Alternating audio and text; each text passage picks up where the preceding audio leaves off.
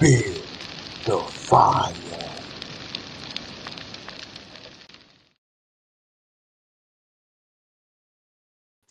What's good, everybody? Welcome to the Fire Flame Pit.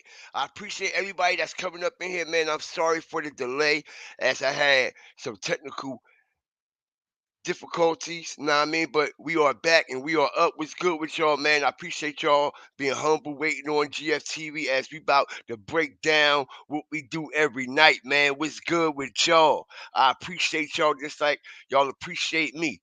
Know what I mean? So now that the fire is lit and the flame is burning, where my fire starters at?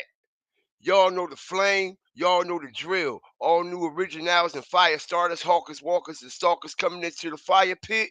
Make sure you hit that like button. Make sure you stomp. Make sure you stand. And definitely stomp all over that notification bell. We want the latest on GSTV and the Fire Flame family. And if you ain't a subscriber yet, what you waiting on? Come over here and be a fire starter, fire hawker, fire walker, or fire star. God! Because over here we stand on real morals and traditional principalities, man. What's good, yo? I appreciate everybody that's up in here. All right? Smash that like button. Y'all know the drill, okay? We ain't got to go through this every night. Y'all know the drill, man. What's up with y'all? All right? Because just like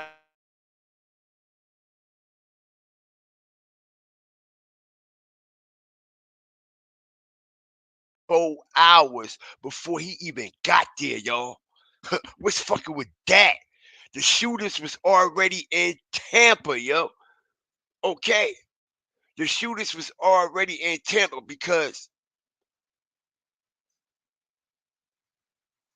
they already knew where he was going to be.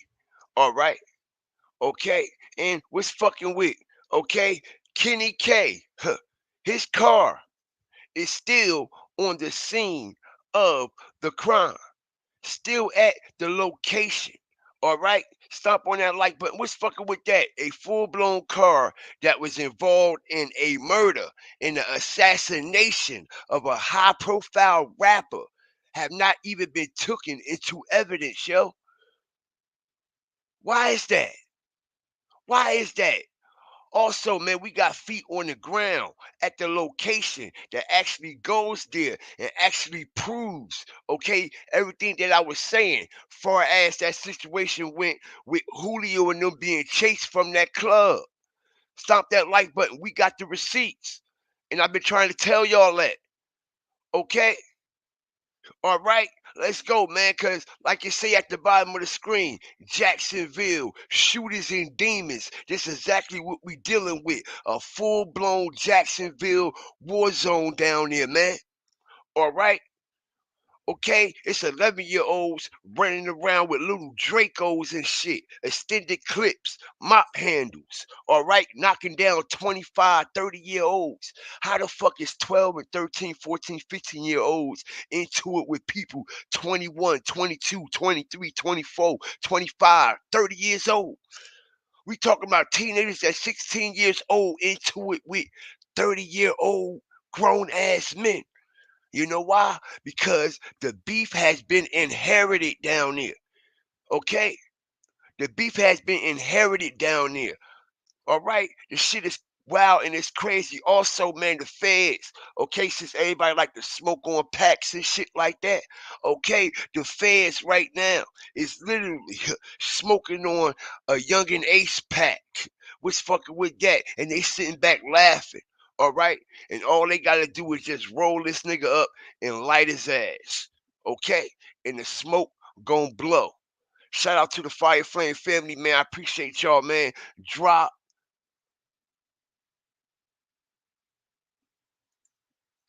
Where you from, man? Let's go, man. Shout out to Axim Shabazz, Damn Shame, let's go. Al Roke, T Von, True, what's up? Pamela Anderson, all right. Verena, AJ Matthews, all right. What's up with y'all? Let's get them up in here. Let's flame on for the night. Let's flame up tonight, man. And a lot of people don't know about this Kenny character. This Kenny character, we're going to go deep into him too, also, y'all. All right, because he been a savage on the streets. He been a little demon, and to be honest, he ain't even have to go that route. Okay, because his mama worked hard, his daddy worked hard to make sure he ain't have to go that route. Okay, R.I.P. to him. Okay, R R.I.P. to Kenny's dad. Okay, that died while Kenny was incarcerated after coming home doing his bid. You know, Kenny just came home for manslaughter, right? Okay, Kenny just came home doing the 5-year bid. And like I said, he was on 10 years probation. That's right. The nigga on 10 years probation. He only been home for 5 fucking months. All right.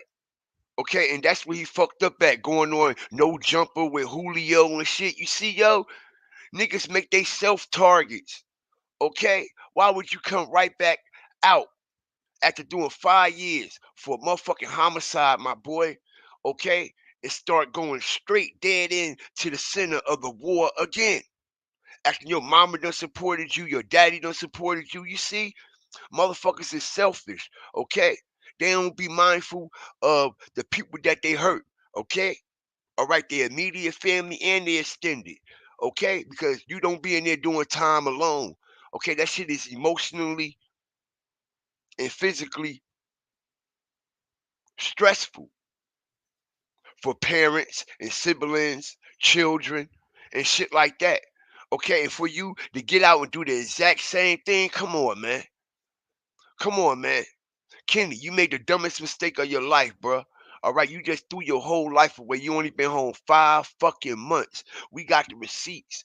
You only been home 5 fucking months. Went straight into the war zone. Start making all these videos, hanging around them niggas again, and then right there with Julio. Right there with Julio, knowing damn well the feds was on Julio. That's how he got set up. You see what I'm saying? That's how they was able to get in on Kenny and set his ass up this time. Okay, this is how dumb niggas is, man. Okay, but shout out to the whole Fire Flame family up in here. I appreciate y'all. Stomp on that like button. Yes, I know I'm a little late. Okay, I had to keep editing the live and shit like that.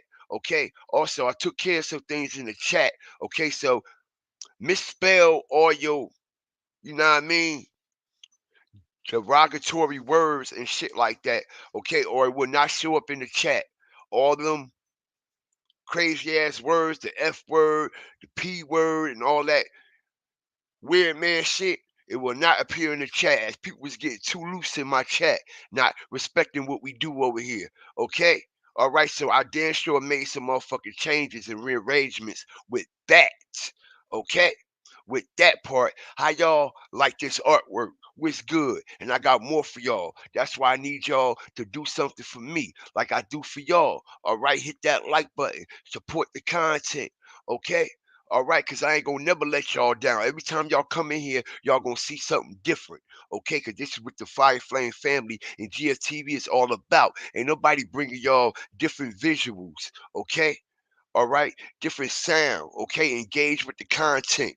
Now, I mean, this is what we doing over here, man. All right, so with that being said, man, let's get ready to take off. Okay, all right, and like I said, man, we give credit where credit is due. We give credit where credit is due, man. Shout out to Music, Muzzies 101. Okay. Shout out to him, man, for going on the location. Okay, going to the location. All right. And actually putting together his thoughts of the events. Okay. Shout out to him. But like I said, all right, he pointed out something very, very important in this video, man. All right. Okay. Then about the roll with y'all.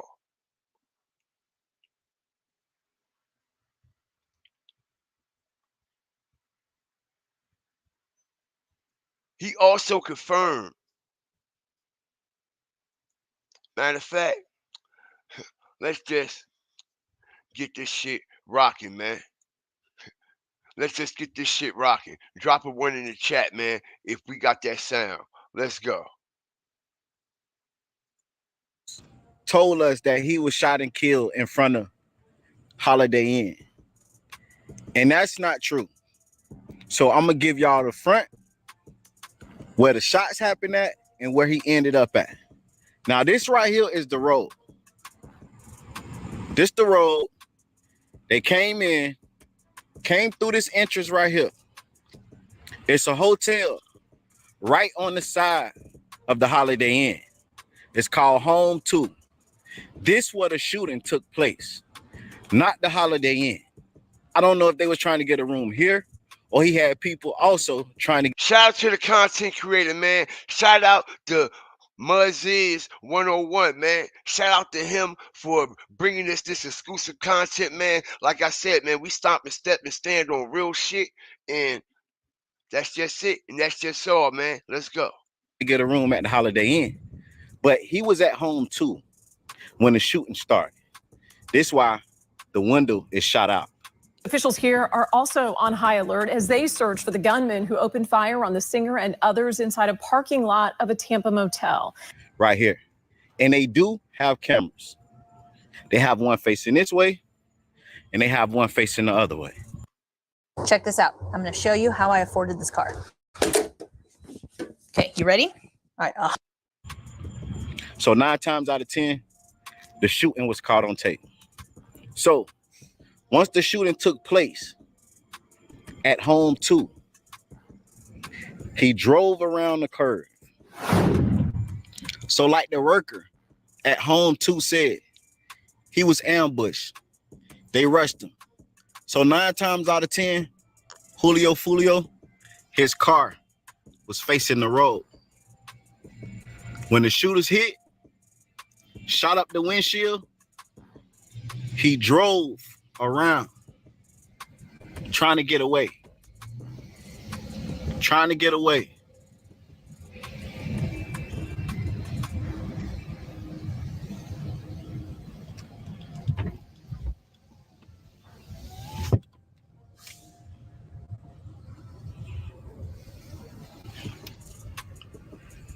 And he turned right here on the side of Home 2 in between the Holiday Inn. This is the Holiday Inn. This is the stop sign where his car was.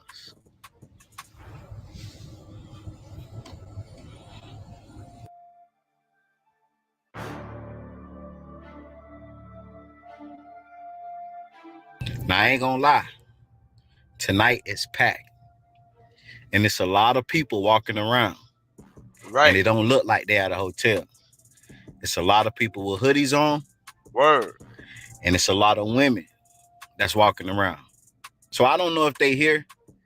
Yeah, I'm hearing that it's a lot of people in that Holiday Inn that has been celebrating the death of Follio, man, at the Holiday Inn, man. All right, it's all kinds of shit going on all around, okay? All the ops and the ops' mother saying they love the Holiday Inn and shit like that. They actually going out here renting rooms and pissing all on the spot where he was laid down at, okay? They're doing all kinds of shit, taking pictures, okay? Wild shit, man. But let's go, man. Stomp on that like button, man. Appreciate y'all. Just to look and see what happened. Well, they just look out of place and they really have a room at the Holiday Inn or Home 2. But this right here is where Follio car ended up. The shots did not take place here.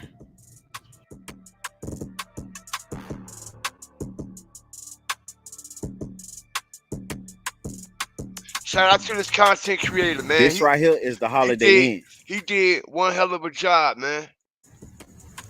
So he had to come from the side street and come right here. And this is where his car stopped. This is actually the main road. And this is the Holiday Inn. This is the car right here. The car is still here. I don't know. The car is still there, y'all. All right?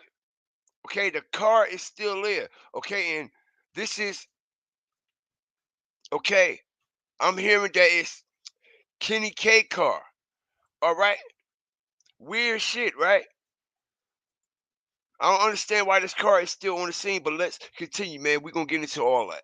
Why was it left here? But the car is still here.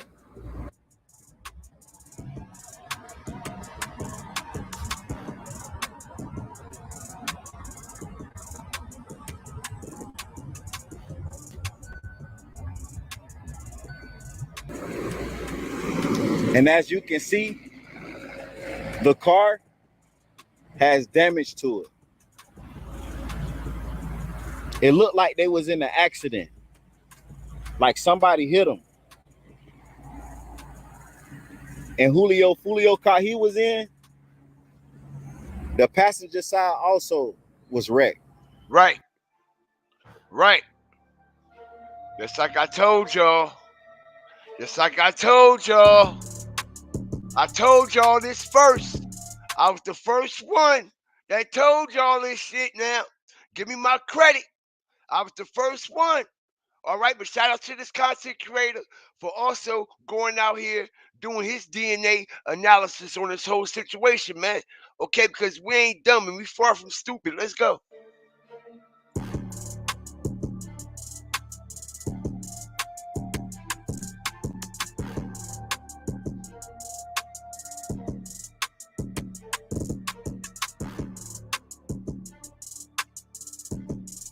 And they waiting. But I don't see no bullet holes. So this definitely wasn't just a shooting. Check They was it out. being chased. Told you. They was being chased.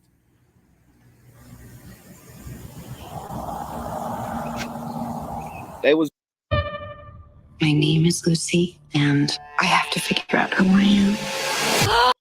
being chased. The whole driver's side is messed up.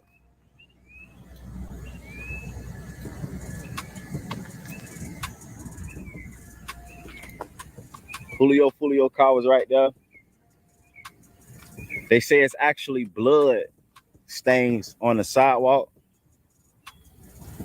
I don't know if it's still there. We can try and see.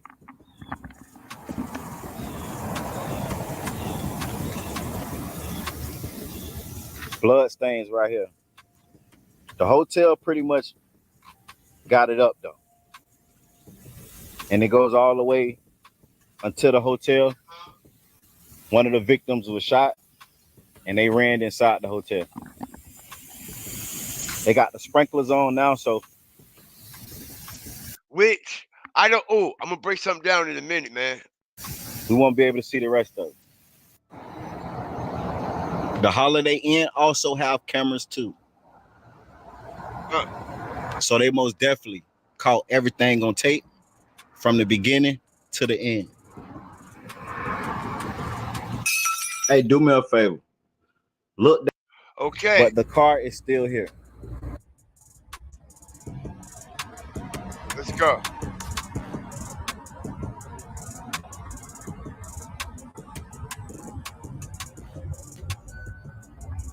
I appreciate everybody that's coming up in here, man. I appreciate if y'all hit that like button, man, so we can get in this algorithm, man. Okay, and get the awareness out, because we're gonna break this shit down tonight, man, like the way it's supposed to be broke down. Okay, like we've been breaking it down every other night.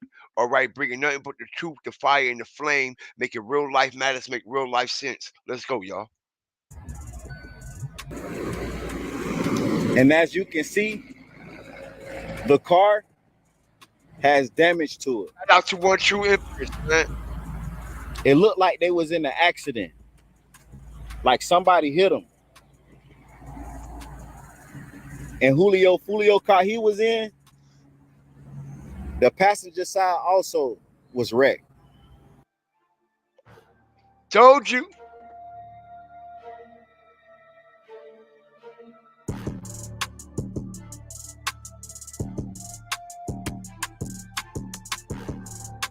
Big facts over here. Nothing but.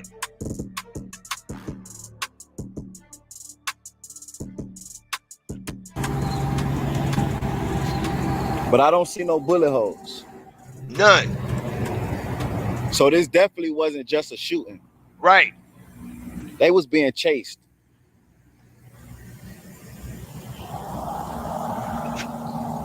They was being chased.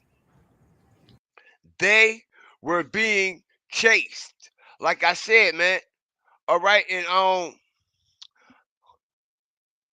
like somebody just said in the chat, okay, that the person who owns this car is still in the hospital, all right, and haven't came back to got it. All right. Now, I was hearing that it was Kenny K car. I was hearing it was the other person car, this person car. But I tell you one thing for sure, two things for certain. Okay.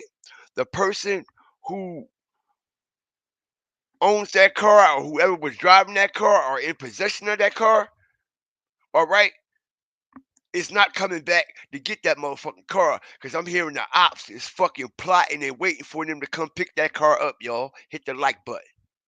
All right. Okay, and that's the main reason why that people been staying at this hotel. We just heard homie say what? Okay, as I strategically break this down, what homie just say on this shit? What 101 just say?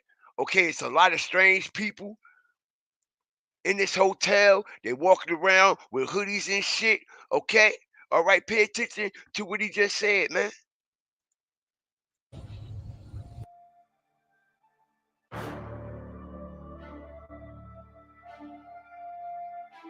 Now I ain't gonna lie.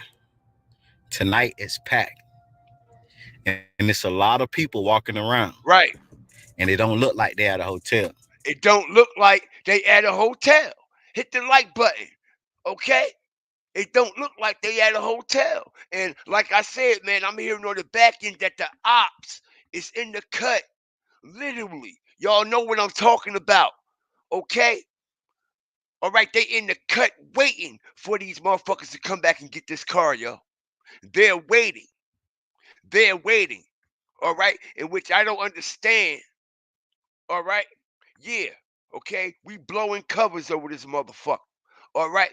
Which I don't understand why this vehicle was not taken to the pound. Why was it taken to the pound? Okay? The sheriff's office pound, that is, as evidence. Okay? This car was involved in the full-blown shooting, right?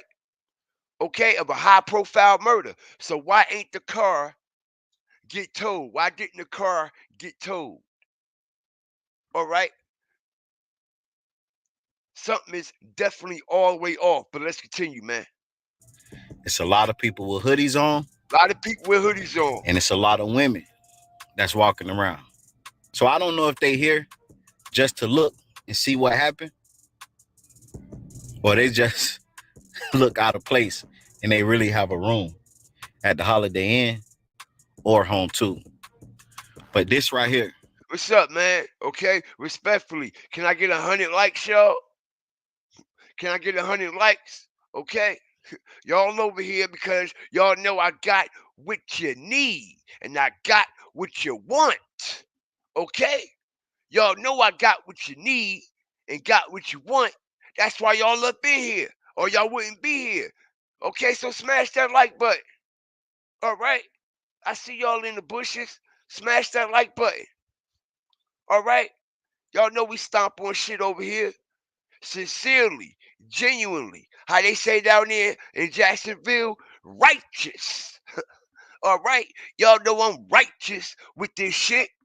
Okay, y'all know I'm righteous with it. Okay, so can I get over 100 likes respectfully, y'all? Okay, I'm bringing y'all the best content, visually sound, covering this Julio shit. Let's go. Is what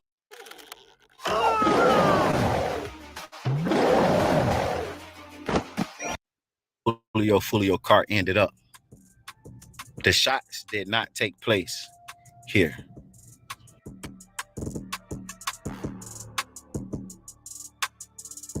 I don't see how they pulled it off anyway. Okay? And I'm hearing that the feds was on these niggas the whole time.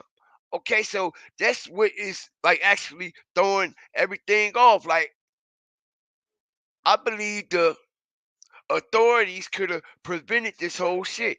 Okay, if y'all get kicked out of the live, just come back in, hit the like button. Okay, drop some fire TVs in the chat, man. Let's go, man. I appreciate everybody that's up in here, man. Even all the trolls, even all the haters, man. This right here is the Holiday Inn. So he had to come from the side street and come right here. And this is where his car stopped. This is actually the main road. And this is the Holiday Inn. This is the car right here. The car is still here. I don't know why. Was it left here? Have y'all ever seen anything like this of this nature? The car is still on the scene of the crime. The car is still on the scene of the crime, which I never seen this in a million years of a shooting investigation when 2 vehicles are involved in a full-blown assassination and homicide. All right? The only car that gets taken is Julio's car. All right? This car is still there. All right? And we can clearly see that this car was a part of the crime scene all the way through. Okay? Like I explained to everyone, okay, when Julio and them left that club,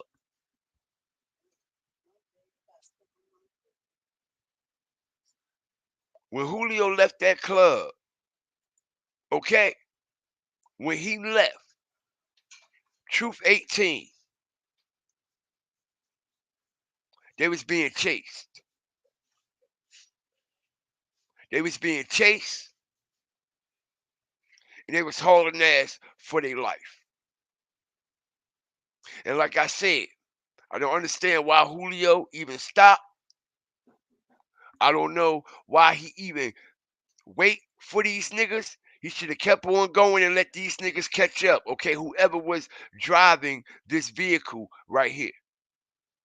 Okay, whoever was driving this vehicle right here. Okay, there's no way in the world that this vehicle should still be in the parking lot of the Holiday Inn. No way, y'all. At all. Okay, it's a lot of smoke and mirrors with this situation. Okay, they smoked out a lot of smoke and mirrors in this situation. Because, like I said, in a full blown homicide murder investigation, they are going to collect everything as evidence. As we done seen blood on the ground, we done seen shell casings, bullets, okay, and even the actual car that was involved in the chase down, the actual car, okay, where victims was shot at and got shot, which I don't understand how this car don't got no bullet holes in it if people who was in this car got shot. Something is up with that. Don't y'all think? That means these people had to be standing outside of this vehicle when these shots went off, y'all. Hit the like button. These people had to be standing outside of this vehicle when them shots went off. If anybody got shot that was in this vehicle and they say that they did, okay, but I wonder where they get shot at. In the hand, all right? In the foot, graze or something, because we can clearly see them carrying them out on a stretcher. Nobody had life-threatening injuries. Nobody was in critical condition, ICU, any of that. Any of that. Which adds more credibility to the moral of the story that these people who was in possession of this vehicle when them shots went off, they were standing outside of the car. It makes you think, were they the shooters? I'm just keeping it real. Okay? It's a something to think about. It's something to definitely think about. Okay, could they be a part of the shooting also? Because ain't no way in the world. Ain't nowhere in the world. Because I'm starting to think one of them got shot by an accident. And it wasn't meant for them to get shot. Because if they was really intentionally, if they intentionally got shot, they would be dead. They would have Swiss cheese that whole motherfucking car too, yo. They would have Swiss cheese that whole car too. And like I said, I find it very, very, very strange that everybody walked away from the situation, especially Kenny, without harm, except Julio. Okay? The shit crazy. The shit is crazy. And like I said, whoever was in possession of this car had to be standing outside of that car when the shots went off. Or they ass would have been laid down too, just like Julio be laid down. Okay? We got damn near 300 plus in here, man. Okay, let's stomp on the like button as I bring y'all exclusive content, man. Shout out to the content creator for going on the scene, okay, and doing his forensic analysis, okay, just like everybody else has been covering this shit. All right,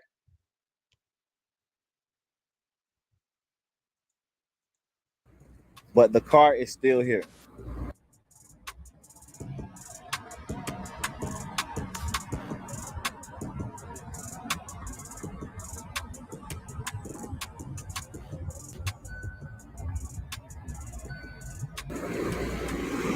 And as you can see, the car has damage to it.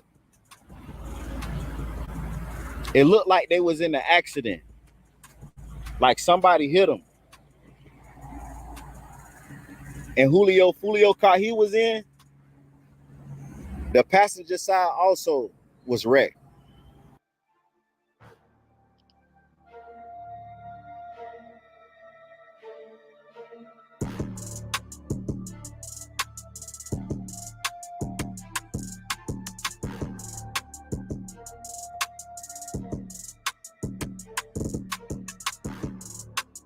look at that.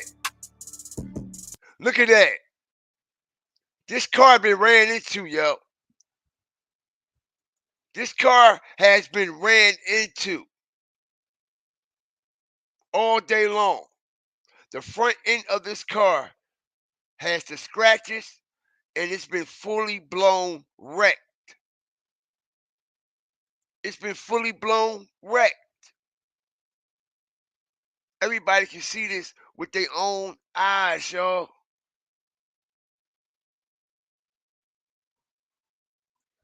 Exactly.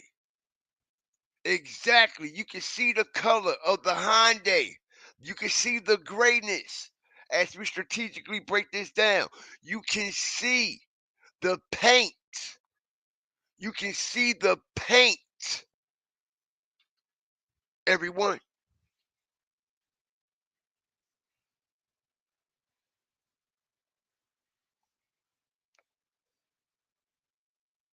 Crazy, right?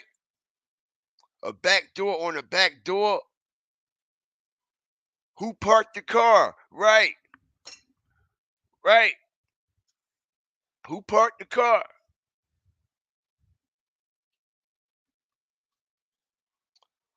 Shout out to my mind that's up in here. Shout out to everybody up in here. Okay? This shit is wild.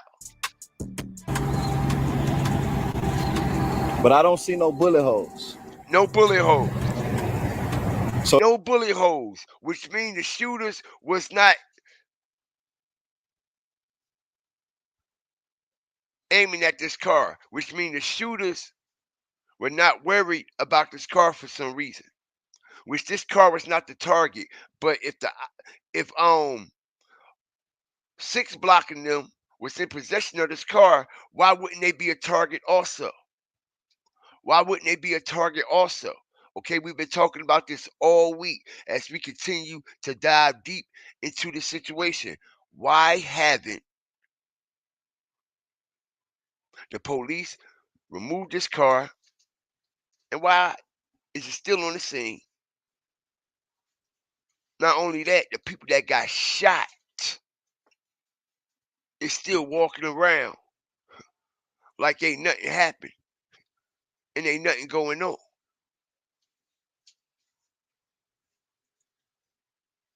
And there's nowhere in the world. How did the police mix this? How did they miss this? So this definitely wasn't just a shooting. They was being chased. That's a shooting. They was being chased.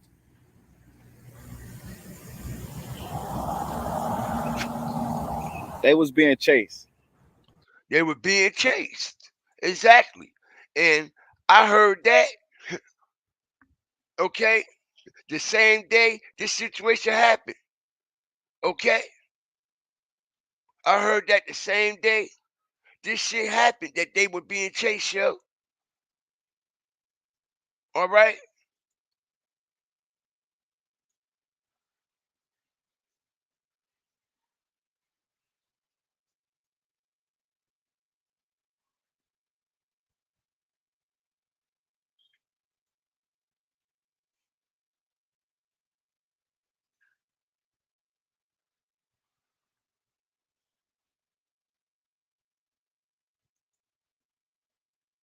This shit is crazy, man. All right? This shit is crazy, but we going to get deep into this tonight, man. Very deep into the situation. The whole driver's side is messed up. Whole driver side. Everything. Okay? The mirror off. All right? It's damaged all the way from the back, all the way going up toward the front of this vehicle. All right? And I'm hearing, okay, that the people that own this car is supposed to be allegedly in the hospital or whatever. And motherfuckers is actually waiting for them to actually come back, which I would think that'd be the dumbest shit. Okay?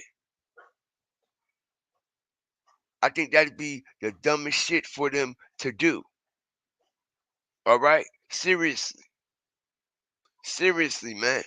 Okay, because this shit is wild and this shit is crazy. And I never seen nothing like this in my life. In my life. And I told y'all this a couple days ago. The police is not worried about trying to find these shooters, man. All right?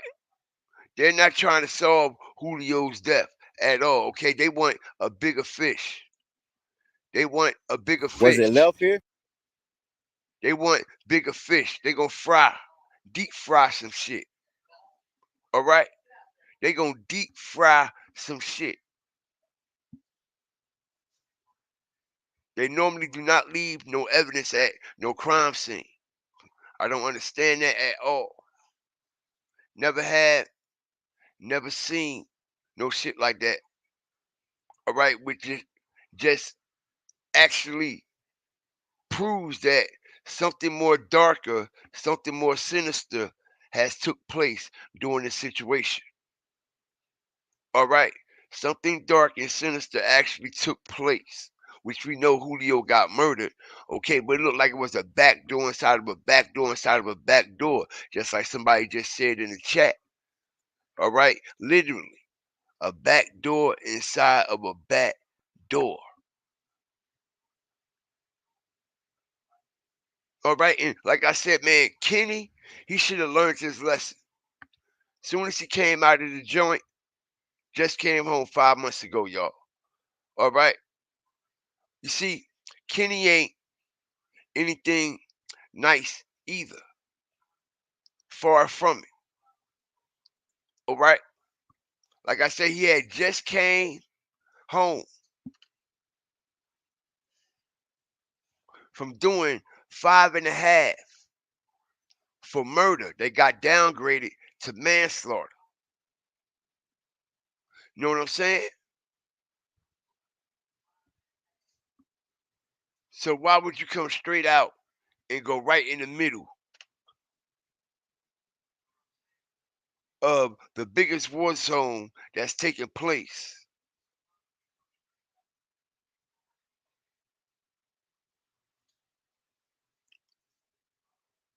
In the streets of Jacksonville, on the internet, in this rap shit?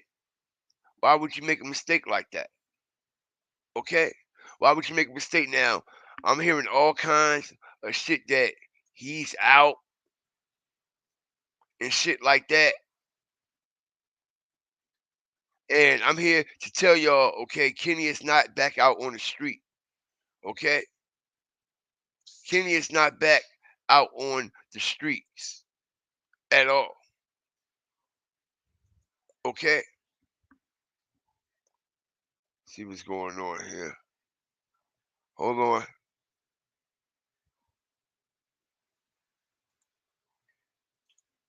I got something for y'all.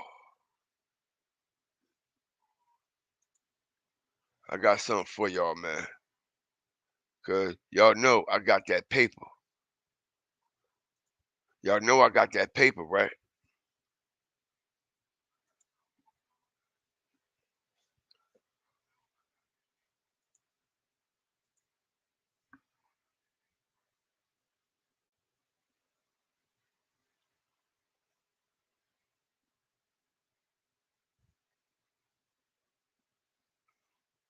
Violation of probation. Okay? Violation of probation. All right? And like I said, man, he caught this charge on the 13th. Sold a half a plate to ATF agents. And he still was walking around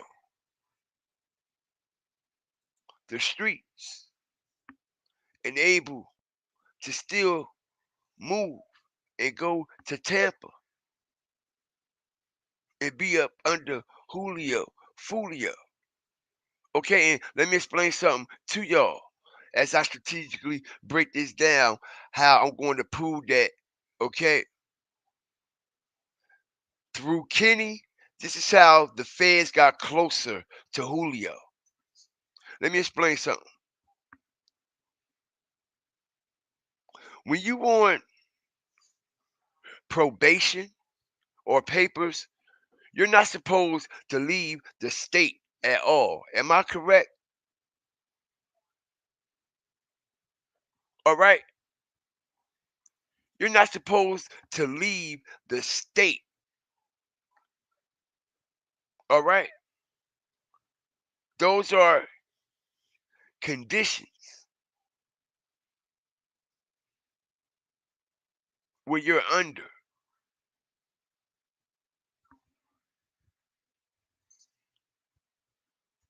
Those type of stipulations. All right.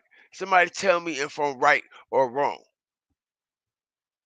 Somebody tell me if I'm right or wrong. Okay? You can't leave the county. Exactly. I know I'm not stupid and I know I'm not dumb. All right? I just wanted to be clarified by the people in the chat.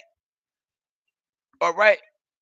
And this, listen, they could have been violated this dumbass nigga. But this is why I'm telling you they had taps and they had dibs on them. They had taps and they had dibs on them. Okay? All right? And ain't no telling what type of information they were getting just off of that fact. Because they were monitoring him, and we all know that he was what? Close to Julio, right? But check this out. As I strategically open this up and prove, okay? And prove that he is federal property. All right? And he got to be a fucking federal informant. because we know goddamn well those feds seen him on No Jumper, right? Right? Right? We know the feds seen him on No Jumper, right?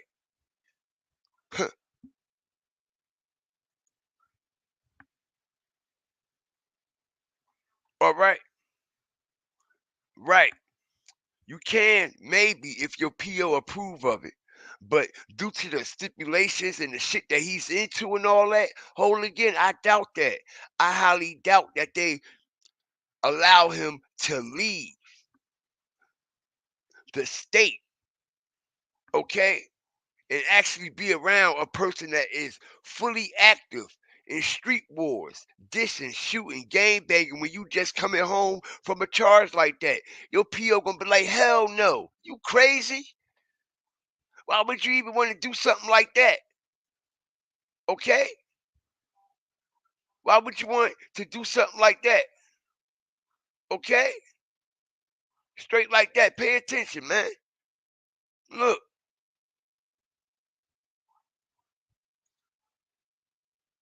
No Jumper. Okay? This is on Melrose Place in California. Right? See that?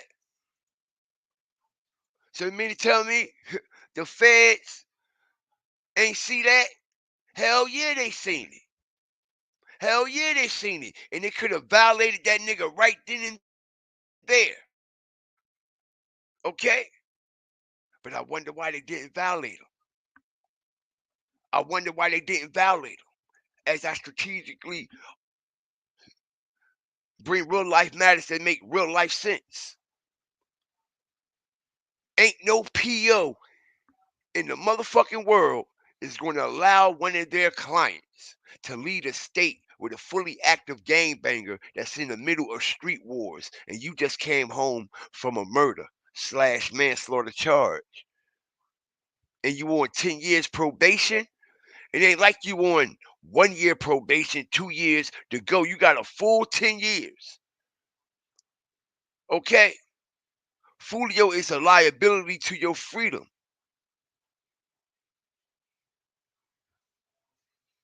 He's a liability to your freedom. Okay, and he tagged this shit on Instagram. He did all that. Yeah. Okay, he dropped it in his story that he was out there in Cali with Julio and everything. All right, and this was 5 months ago. Soon as he came home, Kenny came home 5 months ago. Exactly 5 months ago. You think the PO gonna let him come home? I mean, you think the PO gonna let him fly out like that? You ain't even got no good time in with the PO. Ain't nowhere in the world they gonna take that risk. This man just came home in January, yo. He just came home in January. Just came home in January. Which proves, okay, either one or two things, man. One or two things. Why would he want to take that risk? Why would Kenny even want to take that risk?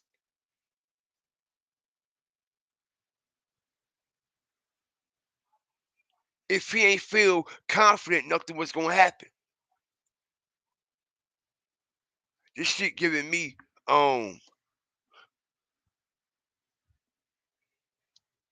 vibes, man. That it don't take a rocket scientist to figure out. Okay?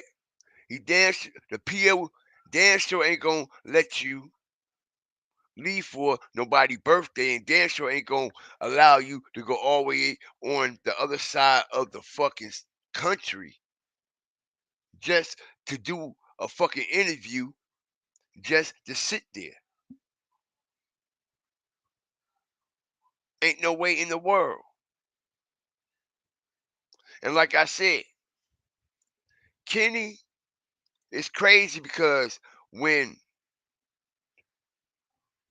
Bibby got knocked down, they locked Kenny up right after Bibby got knocked down too. And some ironic, strange reason, Julio been moving and sliding, head on a swivel, the whole time while Kenny been gone. All of a sudden, the day he's with Kenny, and Kenny come home, he's around Kenny, he gets knocked down and killed.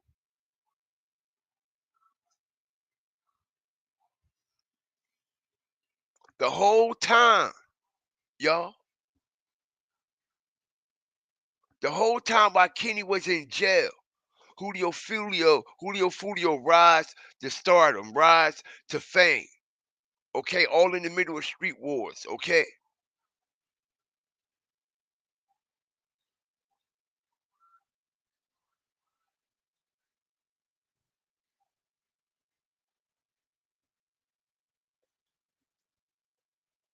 craziness, craziness, craziness, craziness.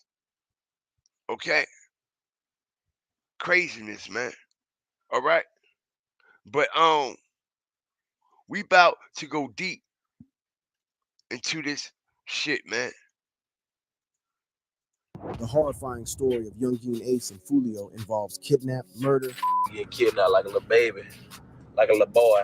They found a bone. and even disrespecting dead ops' graves. They tore up his grave, they spit on his grave, they urinated on his grave. These two leaders of the KTA and ATK gangs have earned the title Demon Rappers. The bodies in Jacksonville keep dropping and the rivalry intensifies. But the whole story involving the two rappers and their gangs is deeper and more shocking than you can ever imagine. ATK versus KTA.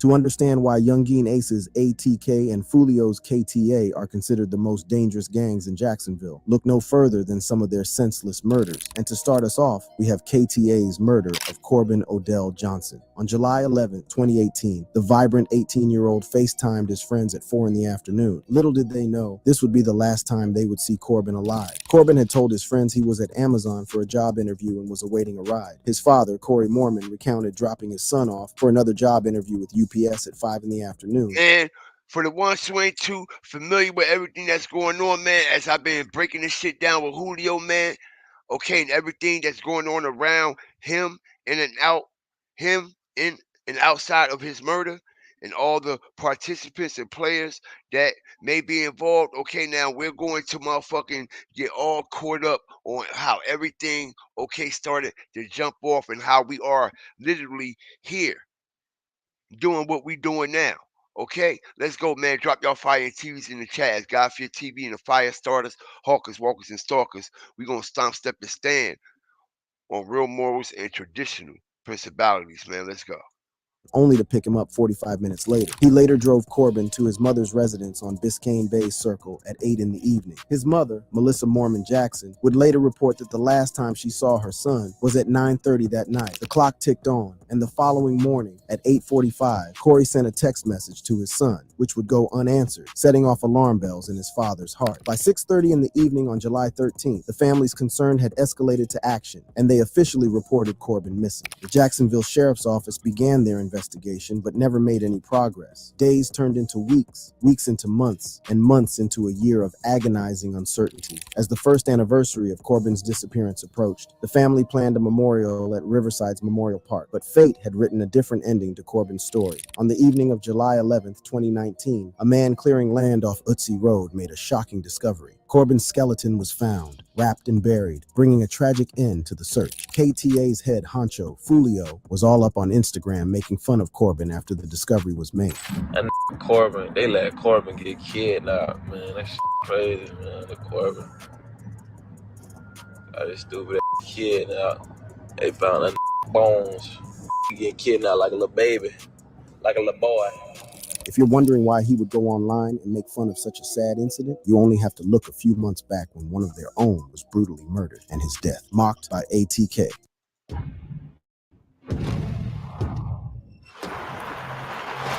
The Can-Am Riker. In the heart of Jacksonville, 16-year-old Adrian Gaynor Jr., alias Bibby, a student at Grand Park High School, met a distressing fate in an incident that left the city grappling with questions and a family in profound grief. The sudden and violent loss of this young life, cut short in the parking lot of his friend's residence, sparked an outcry for justice. The death hurt Follio so much that he released a song in his honor. On February 25th, 2019, at the Hilltop Village Apartments parking lot on West 45th Street, Bibby was found lifeless, the victim of multiple gunshot wounds. The area around the gazebo, where he had been spending time, was littered with dozens of shell casings from a rifle, tracing the path of his desperate attempt to escape his assailant. Witnesses reported the teenager being chased down. They saw Bibby fall and was struck by bullets as he tried to shield his head with his hands in a futile effort to protect himself. According to the arrest warrant, it was Hakeem Robinson, alias K-So, an ATK affiliate, who, in a cold-blooded act, approached Bibby and shot him at close range in the back of the head, even as the young teen continued to try to defend himself. The arrest warrant also revealed that K-So had taken to social media after Bibby's death, posting several photos and videos where he appeared to be bragging about Bibby's murder. This brazen display of disregard for human life added another layer of horror to the case and further inflamed the community's grief and anger. And it seems K-So and his gang did more than brag about their hit on Bibby. As it turns out, they went as far as to disrespect his grave and dissed his relatives every chance they got. They tore up his grave, they spit on his grave, they urinated on his grave, they made fun of our rallies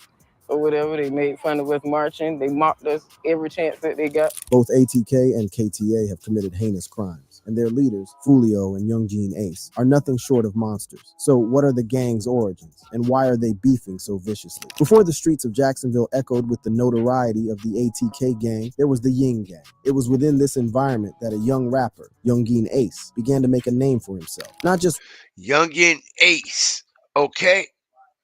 And they are literally, okay, rallying up, piling up, okay? They are putting together a lot of data on this man, okay? He's not going to be able to move. I guarantee you, all right? He better be saving all his money. Because, for one, he ain't got enough money to pay for all them niggas' lawyers. You know he gonna go for self, right? Huh. All right? Y'all know he gonna go for self, right?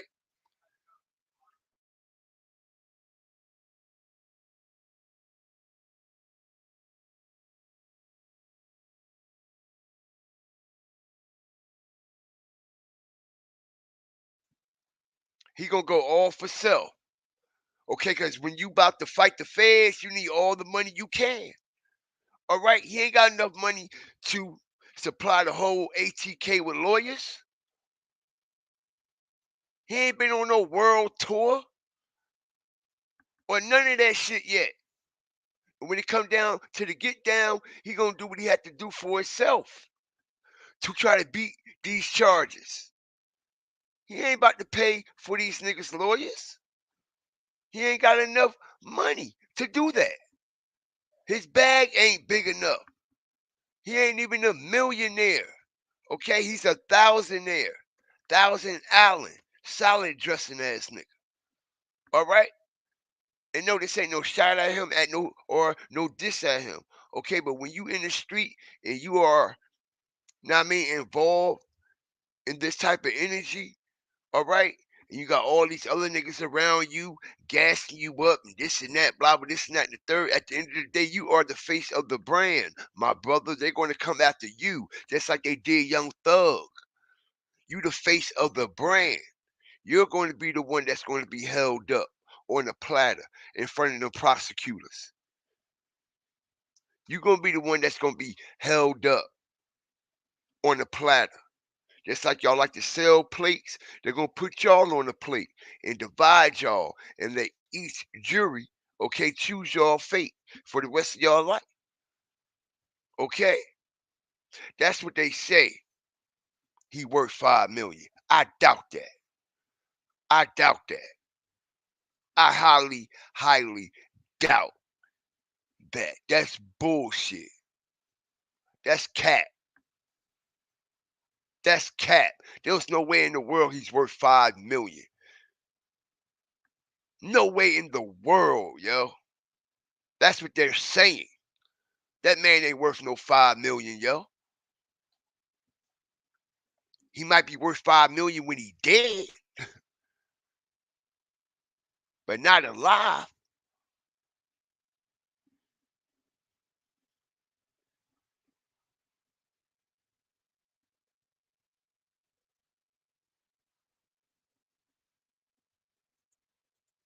With his music, but as a figure of emerging influence in the gang landscape. With a microphone in one hand and the reins of leadership in the other, Ace's ascent in the rap industry paralleled his climb within the gang hierarchy. His lyrics, a raw reflection of life on the streets, became anthems that resonated with the youth, earning him not just fans but also loyalty among the ranks. As Yungeen Ace's influence grew, his interactions with the gangs on the east side of Jacksonville intensified. It was a time of strategic alliances and shrewd negotiations. Ace, with his charisma and street credibility, bridged the divide between the west and east, weaving a network of loyalty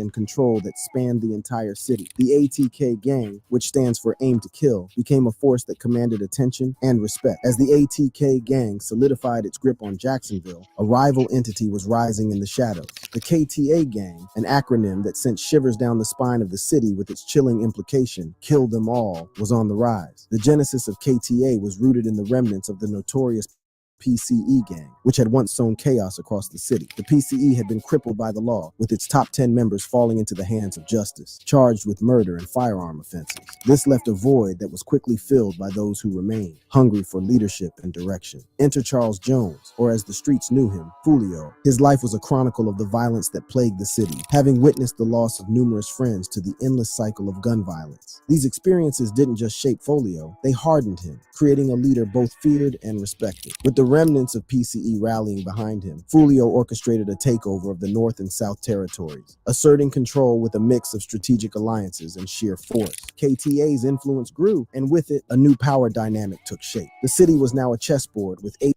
Shout out for the donation, man. Miss Thomas, shout out for the donation. I appreciate you. ATK and KTA as its principal players, each commanding their halves with an iron fist. The emergence of KTA under Follio's command set the stage for an inevitable confrontation. The city was now divided, with ATK holding the east and west, and KTA claiming the north and south. Tensions simmered as both gangs fortified their positions, and the streets of Jacksonville became the backdrop for a burgeoning war. The primary reason for the ATK versus KTA feud was likely an instance of disrespect between the two gangs dating back years. The incident occurred during a rap concert in November 2015, where members from both gangs were present. Despite the tension between the groups, they attempted to form a truce by shaking hands. However, one member refused, leading to a fistfight and ultimately series of retaliatory shootings. And that's when the first publicized murder took place, the murder of Zion Brown. Murder rap. Zion Brown was active in the streets and was rapper Follio's blood cousin. Their ops decided to take things too far and attack Brown's home. It was around 1:30 in the morning when the family's backsliding door was broken by a brick. Inside the house, Brown's 16-year-old sister was jolted awake by the noise. She did what any frightened person would do in such dire circumstances. She called 911, desperate for help. But before the reassuring presence of law enforcement could arrive, the situation escalated. A figure emerged from the darkness, stepping through the remnants of the glass door. The gunman, with calculated coldness, made his way into the kitchen and then into the living room. The space, which had been filled with the soft breathing of sleeping children, was now a stage for a horrific act. The teenage girl, along with her 9-year-old cousin and her brother Zion Brown, gathered in the living room, their hearts pounding with fear. The gunman looked upon the innocent faces of the children and felt no remorse. His finger tightened around the trigger, and a series of shots rang out, each one a piercing echo of terror. The 16-year-old girl tried to take cover behind a couch, but the bullets found her, striking both of her legs. Wow. Her young cousin was hit in the neck and right arm. Crazy. The pain See, man? unimaginable for some. Okay, man. Don't y'all know the youngest victim out of this whole situation that done got killed because of this war going back and forth with the north side, okay, the west side, and all this shit? A 22-month-old baby. A 22-month-old baby. And that wasn't the only child, okay, killed in this situation due to this ongoing war zone in Jacksonville. A 22-month-old child was killed.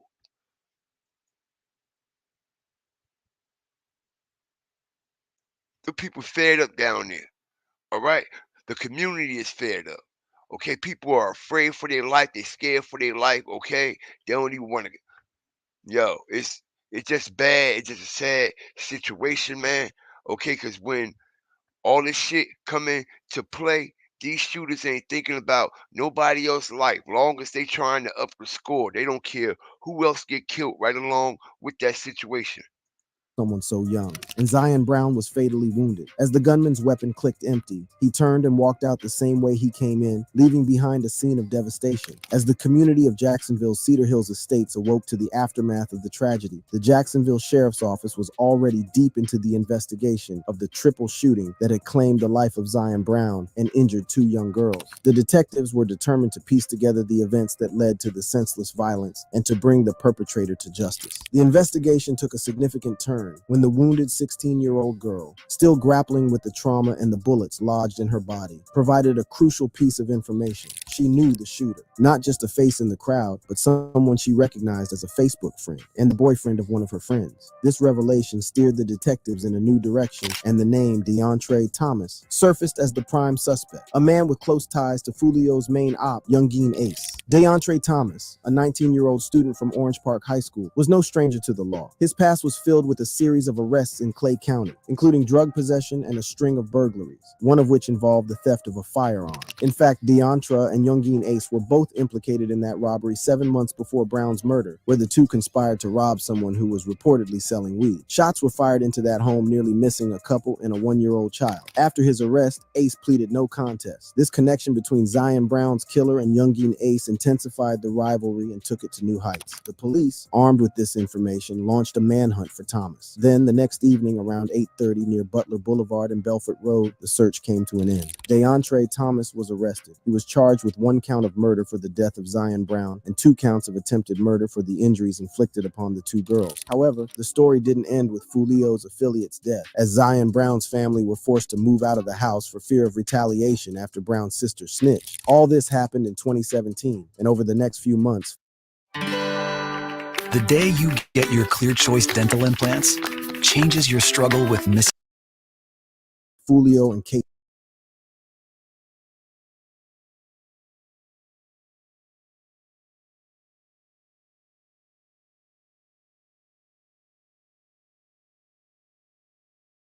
ETA were silently planning their biggest score, and this time they wanted the top dog, Yungeen Ace. In June 2018, Follio and his gang struck. Just 3 days before the deadly shooting, Ace took to social media to post this photo with an ominous caption. Little did he know that only a few days later, he would be fighting for his life while his closest friends and brother would lose theirs. On a warm summer evening, the city of Jacksonville was bustling with the usual Floridian nightlife. Among the revelers was Yungeen Ace, who was out to celebrate a special occasion. June 5th marked the birthday of his younger brother, Trayvon Bullard, and the night was meant to be a joyous gathering. Alongside them were close friends Royale Devon Smith Jr. and Jacoby Deshad Groover, both of whom shared their enthusiasm for the night ahead. The group chose a local favorite spot for the birthday dinner, a place where laughter and music filled the air, and the worries of the outside world seemed to melt away. As the evening progressed, the tight-knit group enjoyed the camaraderie and the celebration of life. Little did they know that the night would take an unimaginable turn. After the dinner, the 4 young men left the venue, their spirits high and their hearts full of the evening's festivities. They settled into their Chevrolet, ready to continue their night elsewhere. But as they pulled away, the unexpected horror unfolded in mere moments. A car, nondescript and seemingly out of nowhere, approached their vehicle. Without warning or provocation, the night air was pierced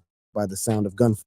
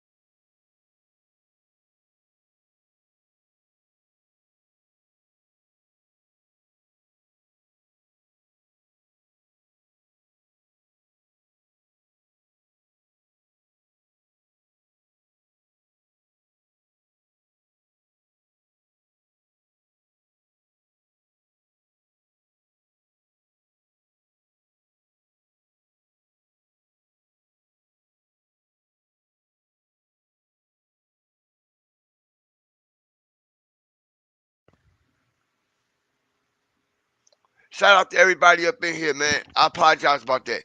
But peep the game, though. Right? What did I just say? Y'all see all these shell cone cases, man. If y'all got kicked out of the live, just come back in, man. They're kicking people out the live, man. All right? They just kicked 40 people out my live. All right? Look at all these shell cases, y'all. Okay?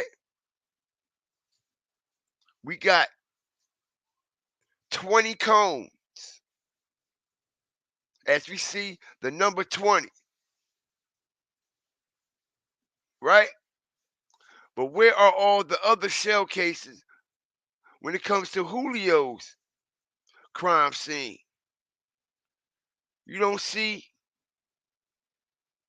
no cones on the ground, but one cone.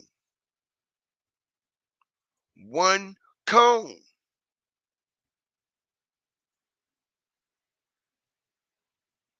Which proves the police is not doing a thorough investigation with this shit. Okay?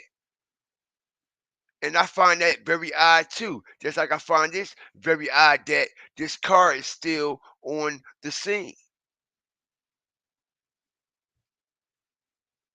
Like this car is still on the scene. Okay? This was nasty work these investigators did all the way around the board. Okay? All the way around the board. This is totally off.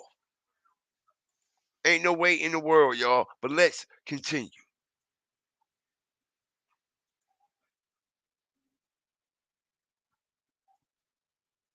Look at that shit. Showered with bullets. Showered with bullets. Showered with bullets.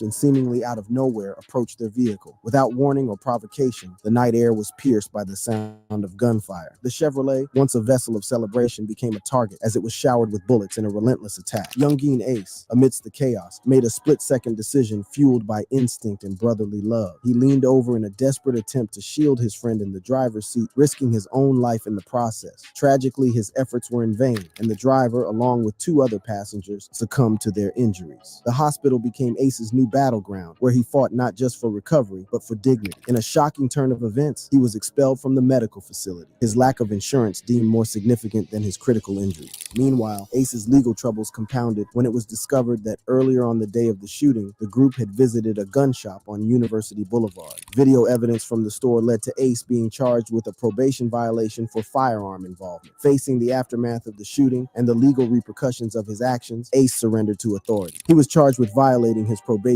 from a 2017 accessory conviction related to an attempted robbery. His probation terms explicitly prohibited him from firearm possession, and the video of Bullard handling a gun was sufficient for the judge to deny bail. Adding to his torment, Ace was also denied the opportunity to attend his brother's funeral, a heart-wrenching denial of Screw of Screwball, summoned for making peanut butter closure, but Follio and KTA were not yet done. They went after one of ATK's rising rappers, Boss Goon, in yet another mass shooting. In the early hours of a January morning in 2019, the streets of Jacksonville, Florida became the stage for a brutal and shocking act of violence that would send ripples through the community and the rap world. Willie Addison Jr., better known by his stage name Boss Goon, along with 5 others, fell victim to a merciless drive-by shooting that left the city in disbelief. On a fateful night in Jacksonville, the air was thick with anticipation as local rap enthusiasts gathered at Paradise Gentlemen's Club on Bay Meadows Road. Among the crowd was 25-year-old Boss Goon, fresh out of prison and eager to make his mark on the scene. He had completed a 6-year stint for burglary and perjury convictions only 6 months prior. As the night waned, Addison and his entourage decided to call it an evening. They piled into a silver Chevrolet Tahoe, unaware that this ride would be their last together. The clock struck 2 in the morning as they made their way along Emerson Street near the intersection of Spring Park Road. Boss Goon and his group were unaware that surveillance surveillance cameras at Wacko's Gentlemen's Club were documenting a sinister plot unfolding. The footage, later scrutinized by law enforcement, showed two vehicles with an ominous presence tailing the Tahoe. It was here that the unexpected horror unfolded. A vehicle pulled up alongside the Tahoe. Without warning, the quiet of the night was shattered by a barrage of gunfire, a relentless assault that turned the Tahoe into a scene of chaos and despair. In the aftermath, the Tahoe, riddled with bullets and carrying the weight of tragedy, raced to Memorial Hospital. Boss Goon, who, despite the frantic efforts of medical professionals, was pronounced dead. His life cut short in an instant of senseless violence. Family members of ATK rapper K-So, whose name really is Hakeem Robinson, were injured in the shooting, including his father, Adbull Robinson, who was shot in the back. This incident led K-So into a murderous rage where he relentlessly terrorized his ops, and it was an eye for an eye as ATK went after their rivals' rappers. One of the rappers whose life was claimed was none other.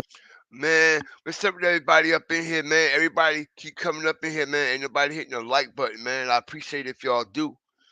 I appreciate if y'all do. All right? We got 270 plus in here. The likes is only at 106. All right? We're an hour and damn near 30 minutes into the show, man. All right? What's up? I appreciate it. Because y'all know I got some shit for y'all. I ain't gonna let y'all down. I got some shit for y'all. Y'all know I ain't gonna let y'all down. Y'all know that we are strategic over here. All right? I'm doing my job. I need y'all to do y'all job, man. Can we at least get the likes up? Okay, at least over 150 to 200. At least.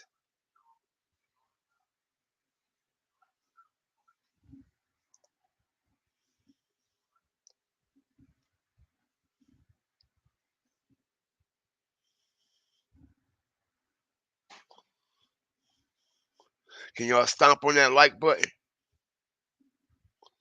Okay.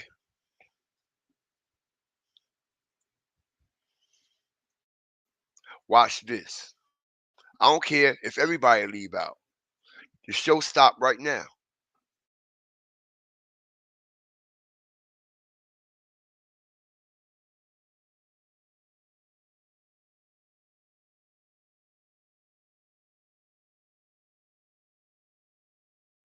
Because what y'all fail to realize, I got this shit. And I've been having this shit for days. I know what it is. I'm trying to bring y'all the motherfucking truth on what's going on. And it look like y'all ain't appreciating it or respecting what I'm doing. Y'all ain't appreciating it and y'all ain't respecting it. Okay, so with that being said, I'm gonna sit right here and I ain't gonna say a motherfucking word until these motherfucking likes get up. All right? Because like I said, I know what's going on. All right? That's right. Come on, y'all. We can do this. We can do this. We can do this together. I see them going up. Okay? All right? Let's get 60 more. Let's get 60 more. Like I said, man, I got the information y'all want. I got the information y'all need. And I'm going to bring it to y'all. But I need y'all to play y'all part also. I need y'all to play y'all part also. Okay? All right? I ain't got 15, 20, 40, 50, 60,000, 100,000 subscriber channel. Where's though my shit'll boom through the algorithm? Nah, okay? I'm only at 5,000. I'm only on 5,000 subscribers. Okay? Climbing my way to the top. All right? I'm kicking the door down. I'm kicking the door down. If I had 15, 20,000 subs, 50,000 subs, 100,000 subs, I won't be asking y'all to do that. But I need y'all.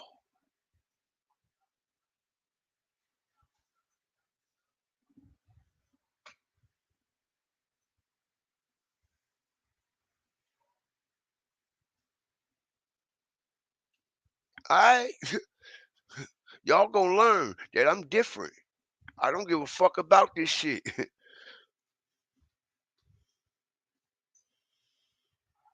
And I apologize for everyone, all my loyal fire starters that's up in here.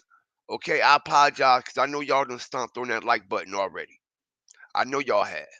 Okay, all right, but I won't give a fuck if I lose all 200 people. Don't matter to me. It don't matter to me. I go back doing what I was doing with my family, straight like that. I ain't got to be here.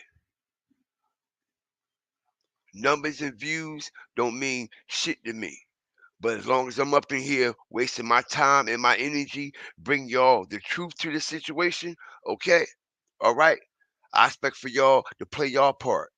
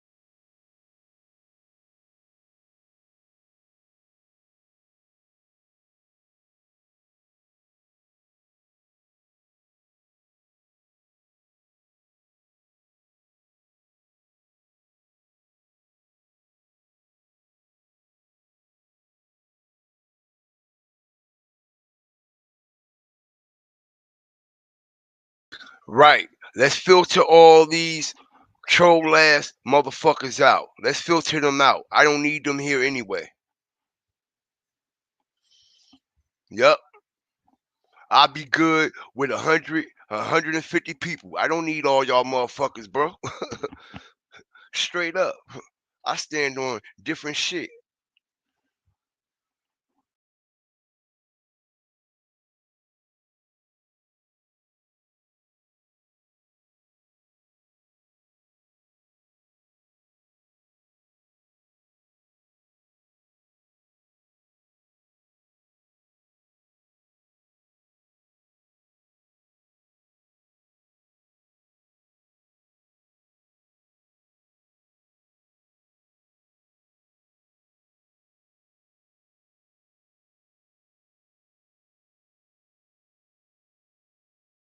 Hmm. If they had any sense, they'd be hitting the like button so they could be prepared what's coming for their ass. That's how stupid these young dumb niggas is. All right? If they had any sense, they'd hit that motherfucking like button. Seriously. Okay, so y'all could be prepared for the motherfucking wrath that's ahead, that's on its way. You goofies. You fucking goofies. All right? This the shit your gang ain't gonna tell you, nigga. They gonna look you right in your face and say, "What up, homie? Yeah, nigga, bop, bop, bop, boom. Drop that, drop that, drop that."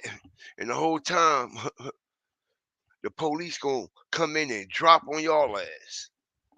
If y'all had any sense, you think your homies gonna give y'all this work? You think the people in Jacksonville, where y'all live at, gonna give y'all this work? Shout out to Jacksonville, Florida, everybody in it. All right? Like I said, this ain't no shot at y'all. Okay? Because there's some good people in Jacksonville. Straight like that. And I know that for a fact. Okay? Because I associate with many. And they're nothing like y'all. They're nothing like y'all. All right? It's some good people in Jacksonville that really stand on good shit. Morally sound shit. All right? Okay? Real rap. That really stand on morally sound shit. All right? But we already know it's motherfuckers like y'all that's ripping up the community, ripping down the community, okay? They eyewitness it every day on a daily basis, man. Y'all should be here trying to learn something, man, and take a motherfucking lesson, okay? All right, because the next L you take ain't got to be a loss. It could be a lesson. You might could get another chance, young man or young woman. All right? The streets don't discriminate, and the devil and the demon don't either. Don't get it fucked up. And many done came before y'all. Many had came before y'all and paved the way for the shit that y'all are doing now. All right? And let me know one successful motherfucker. Let me know one successful motherfucker that ran through that whole timeline of their life without paying for the consequences. And I'll fucking delete my whole channel.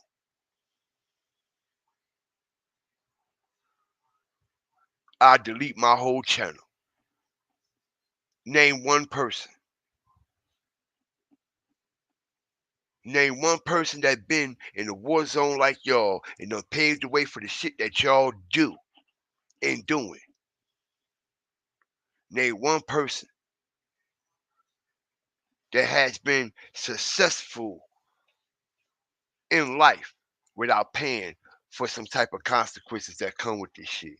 That ain't actually lose their life to the prison system. That ain't actually lose, okay, family members, mothers, brothers and sisters, aunts and uncles, sons and daughters. Yeah, this what we about over here, man. All right? Don't get it fucked up. Respectfully, though.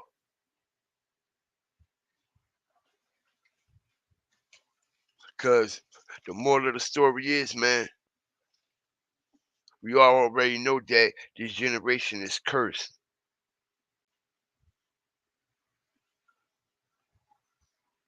It's a generational curse on our people. All right? And truth be told, man, okay, if I ain't believe that y'all can actually, know what I mean, turn your life around and make a better change, I won't be up here doing the demonstration that I'm doing. This ain't to downplay y'all characters and the human beings that y'all are, because you all know that y'all at the end of the day are all human beings. Okay, but this is to give awareness of the things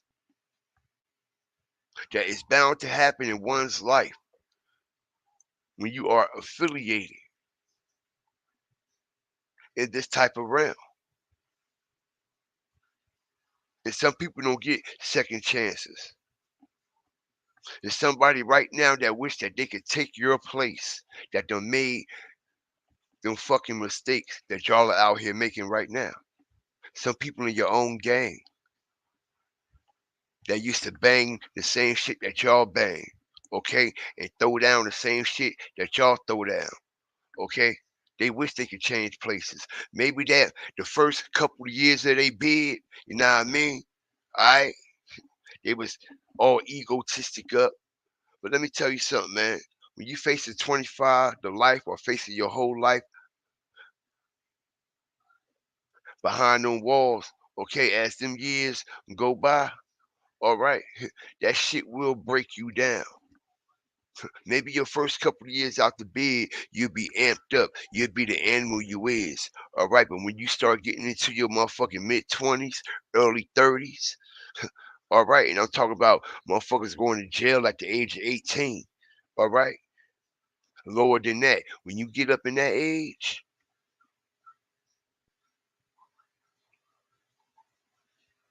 what? Nigga, that prison system will break you mentally. Once you realize how you done fucked up in life, okay? And so many things that you done lost, and so many opportunities that you done had at the palm of your hand, and you chose to go left instead of going right, okay? All right? You done lost your mama in there. You done lost your daddy in there. For example, look at Kenny. Kenny's father died. Kenny Cat's father, R.I.P. to him. R.I.P. to Pokey. That's right. I know some people that's very close to Pokey in there, bro. All right, y'all don't even know what the fuck really going on. All right, but R.I.P. to them. All right, and Kenny Caps lost his father while he was in jail. He lost his daddy while he went to jail for that homicide that he did at that Reigns game. You know that, right? Everyone know that, right? You see, you're not only affecting yourself, you affect everything around you when you throw your life away like this, but you gotta use that motherfucking phone and that receiver to call and reach out and call mama and call daddy, because you damn sure ain't calling the gang. They might answer the phone the first couple of months. But as them years go by, ain't nobody gonna be there for you but your motherfucking mama and your daddy and the ones that genuinely love you, yo.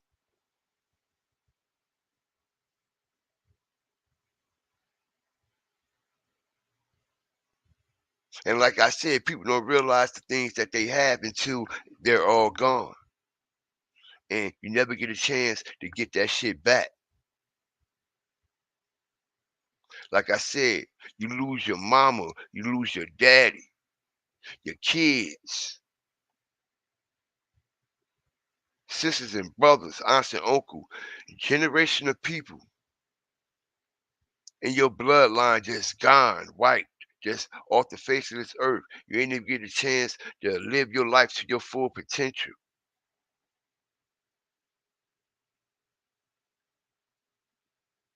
As Kenny Cat's father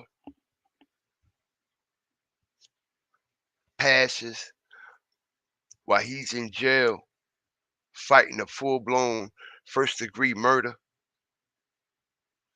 And into the first year of his bid, his father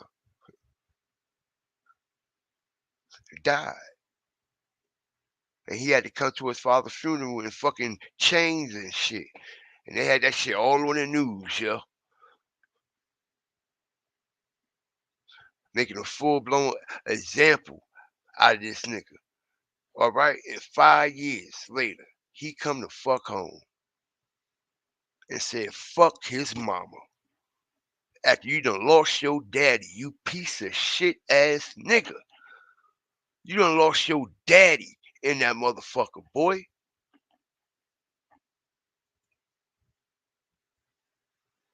You done lost your daddy in there, boy. As soon as you come home, we all seen how your mother was in that interrogation room, right? As soon as you come home, you say fuck your mother twice and go right back out here doing the same shit. You don't own nothing, nigga. You ain't got no land. You bitch ass nigga. You ain't got nothing in your name. None of you niggas running around, staying up in other people's houses and shit, running house to house. Niggas ain't even got shit to show for nothing, yo. This is the reality of that shit, nigga. This is the realest shit you will ever hear. And this shit ain't for everybody to hear. That's why everybody ain't here.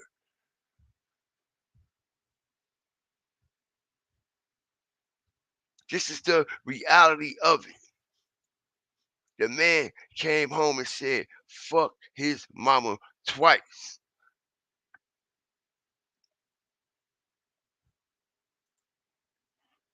All right? You don't own a motherfucking thing. Nothing at all. Ain't got no land. Ain't got no lease for no apartment. Don't own nothing. Nothing at all. But some fucking J's and some dusty ass motherfucking jeans and shit. You see this shit?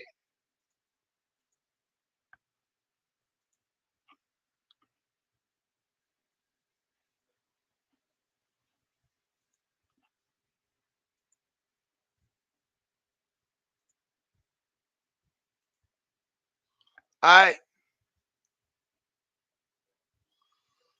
Alright?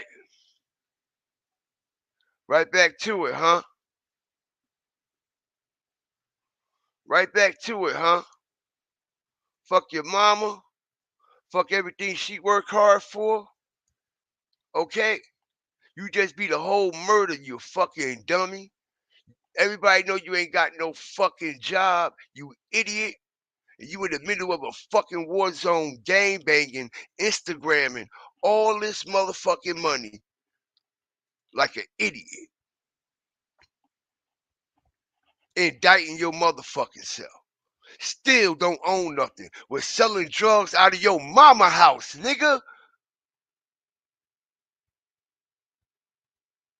On Polk Avenue. Selling drugs out your mama house.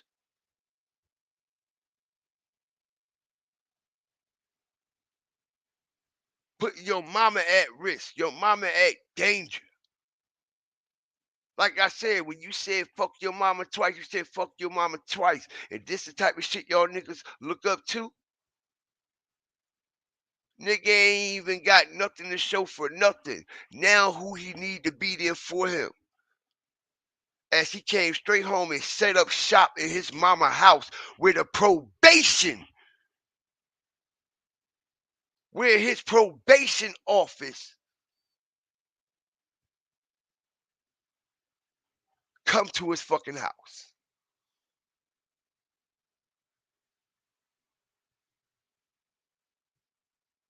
Your probation officer is assigned to your house on Polk Avenue, you fucking idiot.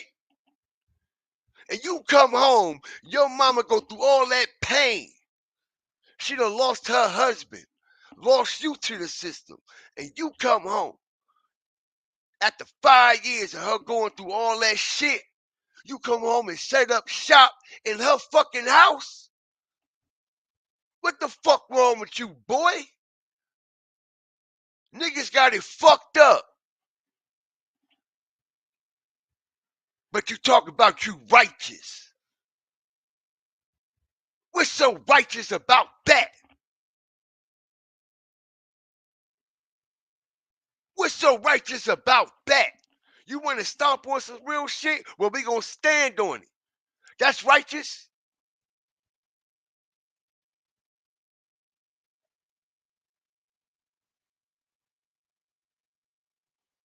Five months. 5 months. Shout out for the donation. Shout out. 5 fucking months. Ain't got a pot to piss in, a pot to shit in, or a window to throw it out of. Cause you selling ice, methamphetamines out of your mama house and serve to the motherfucking federal agents. And you just coming home. The Most High done spared you, nigga. Gave you a second chance. Knew you was wrong. Knew you done killed that boy in cold-blooded murder in front of everybody at that Reigns game. Nigga. Gave you another chance. Not because of your heart, because of your mama and your daddy heart, nigga, and all the praying that they were doing for you. That's why you got another chance. Not because the Most High believed in you, because that's the promise that the Most High gave us when we surrender our life to Him. And that's what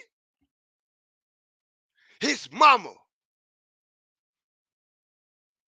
did. All them prayers, all them nights she was crying.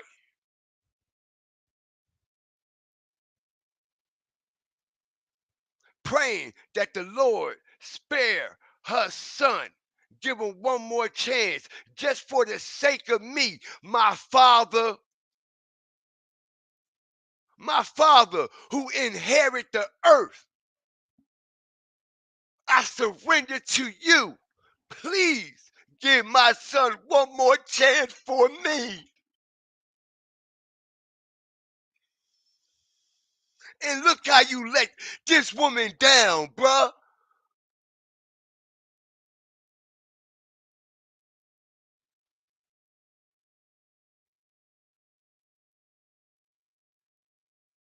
Look how you let this woman down, man.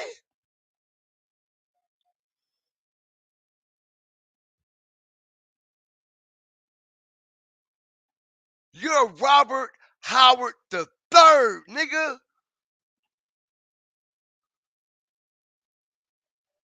Your grandfather was a senior, your father was a junior, and you the third. You supposed to be setting the example, nigga.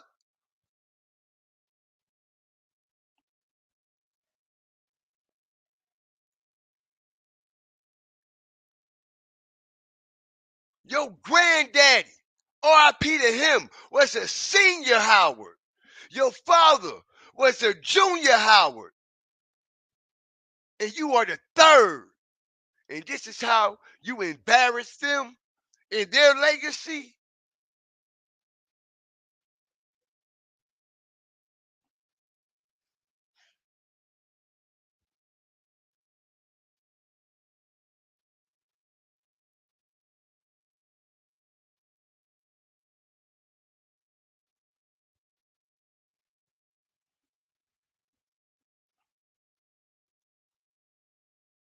I had to get that out. Because you see, that's where my real heart at. That's where I stand. All right? That's the real me right there.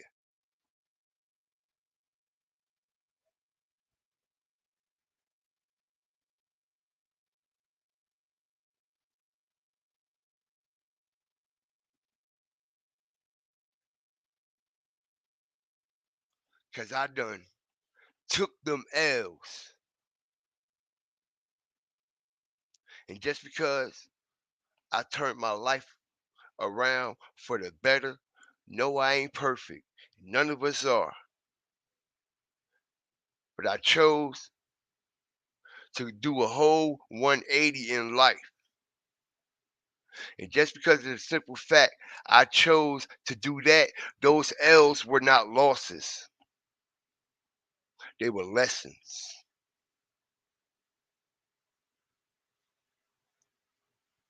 And I thank the Most High for all my blessings and my trials and tribulations. I wouldn't change a motherfucking thing.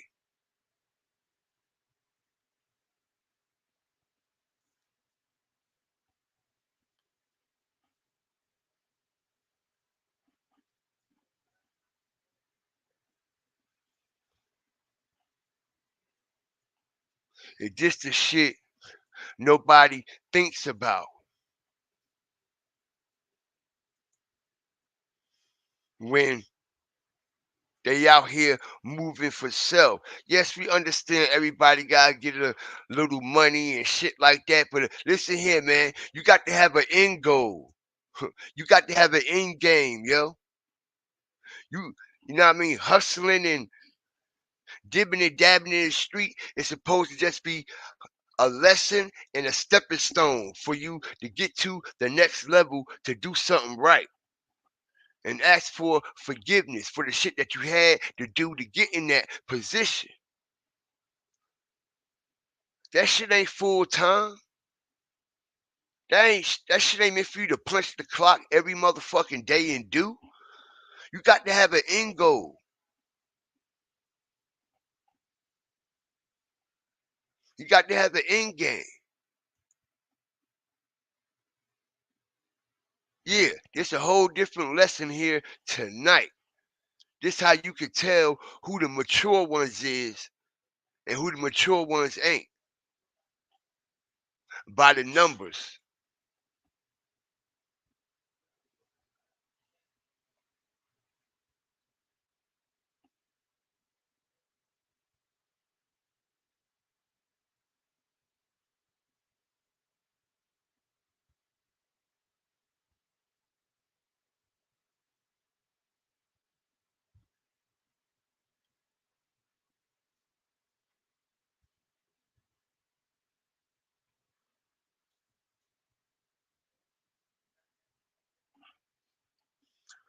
Appreciate everybody for being up in here tonight. I do. I appreciate everybody for bearing with me as I finish our demonstration. All right, as we continue to get deep into this whole shit. Because, like I've been saying from the motherfucking jump, all right? Like I've been saying from the jump,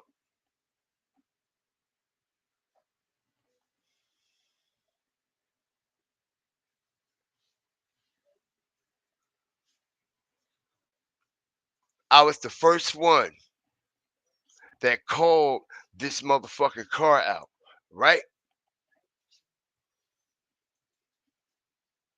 Was we or was we not the first ones to call this car out?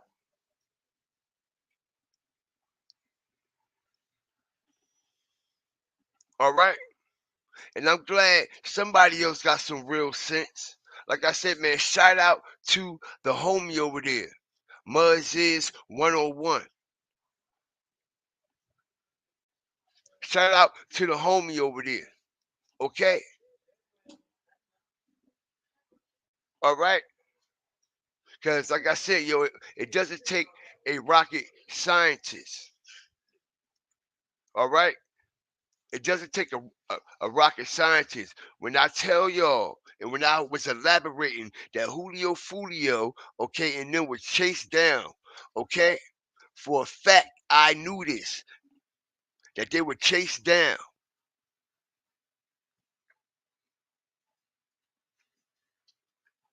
They were being chased on 30th Street, all the way up 30th Street. When the motherfuckers came out the tattoo parlor, people was at the tattoo parlor, y'all. Like I said, it's more than one establishment at this convenience. And they said other people were on their way, okay, to the tattoo parlor, all right? And they were in full-blown contact with their peoples or whoever it may be, all right? And they say, yo, somebody getting chased up 30th Street, yo. We just passed them. They almost ran us off the fucking road. Type shit.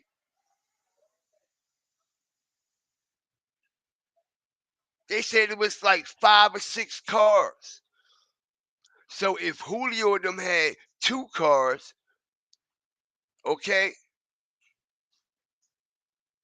his Hellcat and this one, and they said it was like 5 or 6, that means the ops, it had to be like 3 or 4 cars chasing these niggas.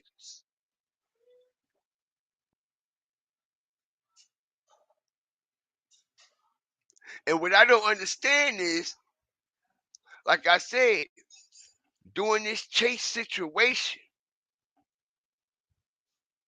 Julio wind up getting away. There's no way the ops should have been able to get up with him. After that, there's no way he should have put himself in a position for the ops to re-establish and refocus in on the target again.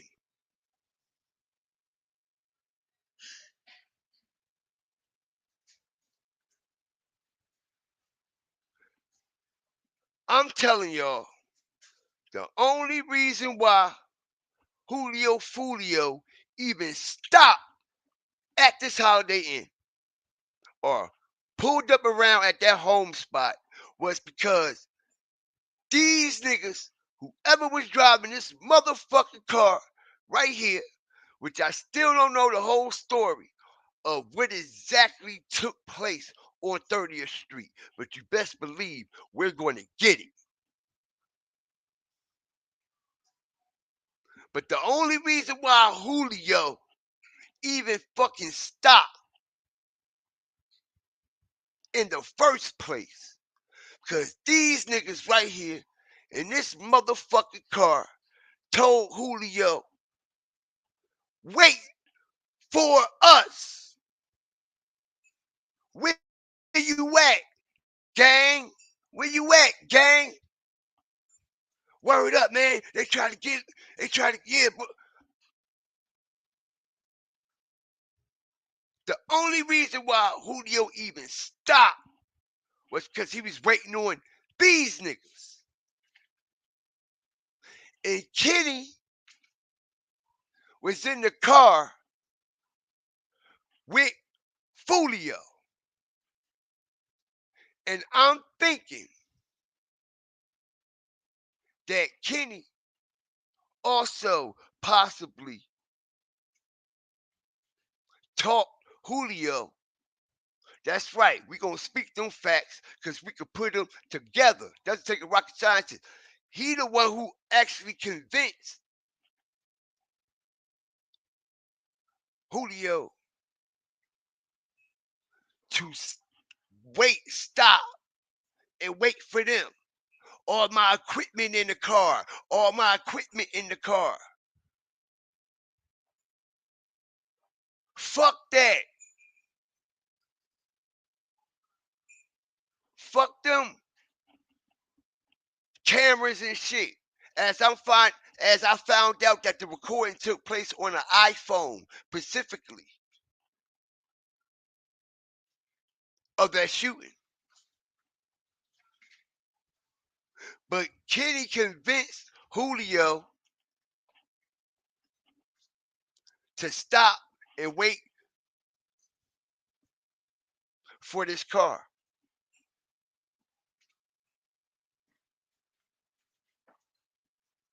And like I said,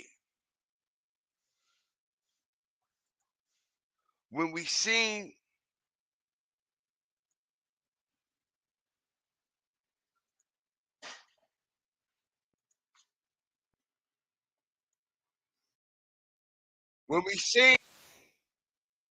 the scene,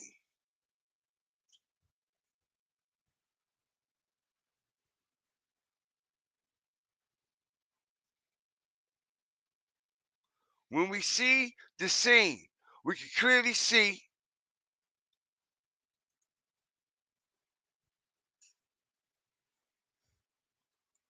Julio car's parked right here.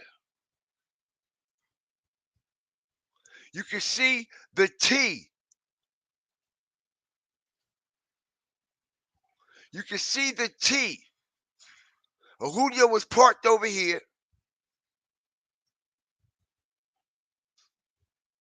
Julio was parked over here, and they pulled up.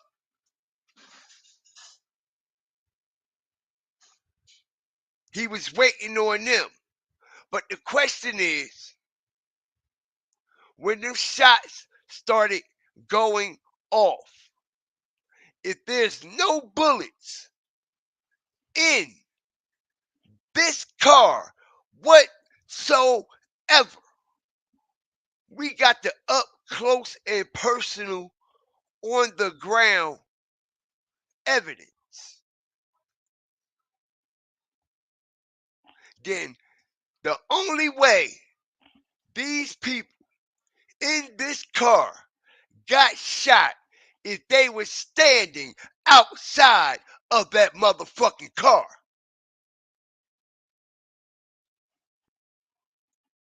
The only way them boys in this car got shot, they had to be already standing outside of this vehicle. That's the only way. Ain't nobody dumb here. That's exactly how the fuck it went down. Because there's not one bullet hole in this motherfucking car nowhere.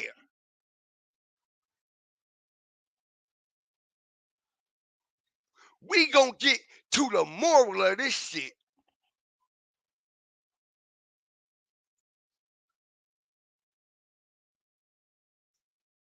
So if y'all was standing outside of the car when these shots went off, as I strategically dropped the bomb, when them shots start going off, why y'all ain't get walked down? Why it ain't no other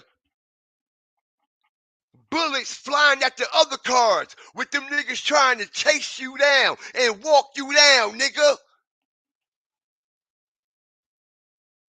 Come on, y'all. Let's use our head for a motherfucking second.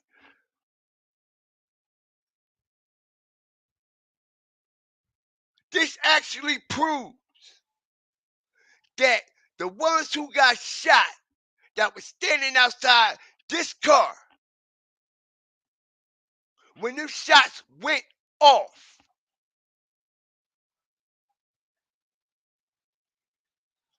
had to be a part of this situation. One way or the other. There's nowhere in the world 4 or 5 shooters is just going to come out of every, and they got to jump on all you niggas. And only Julio get burnt down in his car. And if y'all was sitting in the car, y'all would have got burnt down like that too.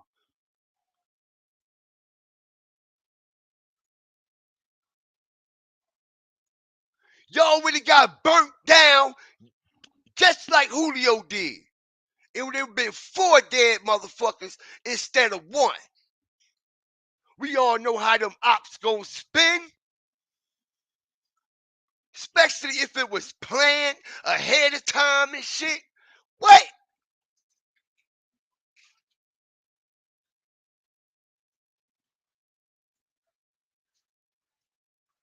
Ain't nobody telling me nothing. Why this car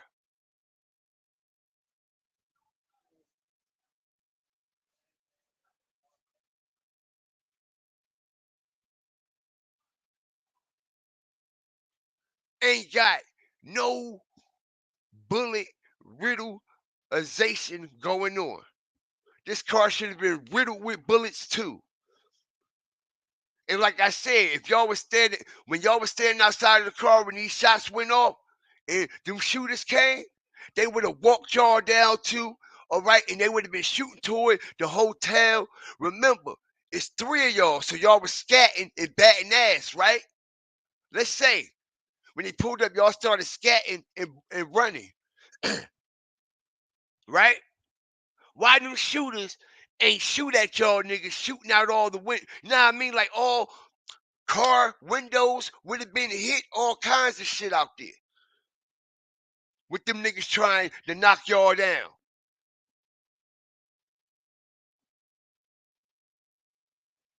We talking about big artillery, military style machine guns, ladies and gentlemen.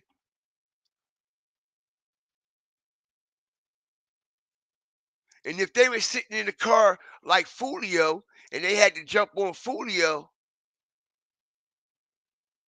they had to jump on y'all.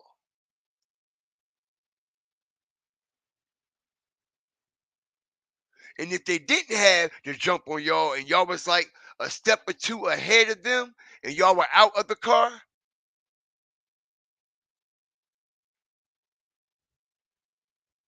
then why they ain't walk y'all down when you got 4, 5 shooters out there and they already got the jump on Julio? Okay, 2 shooters already tearing his ass up. Okay, we gonna tear y'all 3 motherfuckers up too. Them niggas ain't even try to chase y'all down and blow y'all down right along with them. Come on, yo. Come on, yo. Nope. Nope. Nope.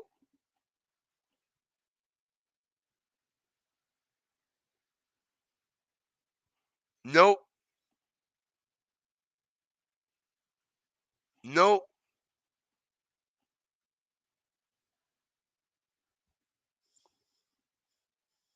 Nope.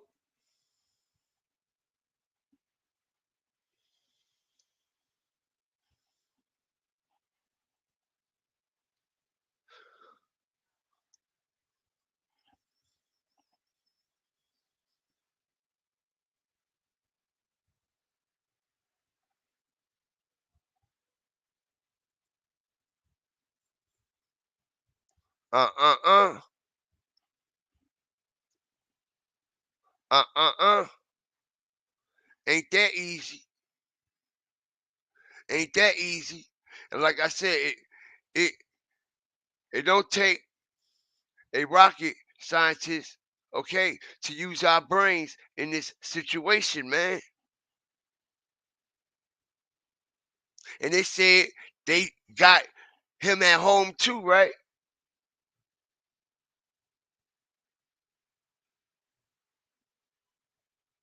So how they ain't get them at home too? If they are together. If even if Julio did get,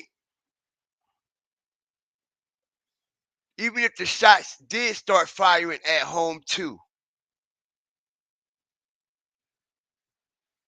why they wasn't around there at home too, right along with Julio, if they are together? Why they all the way around here?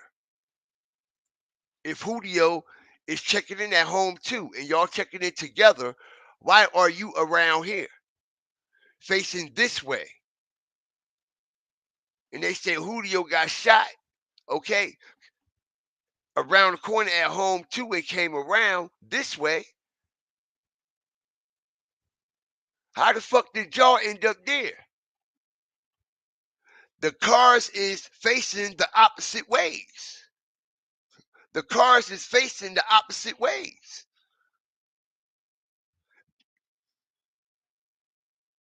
If they came in together, why is this car facing that way?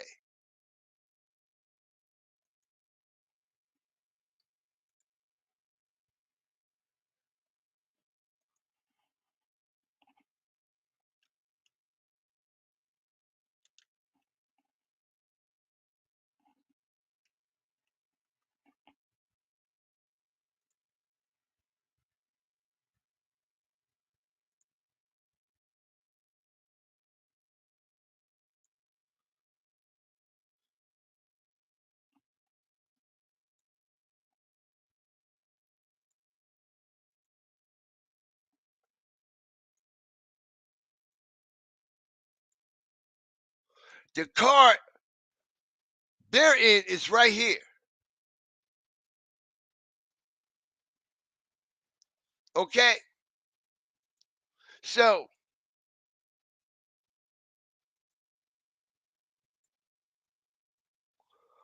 home 2 is around here.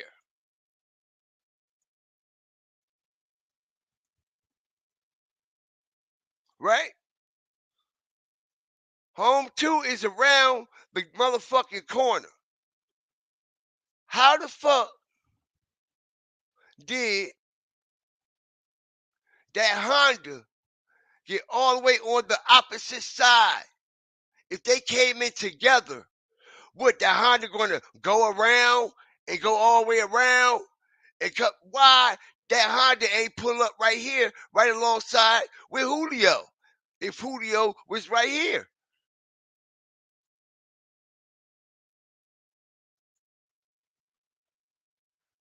Okay?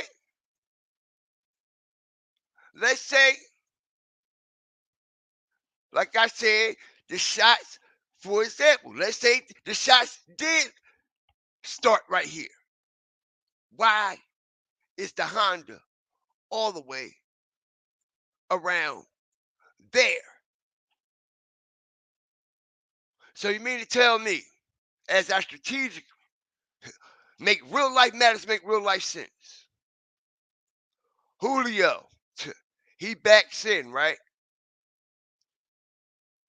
Shots start firing. All right? He getting up. He moving, right? He moving, right? Check it out. He come right here. Get right here. Stops right here.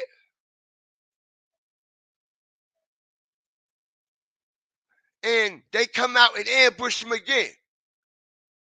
But I find it mighty strange when he gets right here, this motherfucking car is waiting for him.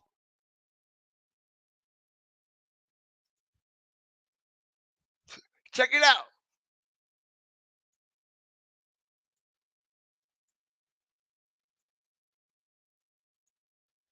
Watch this.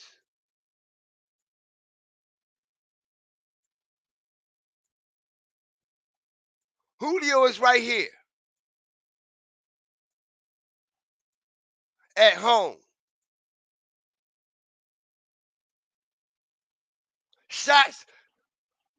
Bow, bow, bow. Oh, shit. Let me get up out of here. Room. Room. All right? But y'all understand why he gonna go that way when he could have went straight out the motherfucker to the main road. Why come around this way? But anyway, let's proceed. Let's proceed. Pow, pow, pow. Oh, shit. Room. Room. Room. All right, he moving. All of a sudden, He gets right here. It gets ambushed again. But I find it mighty strange when he gets right here, all of a sudden, his homie's car is right here waiting for him. I find that mighty strange.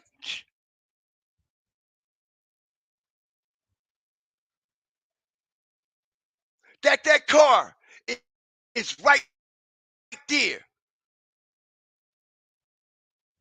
in the same spot where them shooters were at. Where them shooters were at.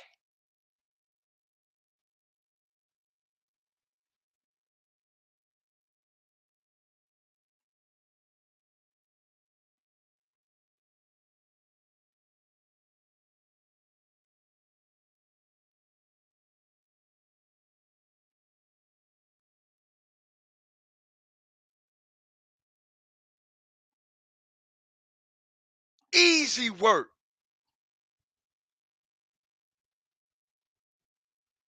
Why would Julio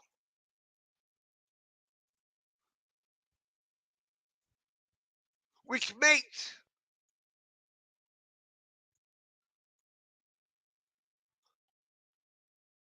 he comes around from home while his homies ain't around there at home with him. All of a sudden, when he gets around here and the shots started around the corner, he gets right here and his homie's car is right here, and that's where the ambush happened at.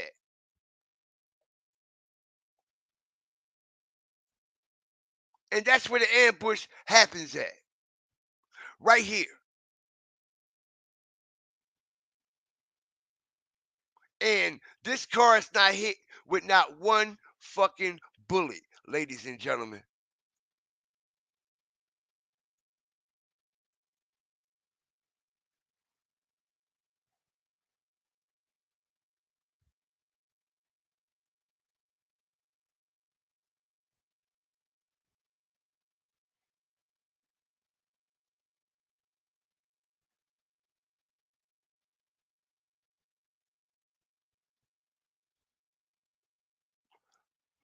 Yo, people can say what they want or how they want to think. But this shit is deeper than dark and darker than deep. And what I'm trying to explain to y'all, man, what I honestly do believe that happened that night, okay? This car played a part in that ambush, okay? I don't give no fucks with nobody say. This car played a part in that ambush.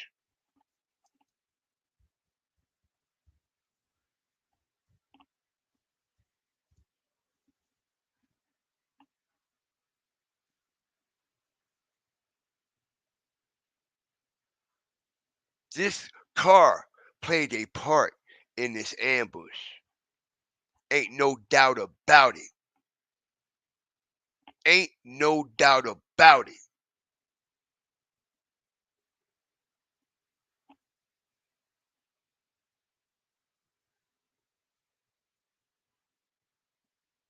And the crazy part is,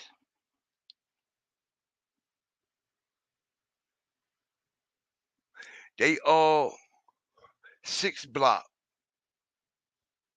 right? You mean to tell me ain't none of them niggas have no guns? Julio was the only one who was licensed to carry. Obvious that. Everybody know that. But y'all run around with guns in your own city all day long. But now y'all going out of town to Tampa and y'all don't bring no hammers?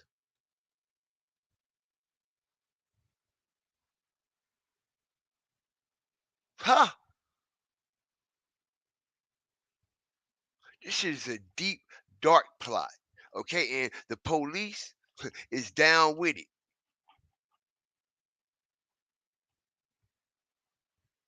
The police is down with this situation.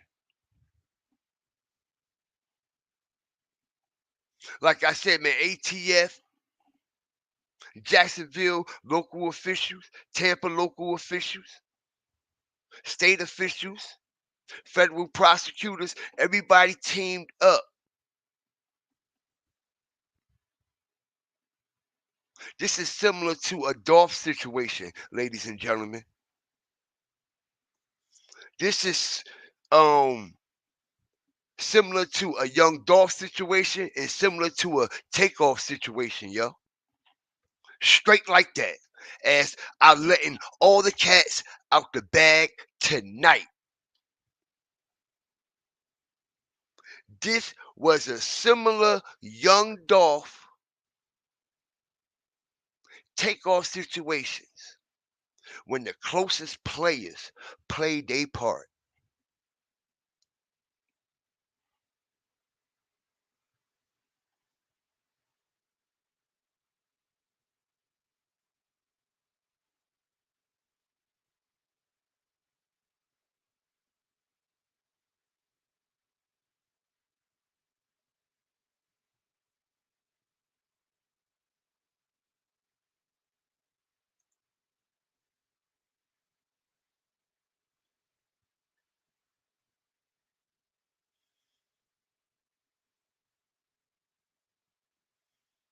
Shout out to everybody up in here, man. I appreciate y'all.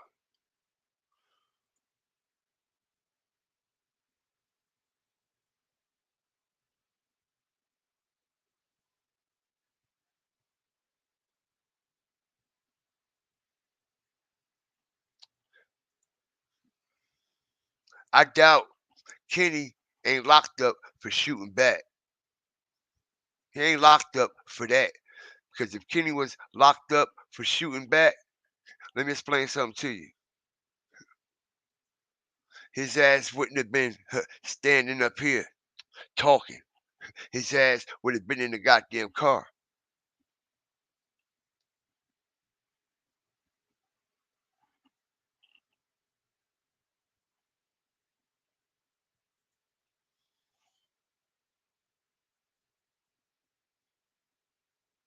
And like I said, know how I know Jacksonville authorities and Tampa authorities and local officials played a part in Follio death? Because they were doing full-blown surveillance on Julio Follio, yo. They were doing surveillance on Julio Follio. Julio Follio was under investigation already.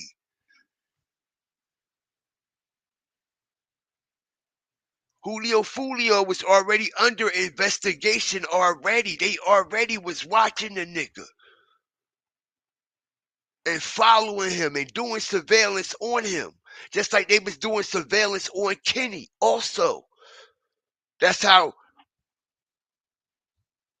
look, they were building.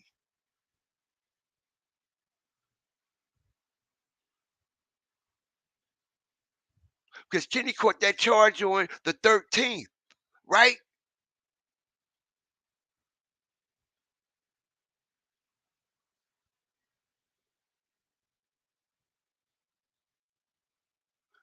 Why he didn't get locked up on the 13th? Kenny violated his state probation by flying out to California, no jumping, and all that shit. With the stipulations of his release, I highly doubt his probation officer allowed him to leave out of the state for those type of engagements. It wasn't a funeral or anything like that. It wasn't him moving to another state, changing his life so you could switch POs and shit. Like, no, no, no, no, no.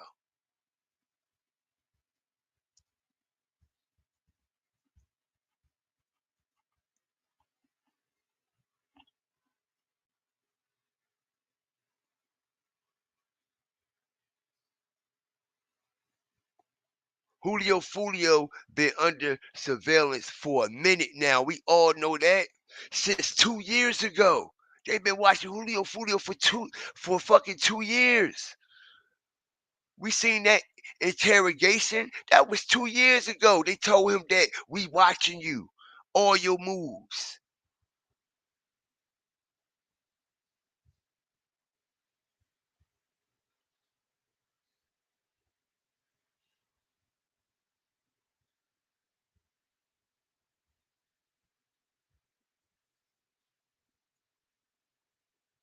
Y'all had to remember, man, Follio was the head of this war.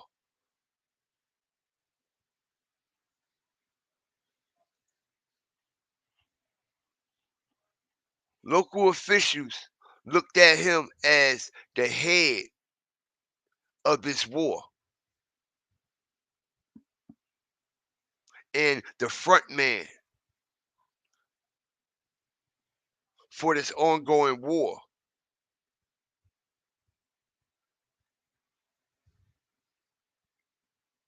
All right? They wanted him gone. They wanted him out because of the influence that he have over the community and the shit that he done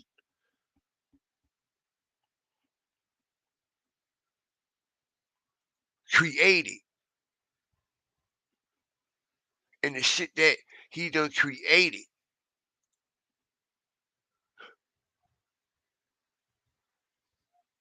And put on the main stage. Like they said, Julio put Jacksonville on the map, right? Right. For what? Dissing dead people and starting a full-blown war in the city. Julio put Jacksonville on the map, right? Correct. And he put it on the main stage. Dissing dead people, ops, mocking ops, pissing on graves, and all that shit.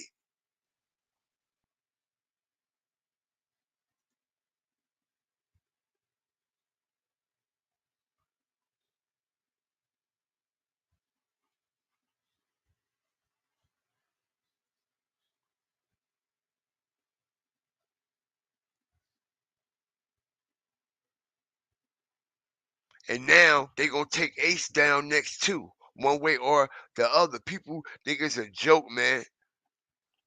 Okay, the same way the on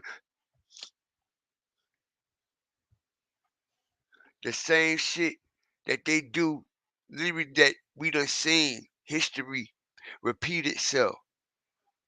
Okay, if one go, the other got to go too.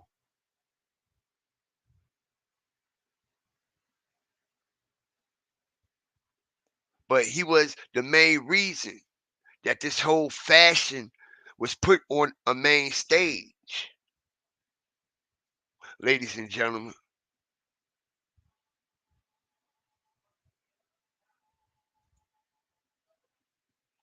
All right, as I strategically, okay, bring y'all nothing but the truth and the whole truth.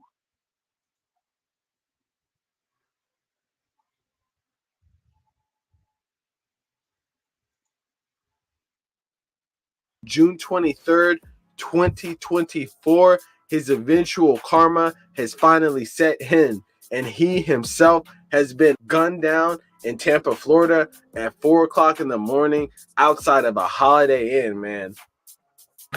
Breaking news, police say 4 people have been shot at a Temple Terrace Holiday Inn. Tampa police are still on scene of this fatal shooting.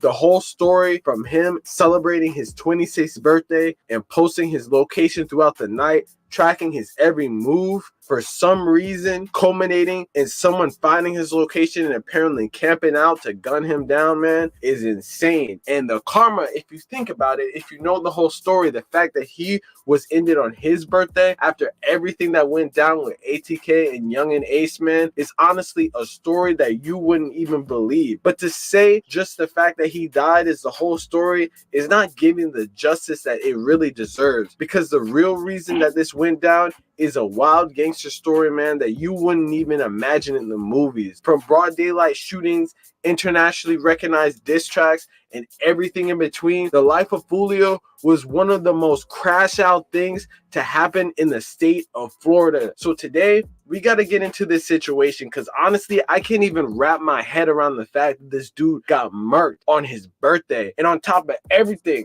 at the Holiday Inn, when he should have been moving militant. Bro was posted at the Holiday Inn. They didn't even got valet parking, let alone security at all, man. It's a crazy situation that we got to get into right now, and we're going to get into it right now from the jump. The start of this, how it broke down to this point, the bodies along the way, we finna get tapped in. But before we do, man, I'm gonna need you to do something for me. Like, comment, subscribe. I'm trying to get to 100K subscribers by the end of this year. I'm gonna need y'all help. Make sure you tap into the link in the description for the merch at staysafeworld.com. Follow on Instagram at staysafe.world, and make sure you hit that notification bell so whenever I post, y'all are tuned in right away, man.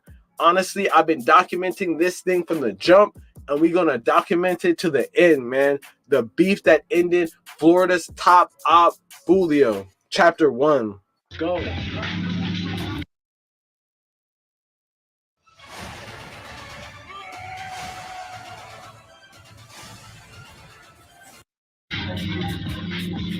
A deadly shooting outside of a Holiday Inn in Tampa, Florida that killed one person and shot 3 others ended one of the craziest and bloody rap feuds that we have ever seen. It's honestly crazy karma that Follio, aka Charles Jones, was ended on his 26th birthday after knowing the context of this whole beef and how it sort of began with another infamous birthday shooting years back by someone who was named 23, and has resulted in people from both sides dying or damn near the better part of a decade. But to truly understand how things got to this point, we got to go back to the jump. How it all started. Jacksonville drill is one of the craziest subgenres of rap that has ever existed, and that has a pretty big following in Florida. Part of the reason why is fans' infatuation for killers making music. Like, a lot of dudes are straight shooters that just happen to find a microphone. It seems that in general, the fans can see the difference between people who tell stories and people who actually live what they talk about. And ever since people noticed that with rappers like Follio and Yungeen Ace and all the rappers in their orbit, there was a buzzing online following of Jacksonville drill. Drill music, originating in the 2010s in Chicago, is rooted in drug culture, guns, and gang violence. Jacksonville's drill rappers routinely celebrate the murders of their rivals or ops in their music videos and on social media. You know, Jacksonville has its share of gangs, but the most notorious gangs is 2 specific groups. The 45th Street area of Jacksonville is home to one of the most well-known groups called 6 Block, aka Bully Gang, made famous by Follio, one of the area's most popular rappers. Some younger gang members affiliated with 6 Block call themselves Bully Gang. Most members of Bully Gang are associated with Follio. We're talking Rico Osama, Jake Jit, who were all associates of that crew, both of which died in the recent months. During the last few years, Jacksonville has received a lot of media attention nationwide from Follio's beef with Young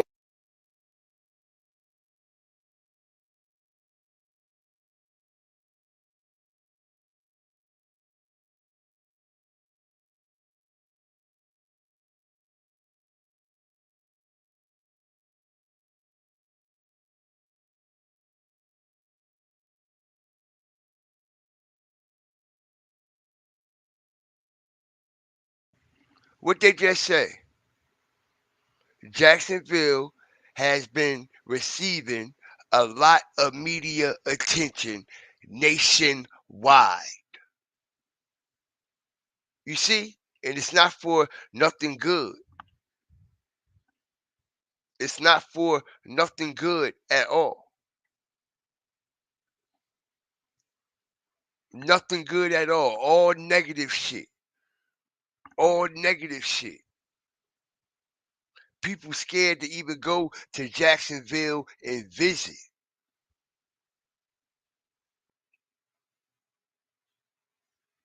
Jacksonville was once the place that you can go there and vacation.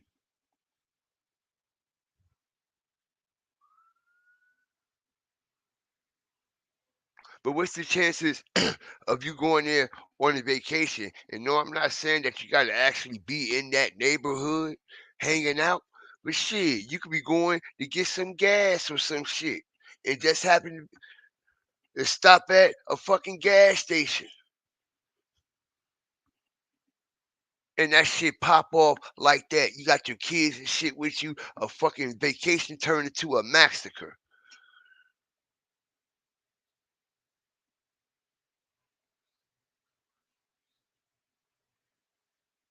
What if you down there on vacation and you fuck around in a store, shopping somewhere, Walmart, like I said, gas station, anywhere, and you know you run across one of these little disrespectful motherfuckers.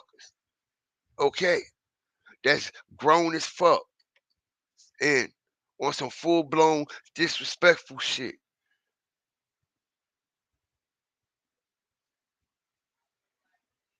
We talk about 14, 15, 16, 17-year-old kids now.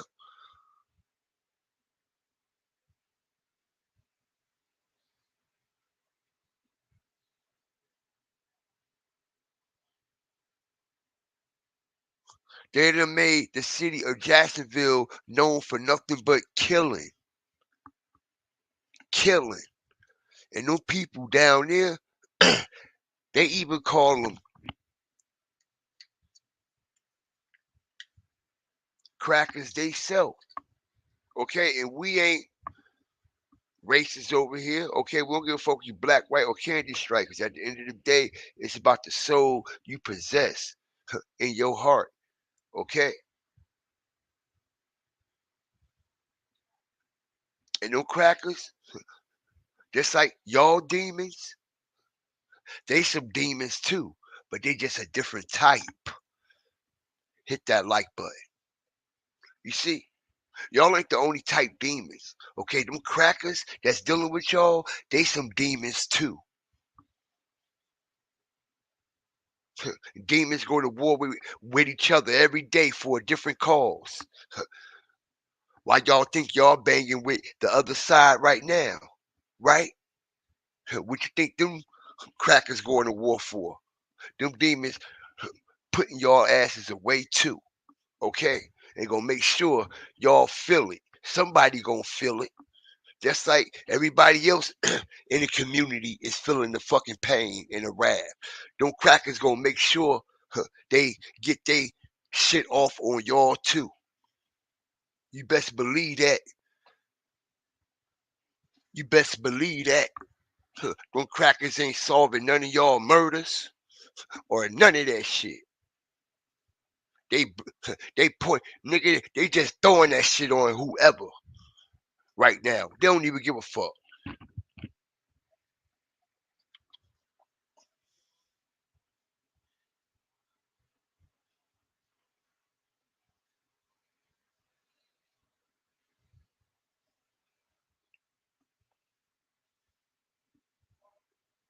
They don't even care.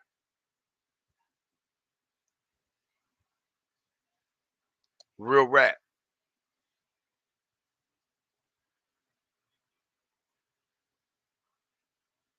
Real rap. Let me tell you something. Not only has Julio made the news, give me some water. Drink my water.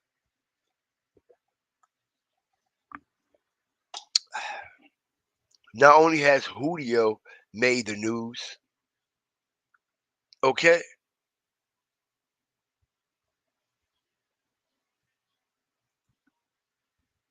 So has this guy. All right? As I open your eyes up to some things.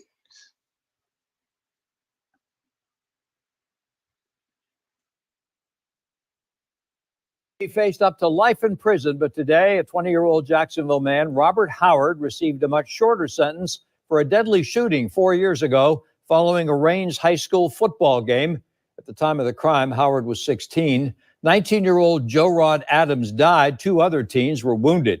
Adams' mother spoke with News4 Jax reporter Corley Peel, who's joining us live with more on the outcome of what started out as a murder case. Corley?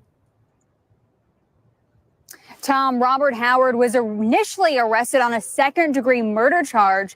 That charge was upgraded to first-degree murder, but he has now been sentenced to manslaughter and aggravated battery because witnesses stopped cooperating. And I spoke with Joe Rod Adams' mother, who says that this outcome is disappointing. This crime scene remains in Jamila Murphy's mind forever. It's where her son, Joe Rod Adams, was shot and killed after a Raines high school football game in 2018. What have these past few years been like for you and your family? It's been hell, emotional. Now, Robert Howard is sentenced to manslaughter and aggravated battery in Adams' death. He was originally charged with second degree and first. You see that, right? We all know who that is, right? Degree murder, but it was reduced after eyewitnesses recanted their statements. The state attorney's office says roughly 200 people were in the area of the shooting, but no one would come forward. They won't go to the police and tell the police what happened, but then they talk to other people about it. I didn't get to speak my piece in court. That's the part that hurted me. Like, I really want to speak my piece. I want him to hear out my mouth, let him know what he took from me. According to Howard's original arrest report, the incident was gang-related, and he was listed as a gang member. Over the years, Murphy says people posted these videos damaging her son's grave.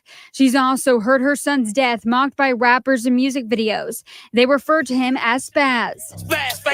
If you did have the opportunity to speak during court, what would you say to him? You took something from me that was so precious, and I didn't get to see him have children when he was still in school. Despite the outcome, Murphy is working to erase the crime scene from her memory. Adam's mother is now hoping that she can move forward so she can finally sentenced to manslaughter and you see why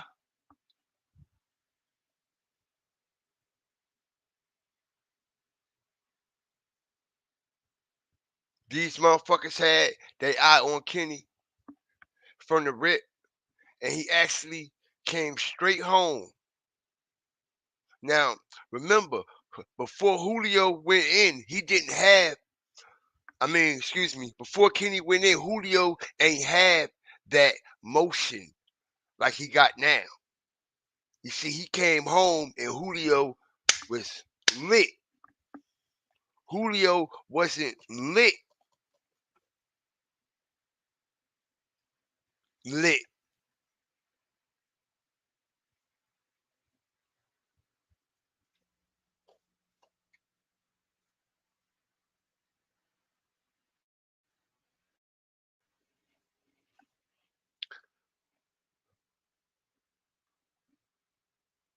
And then you come home and go straight up under the nigga that they already investigating, bro.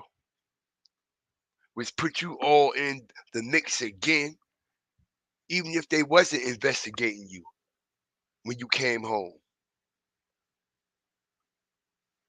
You went around a nigga that they was already investigating for other fucking shootings and murders already that was happening while you were locked down.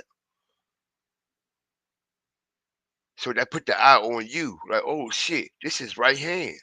If he on no jumper with him, one of the biggest interviews of his life, you might as well say.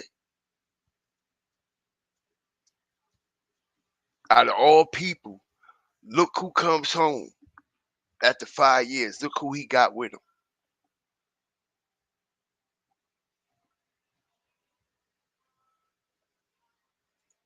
Look who he got with him.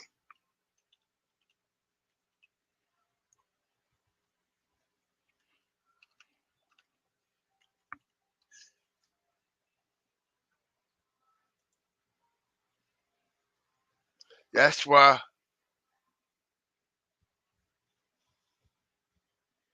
he ain't last long. Okay? Don't you know they went in to destroyed the grave and everything, yo? Okay? They pissed all on it. They went and pissed on the boy grave he killed, yo. They went and pissed on the boy grave, yo.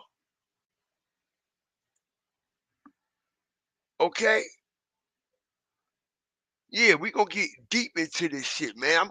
I'm gonna drag this shit as I strategically release all my information that I got on this shit. Okay, I'm gonna make sure everybody get the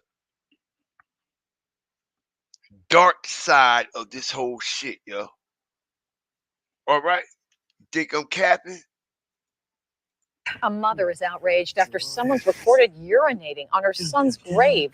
News4Jax has obtained this video of the vandalism. The suspect is also seen knocking down the decorations and heard saying derogatory things. The grave belongs to Joe Rod Adams. His mother says he was shot and killed at a Rains versus Lee High School football game in 2018. See that? He was shot at the Rains game. Right? I closed myself up in the house. See that mother? Since his death, my family haven't been the same. That hurts. You see that shit? You see all the bags under that woman's eyes from sleepless motherfucking nights, going through all that depression that done fuck this lady life up forever. Okay? Like it wasn't already worse that they done took her son and her son was lost to some stupid shit. They actually go to her son's grave and do that shit, man. Nah, bro. That's why I'm here doing what I'm doing, and I'm documenting it the way I'm documenting it, and that's why I'm aggressive with this shit. The fuck wrong with you niggas?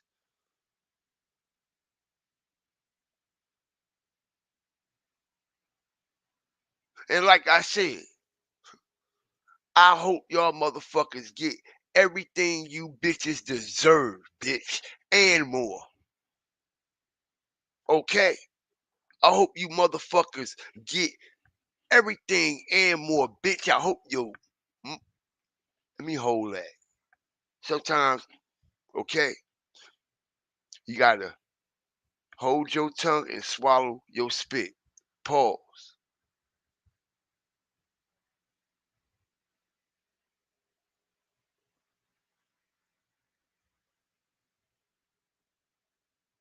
Okay?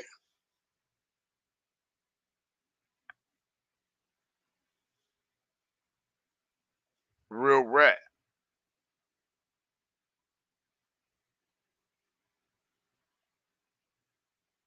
Real rap.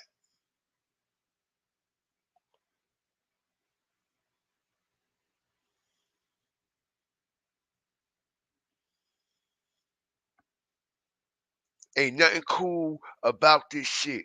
Seeing this mother go through some shit like this. Okay? This woman is lost, man. The motherfuckers think it's funny and cool to is your fucking mama. To is your fucking mother. And you best believe it will be. It's gonna be your mama too. Your mama gonna feel the same motherfucking pain this mama feeling, if not more. If her head don't get knocked off because of your shit, just like Julio mama got shot the fuck up. Just like they shot up fucking Ace house.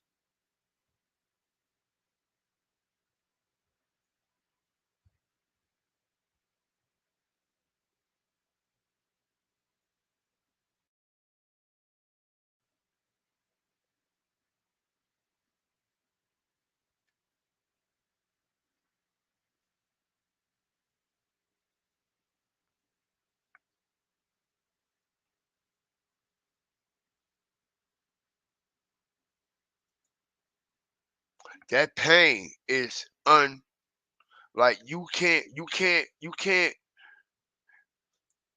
Lee High School football game in 2018. I closed myself up in the house since his death. My family haven't been the same. She done closed herself up in the house since his death. Okay, her family haven't been the same, man.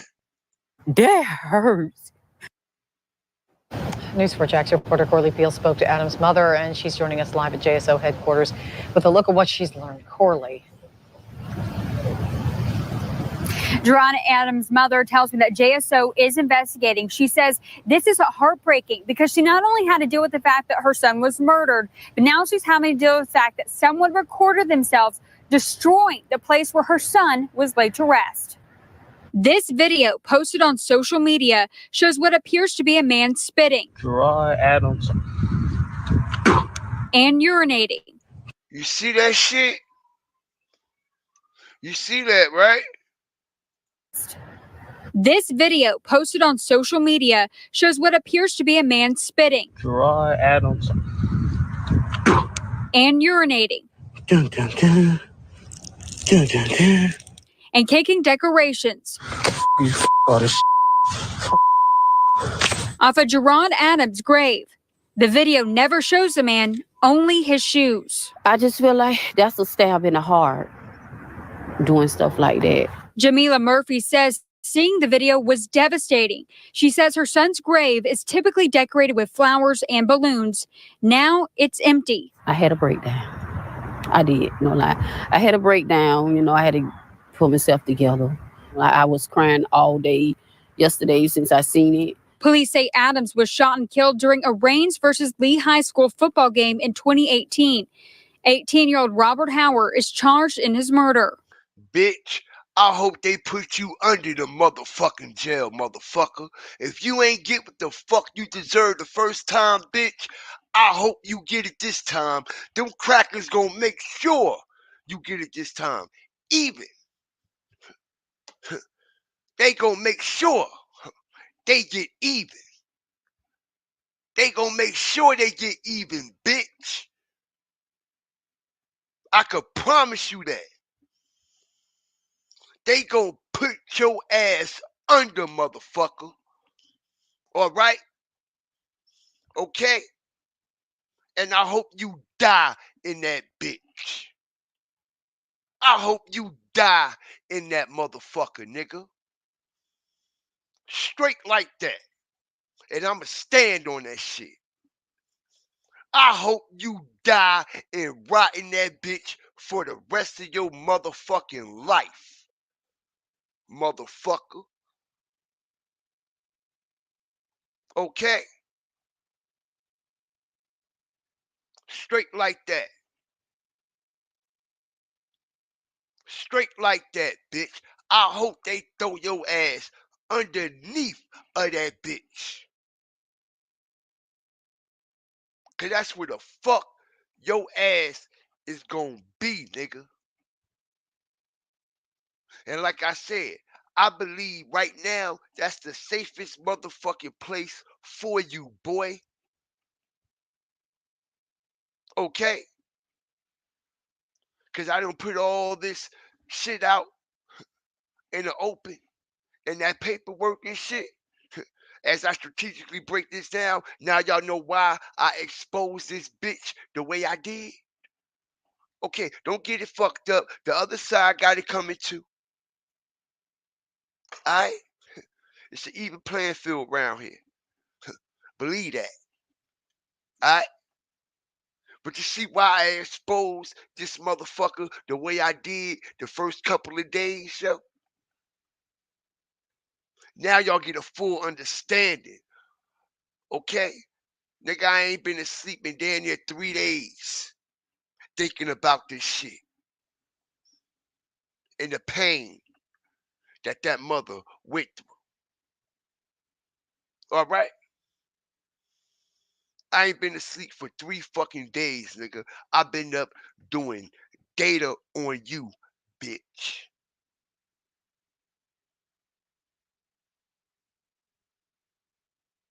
And I'm going to make sure I expose your ass to your own game and to the people in the community and the people that don't even know you. So everybody can actually get a full-blown understanding of what the fuck you are really all about. You don't love your mama. You don't love your daddy.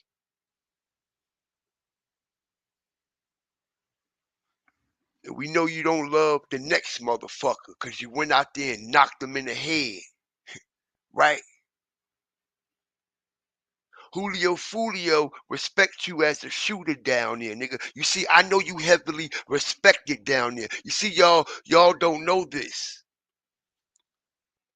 He's heavily respected down there. Julio even respected him and was pulling on his meat. Julio was even pulling on his meat. Pause. He told Kenny in one of his songs, I told Kenny to retire because I told him he got too many hats. That means, bro, you got too many bodies. Retire. Let me handle the rest. This is what Follio said in his music. He implicated this man in his music as I strategically open this shit up. And this is why they had they motherfucking eyes on you anyway. Because Julio was already saying your name in his music and shouting you out, talking about the bodies you got and you need to retire and let him do it.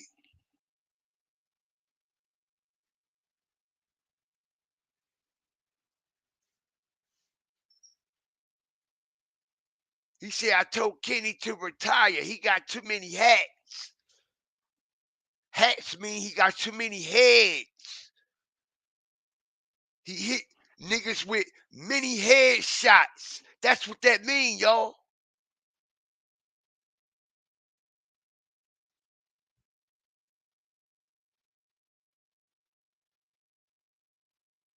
So he got motherfuckers down there shook. Niggas scared to death. Ask Julio. All right?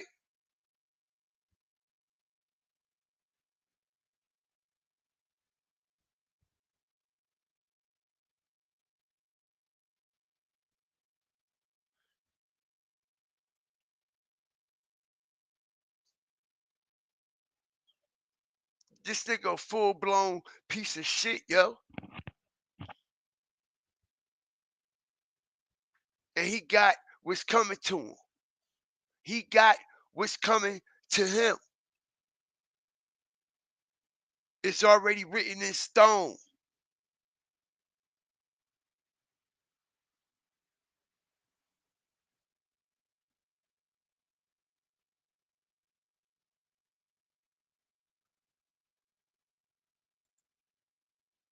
It's already written in stone for this nigga. You see how cocky he was as I break this down?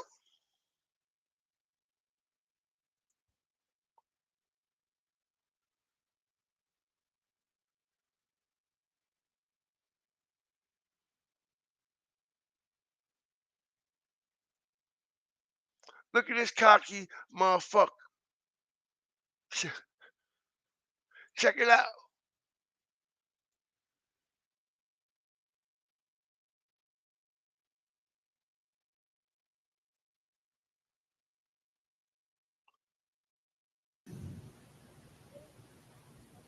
That's how they do it. What was wrong with sitting home? Why you just can't go home? You got the TV, you got your game. You just could have been home. You didn't have to go to the game Friday. Now you here.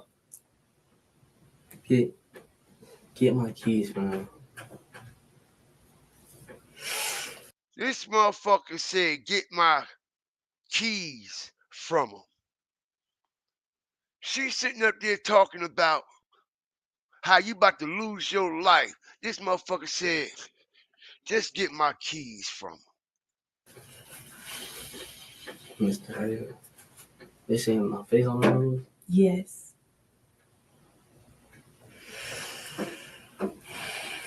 You know, you got like, people ain't never beat an outcome situation like that. You don't even supposed to be in a situation like that. I'm telling you, everything happened for a reason. Predicament.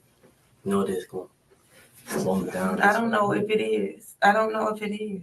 I don't know what it is. You talking about, you know, I said they always. How long you been here? For about 30 minutes. So they just talking to you? Yeah. See, that's how they do it. They want to talk to you. They want to make you cry. Feel like I'm gonna come in here. No, all they come be roll and you cry. Man, feel like that gonna make me say something. I'm gonna tell you something. They record this right now. I know I ain't do it. I'm gonna sit, talk. But if I'm innocent, I'm innocent. Sit, never come, whatever. You just can't have nobody saying, I think that all they got people, I think Robert out there. Okay. They got eyewitnesses. And I asked him what was the tapes, and he said I'll let it come out in court. I'm saying, yeah. Do it, run that. All that. Make that run. Do that in court. That's what I'm saying. All that. I'm sitting. I'm starting on. Telling, I don't know. What's up with that tattoo? What you mean? That's the color. It's supposed to be like my pink. Supposed to be like my skin. I told you. It's light pink. I don't want to talk about that. I'm straight. I'm telling you. Don't be in here laughing. I'm not. Don't be in here laughing because it ain't nothing funny. I know it's not funny, Mom. I'm sad. I'm not even laughing. I'm just like. Don't be smiling with these people because it ain't nothing funny. Somebody's son is dead. That's what I'm saying. I'm just how they look how they playing. They laughing, saying all type of stuff. Okay. Don't laugh. You just. You know how they is, Mom. I don't care. Just if they ask you something, you answer the question. That's it. That's what I told them. I would answer all questions, talking. He said you in here cocky, you laughing, you know what more, Right. you callous, Right. you macho, all that kind of Right. stuff. You can't be that. You can't be that in front of them. You can't get them that perception. No, stop talking. Look, Ma, stop talking. You hear that? That means Ma, shut the fuck up. That's what that mean, right? We all know that, right? Okay? Ma, stop talking. Listen to the nigga. That kind of stuff. You can't be that. You can't be that in front of them. You can't get them that perception. No, stop talking. Them, that's what he's saying. I was in front of them. You can't get them that perception. No, stop talking. Them, that's what he's saying. I was in here, yes ma'am, no ma'am, until that lady said, well, we know you put a gun to his head. Okay, now I know you feel like I don't talk no more. Tell me I was lying, laughing. One time, I know that y'all serious, and I'm just saying it. Yeah, I ain't no puppet. I ain't no dumb. That's what I'm saying. I'm not no dumb young man ever. I ain't never been dumb. So I've been there home and survive again. Coming out there, this is my time. I sell everything. What are they trying to find Marcus? They said you saying he your alibi. Yeah, Marcus took me to a game. What is Marcus' last name? Brazil. They want to talk to Marcus. So I need to let them talk to Marcus. Okay. You talk to Marcus. What grade is he in? You talk to Marcus. You can get in touch with him. I know, but they trying to find him too. Because they saying you saying that was your alibi. My dad. Yeah, I know. Yeah, you talking to Marcus. You from? You want to get in touch with him. Can you talk to him when you want?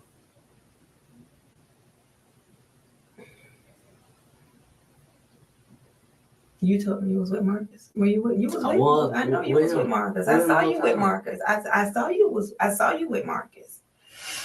Pick me up and took me home. No, I ain't worried about nothing. I just know. He ain't worried about nothing. That's the only thing I'm worried about. I just know how they is. I ain't worried about nothing. All right? No, he shot that boy in cold blood. Okay? No, he shot that boy in cold blood. Okay? Straight like that. This mama out here.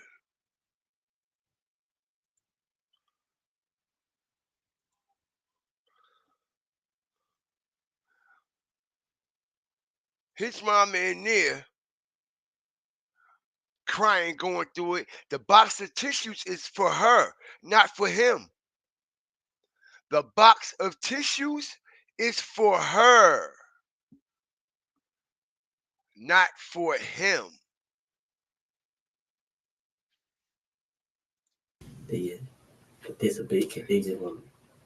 Of course, it's a big case. Somebody's 3 people could have got caught. That's like a murder and 2 attempted murders. This is a huge case, and it happened at a game in front of, like he said, 1,000 people. Okay, that's the thing. So I witnessed that. I don't I need some timeline because when I called you, you were home. So I need some timeline. No, I'm not gonna say nothing in this room. Oh, period. All I know is they think whatever they thinking, they can think. But you need more than eyewitnesses. No, you don't. You can go to jail off people saying it is, if they gonna testify and saying they saw you, you can definitely go to jail off that. Okay. All people gonna say they that's crazy. So why would people be lying? I don't know, Mom. You know, I put my name, everything. They can drop a pill from this guy. They gonna say, And all this don't look good. I told you that. Down, that just makes it, that's the icing on the cake.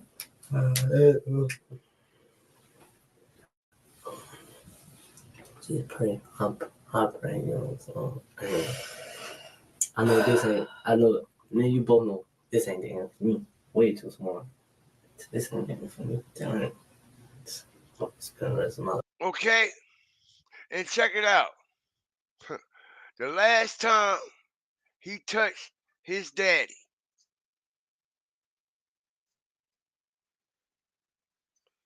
the last time he touched his daddy,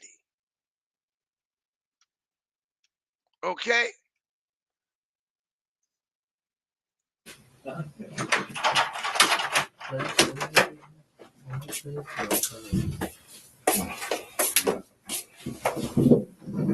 I like too. That's it. That was the last hug.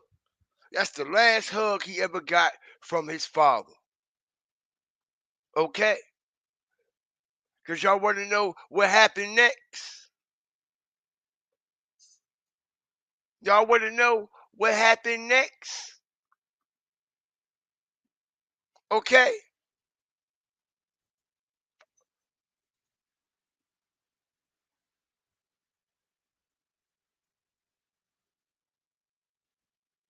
Y'all want to know what happened next?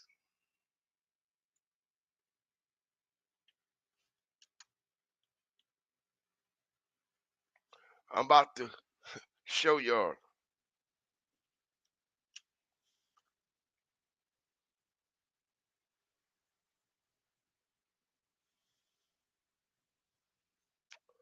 Okay?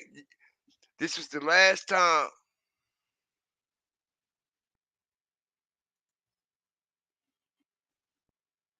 he hugged his daddy, right?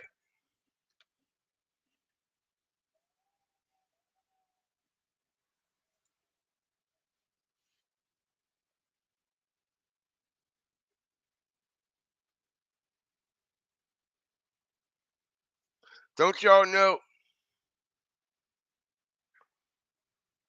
Okay?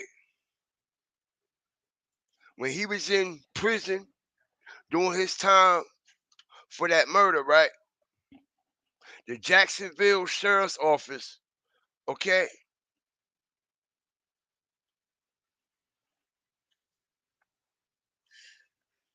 allow him out to go to his father's funeral, right?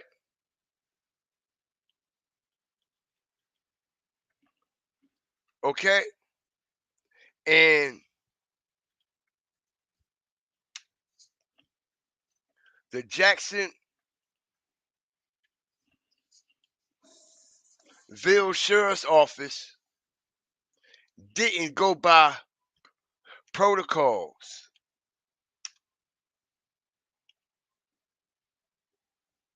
Didn't go by protocol, and all of the gang bangers was at the funeral, including Follio and all of them, and the sheriff's department let Kenny take pictures with the gang bangers and shit all at the funeral, y'all.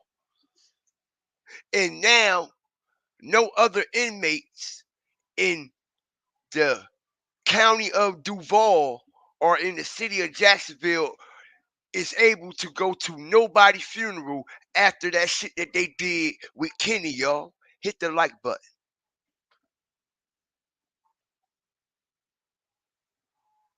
He the reason why nobody else can't go to their people's funeral in Duval County in Jacksonville. Okay?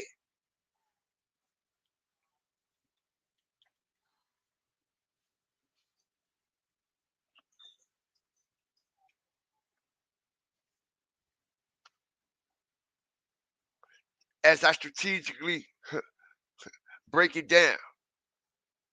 Okay? I got what you need.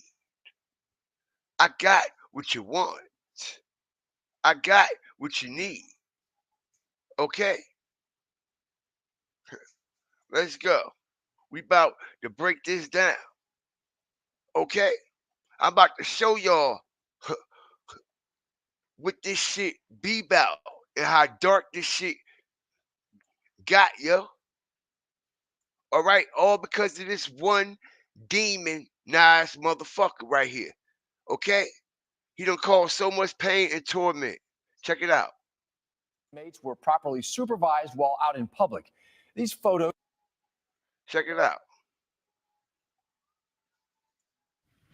Action News Jax Investigates is asking whether 2 jail inmates were properly supervised while out in public. These photos show the inmates attending a funeral in October. One of those inmates faces a murder charge. Action News Jax investigator Bridget Manor joins us live from the sheriff's office. And Bridget, you found out posing for pictures is against protocol. Against protocol. And Tanika, inmates, they are allowed to go to funerals if it's approved. Now we're asking if those photos, after those photos popped up, we're asking if protocol was followed and if there's an investigation open into those officers that were supposed to be supervising those inmates. 2 photos from a funeral posted to social media are. You see that? That's Follio right there, y'all. You see, they was watching this nigga ever since he was in jail. As I strategically break this shit down. Strategic drop. You see the build up? You see the build up and how I build my shit? Then drop it. As I'm telling you, the feds was already watching these niggas. As I'm breaking this shit up to pieces, burning it up. You see Follio right here, right? They blocked Follio out, right? Okay? Peep the game.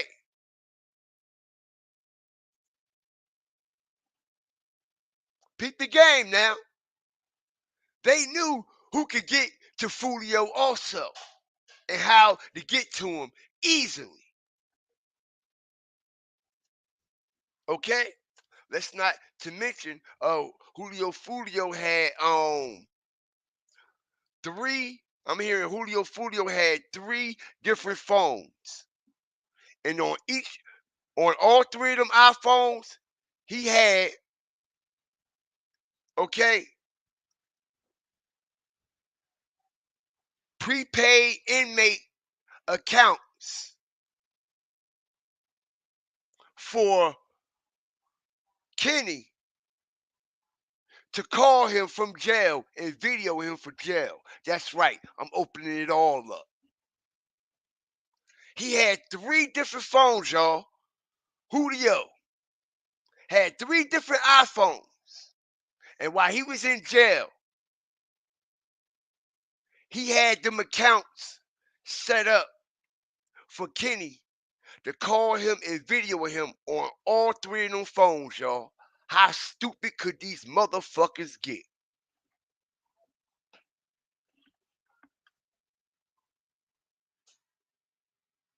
How stupid could these motherfuckers get? He was videoing Julio from the jail. Julio was putting money on his account. Himself. Julio was putting money on this nigga books. Hit the like button. Let's go. Julio was putting money on this nigga books, yo. And had, let me go in my files. Let me go in my files. Let me get the exact name. Hold on.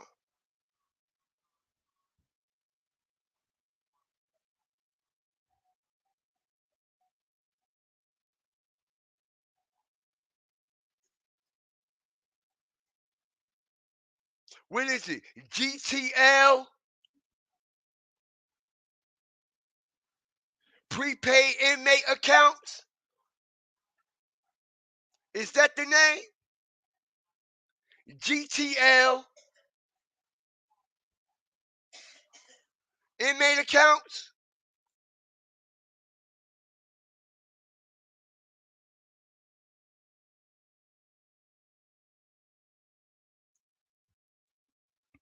Am I correct? GTL, right? Hit that like button. Julio had 3 different GTL accounts.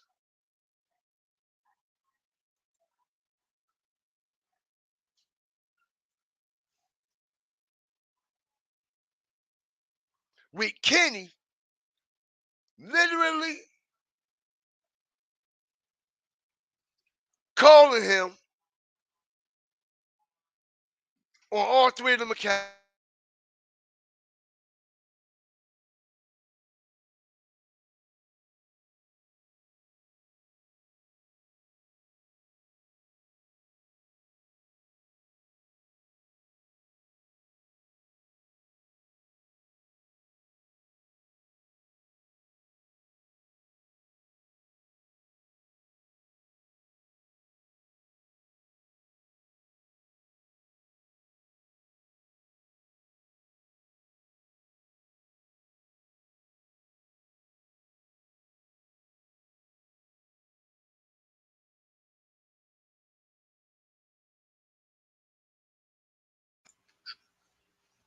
Now, how stupid can you get?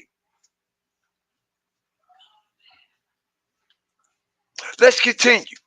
This master of a demonstration and illustration. Okay? Protocol.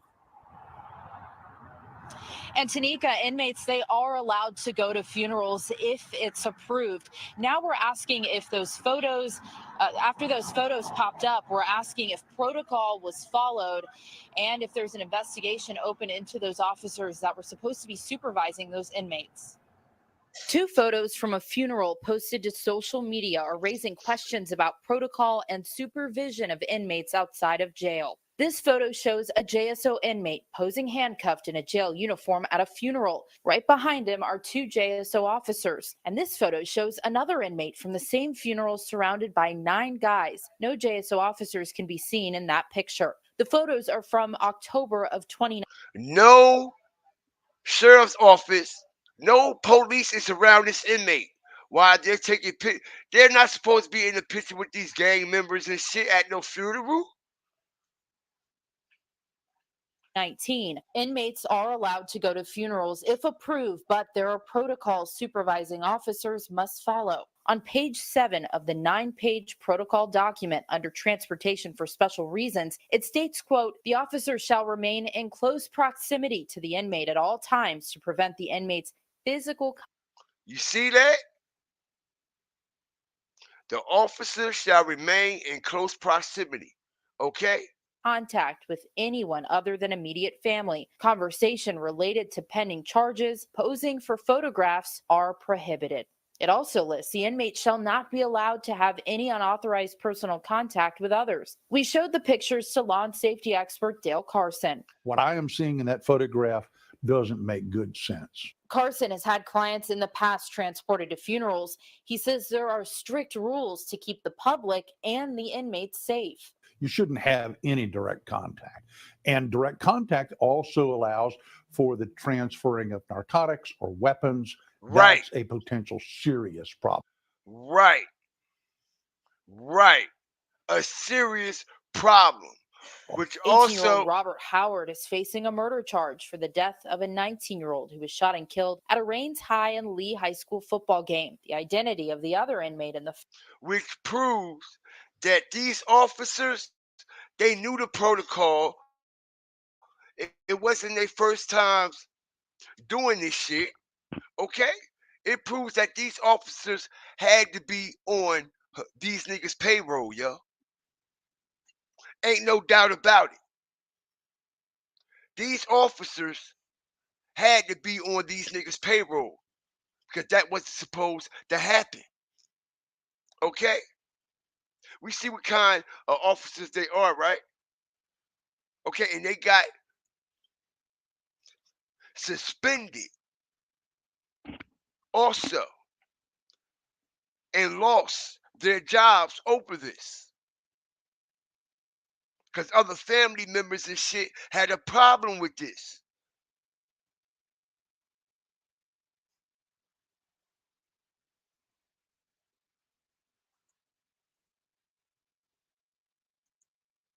Okay? Crazy, yo. And now he's the reason why nobody else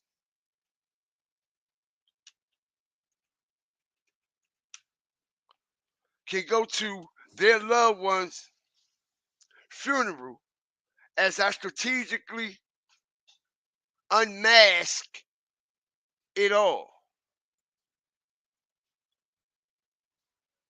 Hit the like button.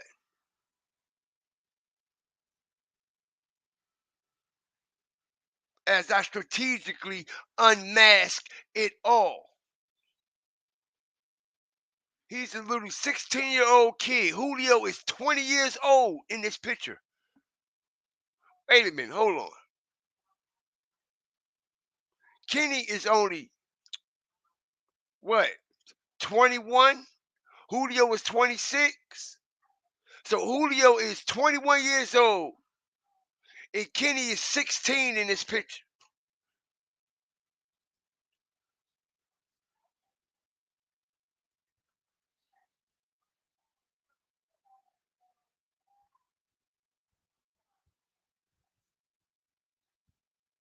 Which means, even when Julio was 18, that boy was what, 14, 13 years old? God damn, yo.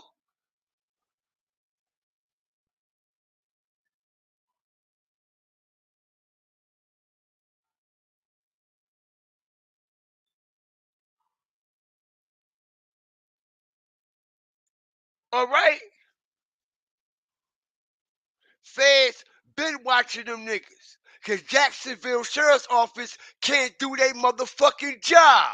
So the feds got to come in and clean this shit up. Jacksonville Sheriff's Office can't do their motherfucking job and take control of the motherfucking city. And they let these little fucking kids run over the fucking city. Now the feds about to come on it. Now the feds is involved now. They done had enough. They done seen enough.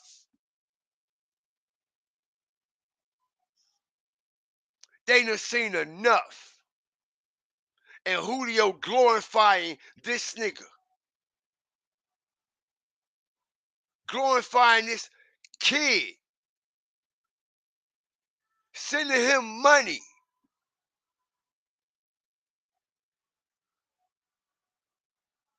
Karma is a motherfucker, ain't it?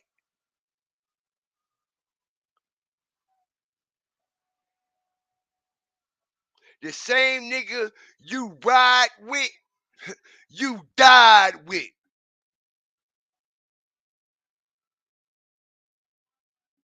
What's fucking with that?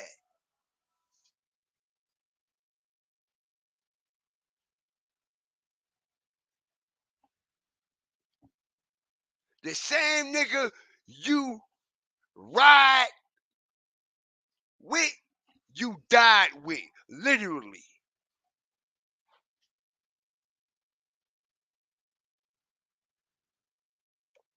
Definitely paid them cops off.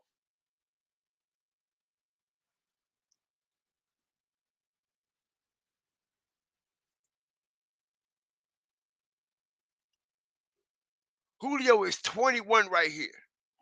This boy is 16 years old. And all the gangbangers came to his father's funeral. As I strategically break this down, all them gangbangers was at his father's funeral.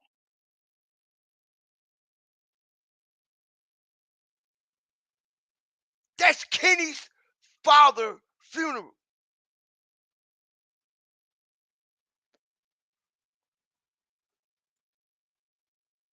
And they knew Kenny was going to be there. That's why they all showed up. They ain't show up to pay his father no respects. They all showed up to pay homage to Kenny.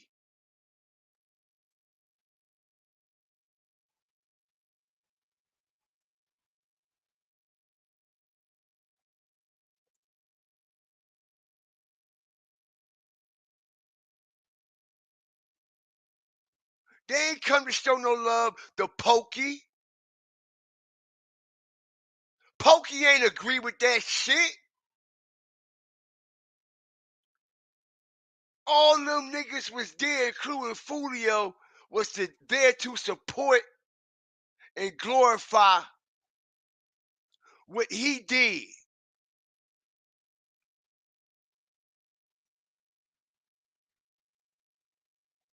Because why else are you there? Why else are you there?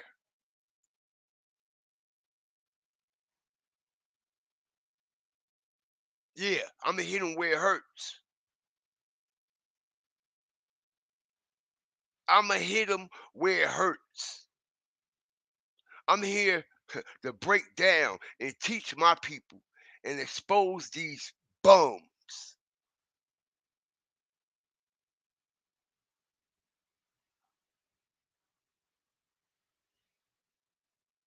They was all there to support him, which just made you a bigger target for yourself.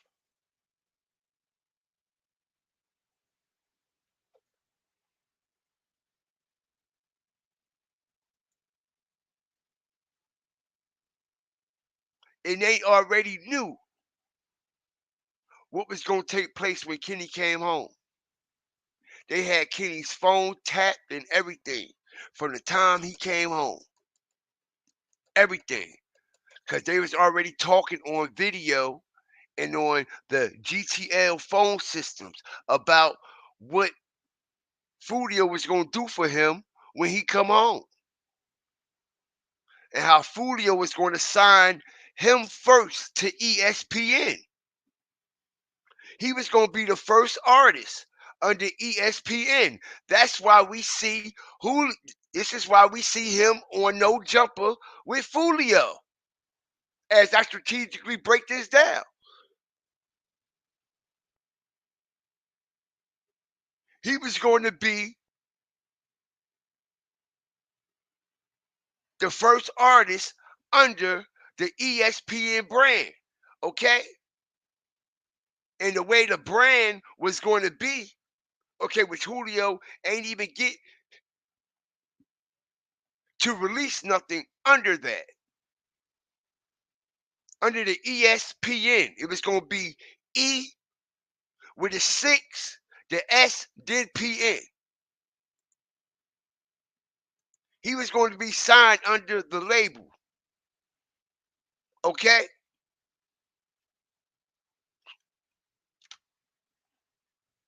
Check it out. Why you think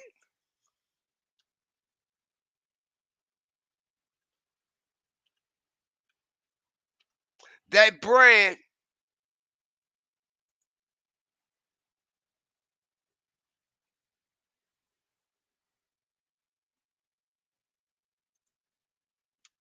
never got off the ground, and Julio, he never signed nobody? Because Kenny was going to be the first artist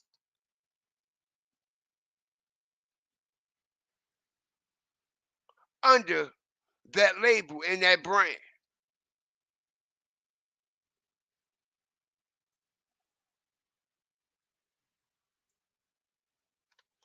And this says it all, and so did the No Jumper interview.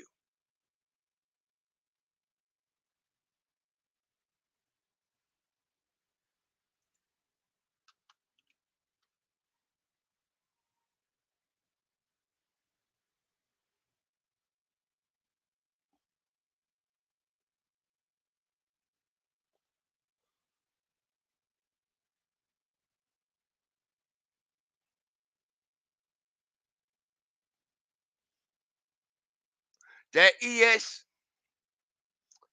brand never got off the ground. But he was about to be the first artist. This is why Kenny came home rapping. Before Kenny went to jail, y'all, yeah, I'm about to open it up. Before Kenny went to jail, he wasn't rapping. He wasn't no rapper. After he caught that body, went to jail for it, that's when he earned his respect, got his stain, and earned his official spot under ESPN.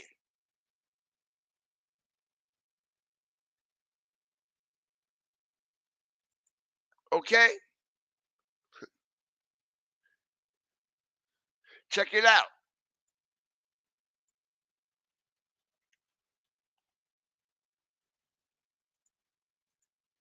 Watch this.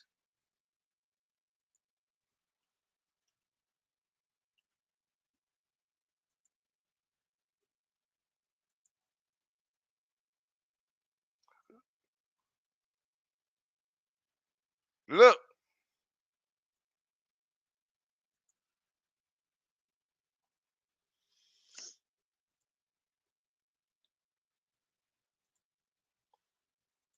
Check it out. Kenny Caps YouTube channel.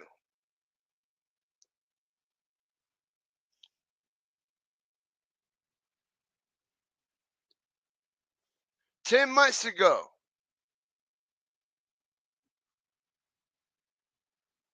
1, 2, 3, 4, 5, 6. Okay? 6 songs, 6 uploads.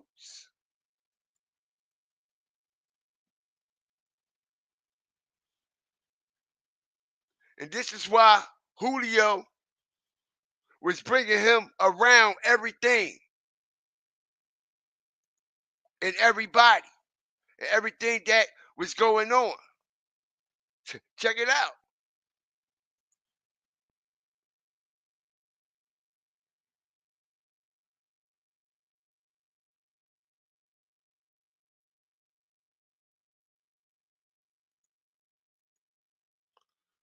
Okay? That's so sweet. This bitch nice and got grill. It's so straight, let's get it in. Call the car into my club, watch them fall down like pins. I started all with. Okay?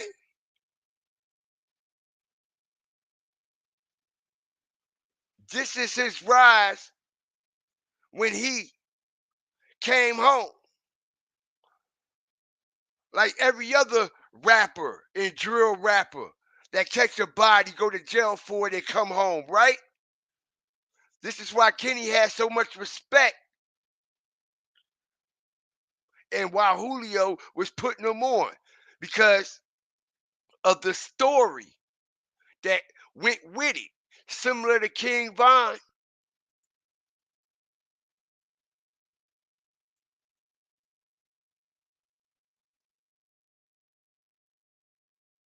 Okay? Similar to King Von. And how he caught the bodies and how his story had everybody what?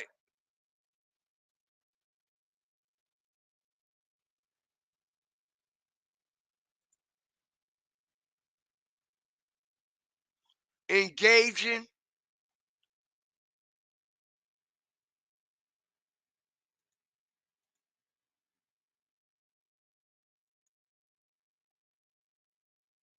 Now it's over, Kenny. It's over.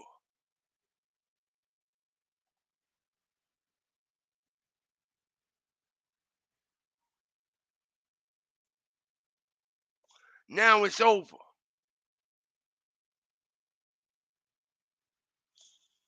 Okay? Seen Julio win it, right? See? As I strategically break it down. Look at the man behind the front line of everything.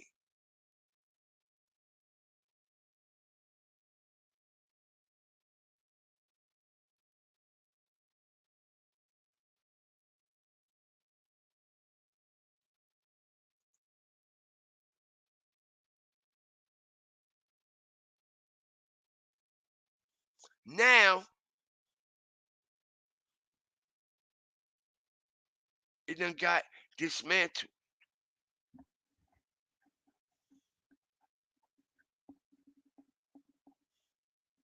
And like I said, man, they was keeping tabs, dibs on both of these niggas. Why you think Julio couldn't stay out of Jacksonville?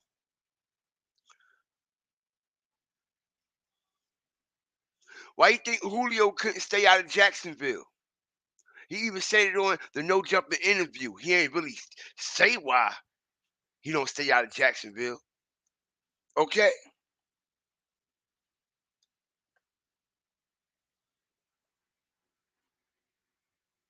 He even said it on No Jumper like, yo, I don't even stay in Jacksonville no more. I just be there a lot. You know what I mean? That's just where I'm comfortable at. That's just where I'm comfortable at. I don't even know why I even be there. I don't even know why. I ain't gotta be, but I'm there.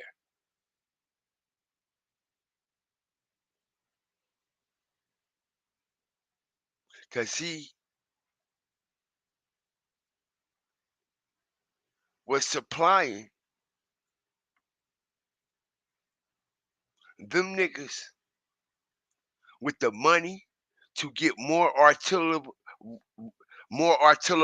weapons and supply them niggas with the money to get more drugs.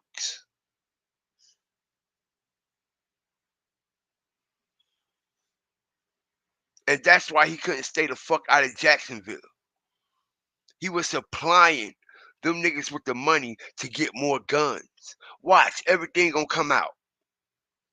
Watch, everything gonna come out.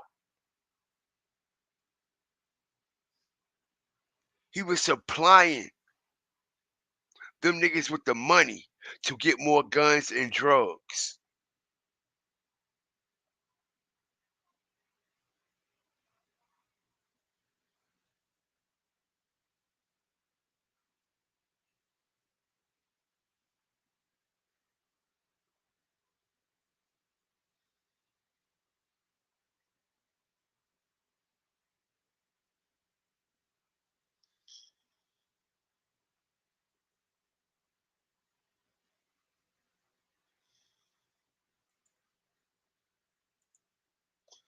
Shit wild, yo.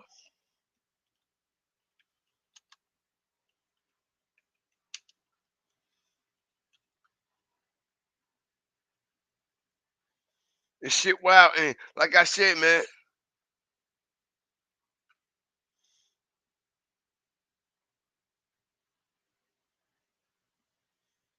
them niggas had jail phone calls and everything on these niggas. Okay? Look, why you think he was on Say Cheese? What is Kenny doing on Cheese?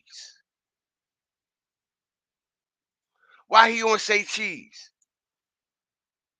He just started rapping, right? Right?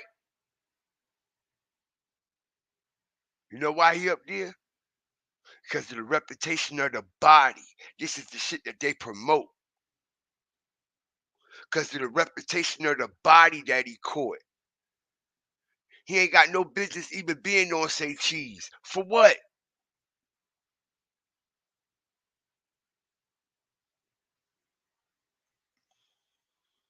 He on Say Cheese. He just coming home. You only have no motion before you went to jail. I can see if you had motion before you went to jail, and then you do your time similar to YNW Melly, right? Then come out rapping again and you all on the platforms, yeah. But bro, you wasn't doing none of that.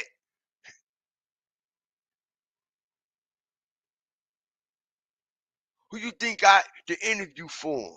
As I strategically break it down. How you think he got plugged in with Say Cheese, y'all? How you think he got plugged in with Say Cheese? How you think he got plugged in with Say Cheese? Julio.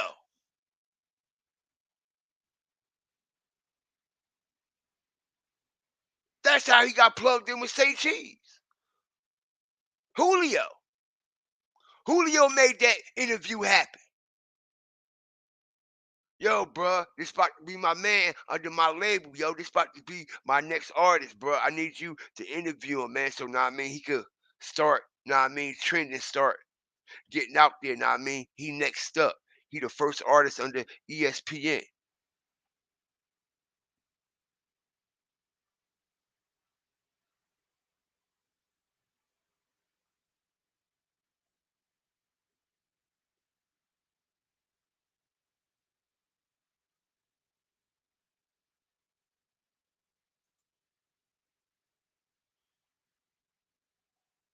Y'all ain't gonna get it like this nowhere else. I'm really deep telling it.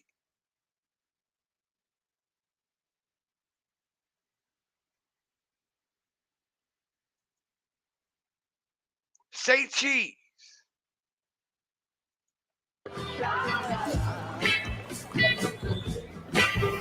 Say Cheese.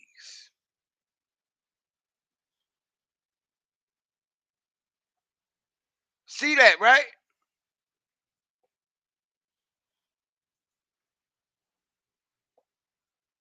The fuck you want to say Cheese for? What is you known for? How long ago was this? 6 months ago, right? As I strategically break this down. 6 months ago, right?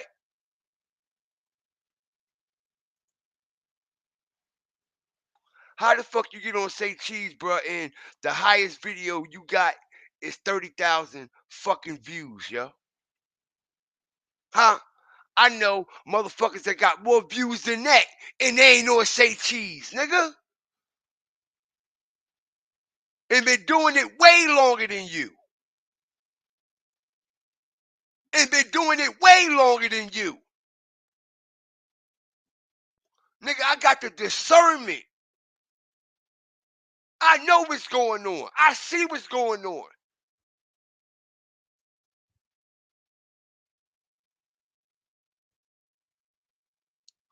How you get on Say Cheese with 30,000 views. Ain't nobody listening to your fucking music.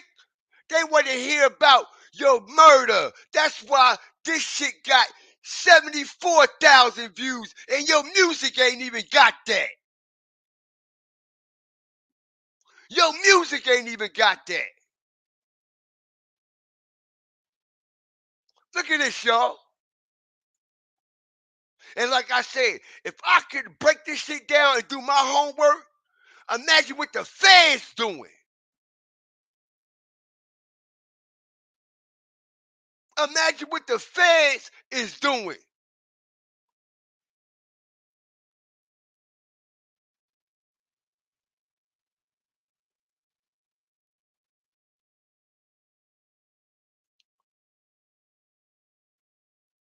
Imagine what the fans is doing. His highest video, look, 30,000 views. Okay, he got 87,000 right here.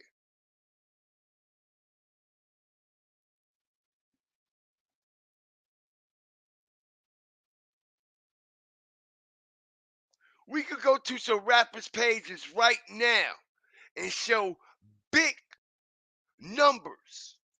And they've been doing this shit for years. 100,000 views, million views. Look how he lost his steam as I strategically break it down. When he came home, you was hot.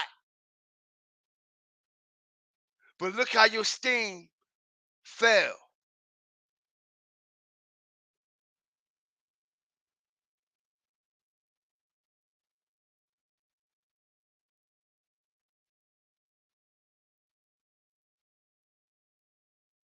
Look how your steam fell. You had a spark when you started, but now you're just garbage. You had a spark when you started, but now you're just garbage. In the words of Jay, it was all good just a week ago.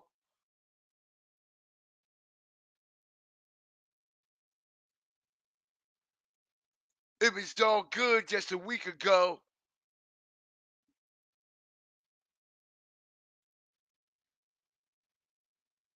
Okay? As soon as the man came home, he set him up at a Say Cheese interview.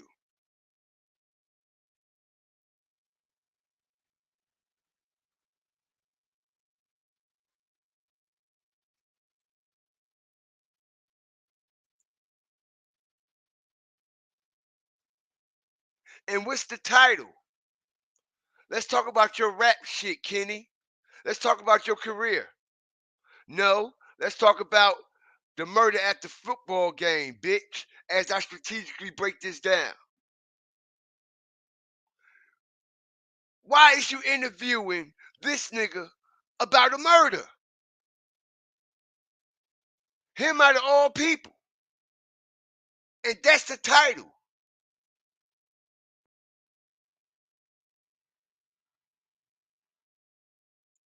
And telling everybody.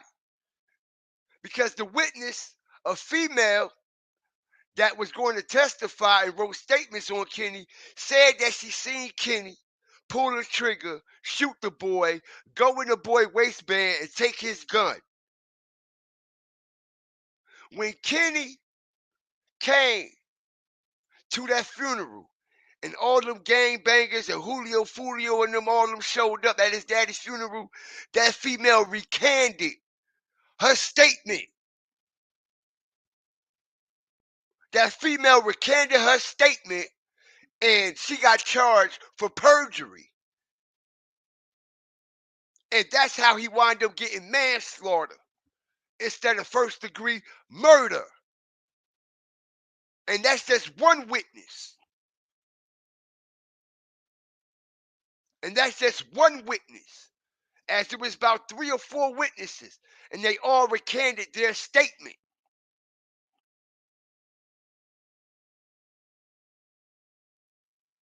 They all recanted their statement when they seen Julio and all these gang members show up at his daddy's funeral, and that shit was being broadcast and publicized on the news and everything.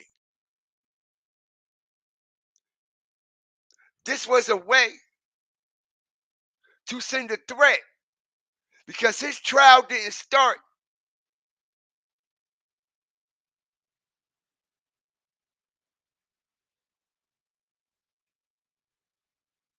for like 2 years, 2.5 years. When he went to trial, it was like 3 years later.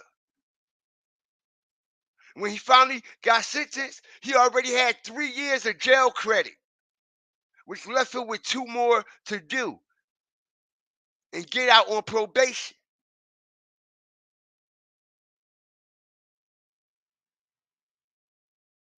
So when he showed up to his father's funeral in 2019, while the case was still ongoing and they were still collecting statements and shit from the witnesses, this shit made the witnesses fall back. Like, nah. And they all recanted their statement. And Kenny pled guilty to manslaughter. And look what the Say Cheese title say. Kenny Capps accused of killing a kid at a football game. Witness told but refused to testify.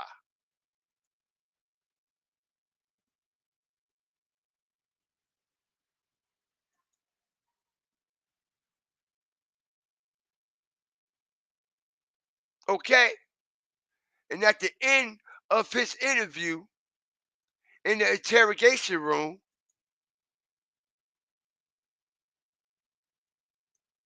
watch what he asks the detectives. Watch this shit.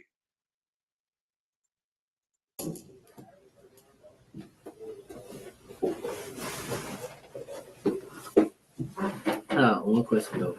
He got one question. How long it take for me to get sentenced and stuff like that?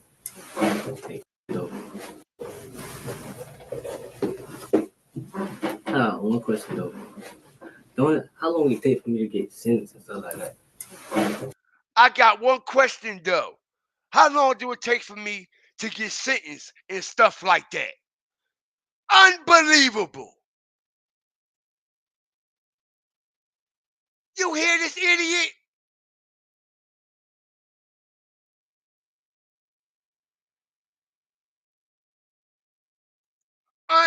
Unbelievable.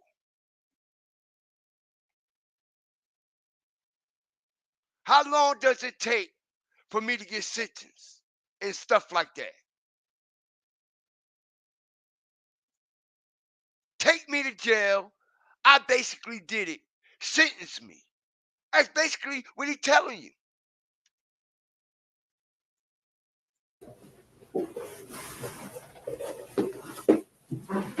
One question though. How long it take for me to get sentenced and stuff like that? It take a long time. To get what? Sentence. Sentence? Yeah. In a homicide, from the time of arrest to the time of trial, average is like 2 to 3 years before you even go to trial. In a homicide, from the time of arrest to the time of trial, average is like 2 to 3 years before you even go to trial. That's the average. And then after that, that's when sentencing takes place. Okay, but spin your chair around. Okay, 2 or 3 years.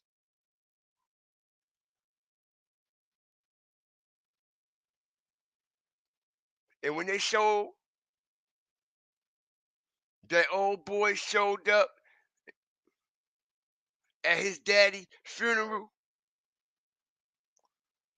the witnesses recanted all their statements. Okay, so all this that I've been explaining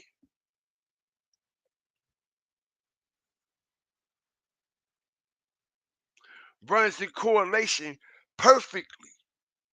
Everything I've been breaking down from day one to now Now y'all know why I was so focused on Kenny, right? And nobody ain't? Because ain't nobody do their research. Ain't nobody do their research like me. Remember the first day I started covering Julio?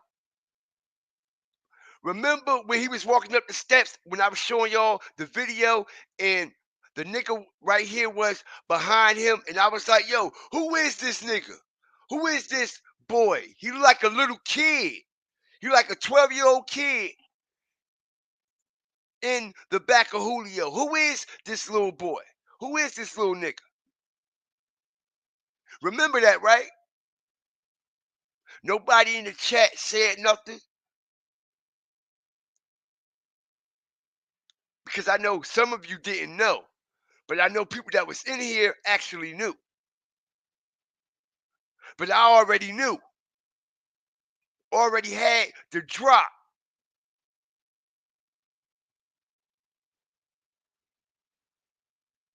Already had the drop. Because I was like, yo, who is this little nigga? Who is this little boy? And I was saying that for a reason. Because Julio was so close to him.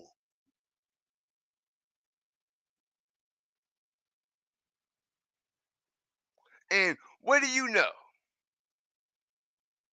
Julio gets gunned down. And look who's left standing.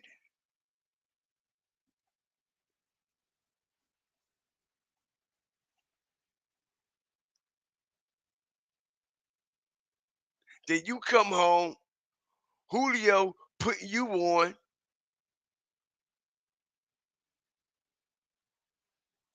Supporting your music, your videos, your drilling, your dissing.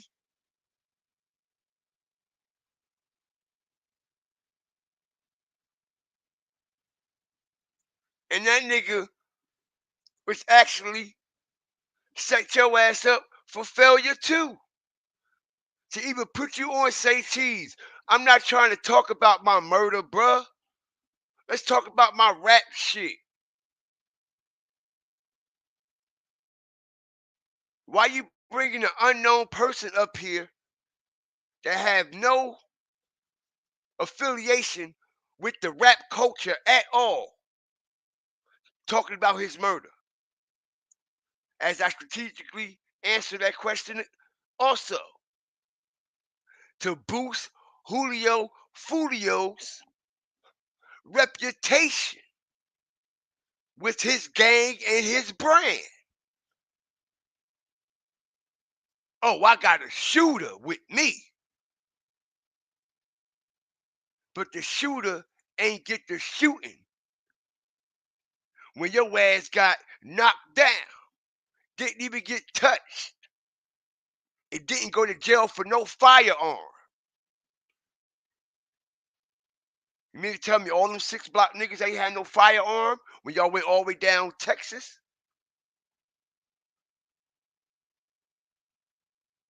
I find that hard to believe. I find that hard to believe that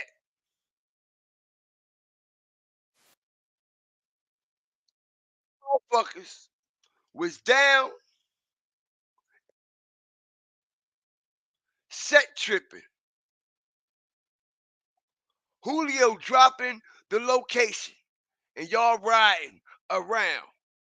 And he's dropping y'all location and y'all ain't got no guns on y'all. Y'all went down there ass naked, but y'all walk around y'all city all day with the poles. Nah, bruh. Nah, bruh. Nah, bruh. Nah, bruh. Nah, bruh. Nah, bruh. Nah, bruh.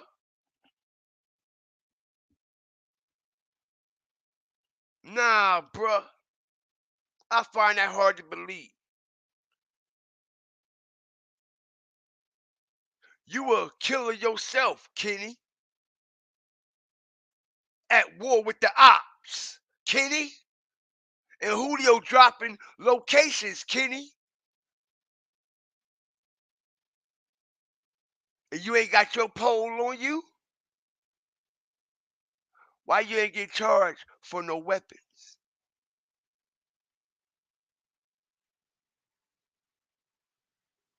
Y'all just went down there ass naked stinking, right? Nah, nigga. They used you for something. They used you for something. They used you for something. And I'm telling y'all what they used them for. He sold to that undercover on the 13th.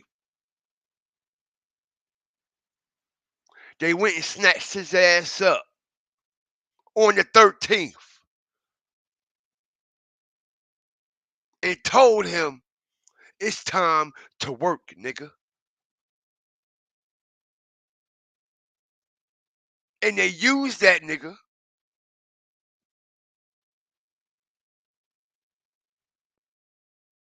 I honestly started to believe that Kenny was one of the trigger men.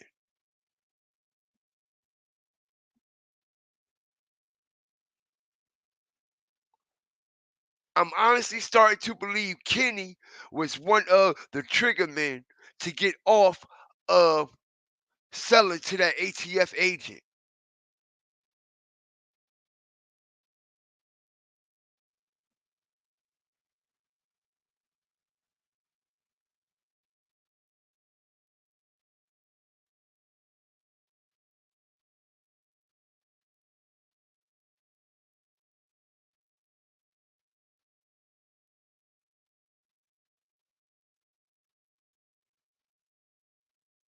And they used you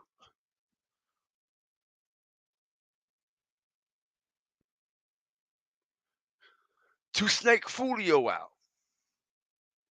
Because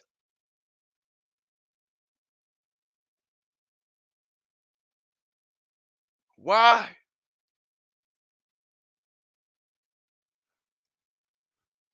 Check this out.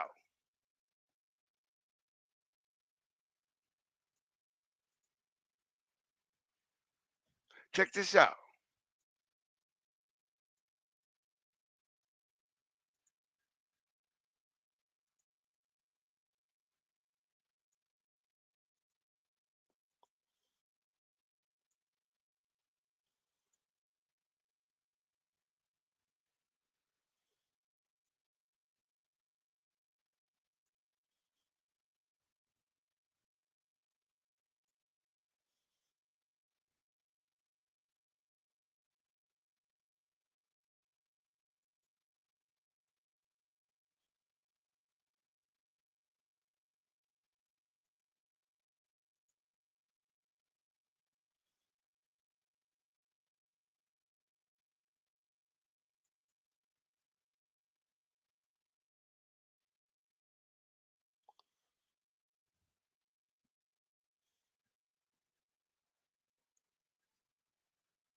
If Julio knew you caught these charges on the 13th and sold to a full-blown undercover and came right back out of jail, you think Follio would have had you up under him?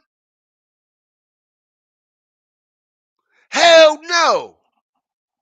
Ain't no way in the world. What you mean? You sold to an undercover. What you mean? You got picked up by the feds. What you mean you get locked up? When you won 10 years probation. As I strategically break this down, there's no way he would have been able to go to jail and tell Follio. Because Follio would have been like, nigga, you should still be in jail. Because you want 10 years probation. That's a violation.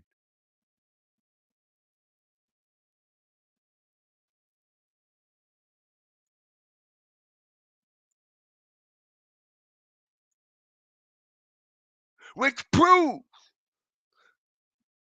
the police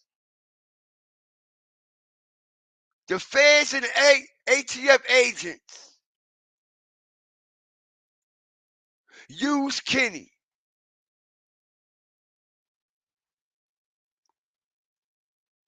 to conspire to kill Julio Follio.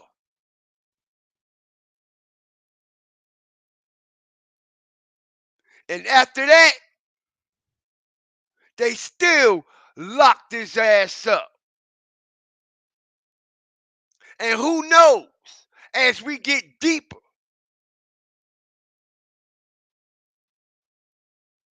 they might try to tuck him away. Because these same type of questions we're asking, his gang gonna be asking. The same type of questions we asking, his gang gonna be asking.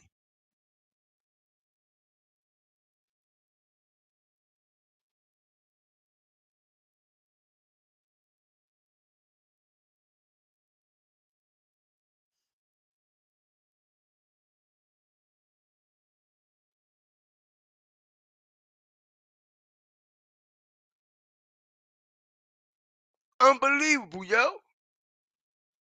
Okay? This was a big plot to conspire to kill Julio Follio. Okay, and by him dropping his location,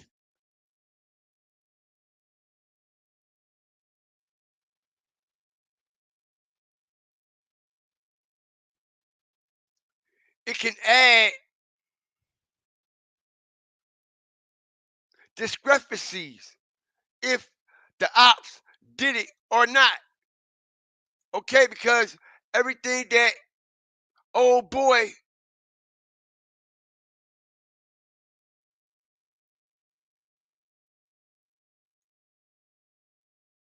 everything that old boy done did got his name all over this shit. His name is written all over this, ladies and gentlemen.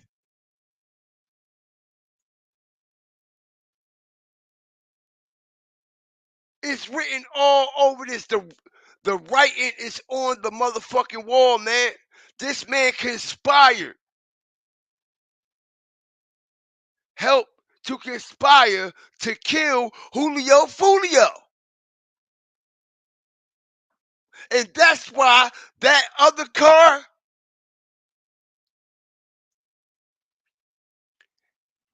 ain't got no shots nowhere near it.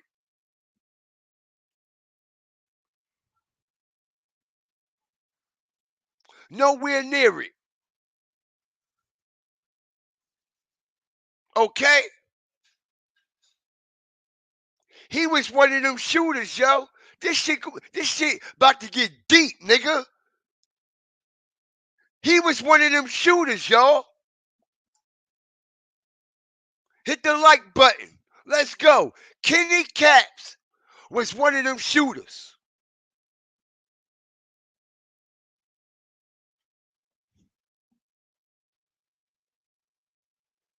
Kenny Caps was one of them shooters. Because ain't no way on God's green earth that the feds is going. ATF agents, you just sold a half a pound of methamphetamine out of your mother's house. And they got everything on iMessage and video and audio recording.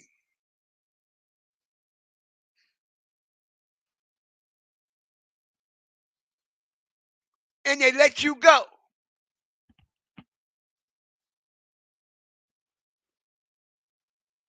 And they're gonna make sure everybody know the truth. Just like dark shit came out with the takeoff shit, and all that weird man dark shit came out with the Young Dolph situation and the King Von situation. This is no different, ladies and gentlemen. And everybody will come to realization about time I'm done with this shit. Everybody will come to realization. By the time I'm done with this, I'm the only one that's covering this like this and bringing all my facts.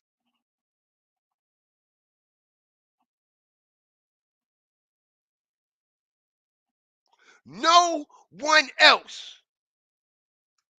Everybody is blinded. You know why?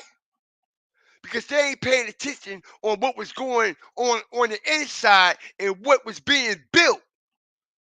They're looking at all the outside shit that they want y'all to look at, just like the media did Young Dolph and Takeoff. And it took bloggers like me to open up the whole shit to get the truth.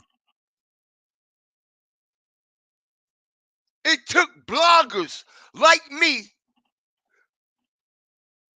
to open up the truth and open up the bag on what happened to Young Dolph, Takeoff, King Von, Enchanting.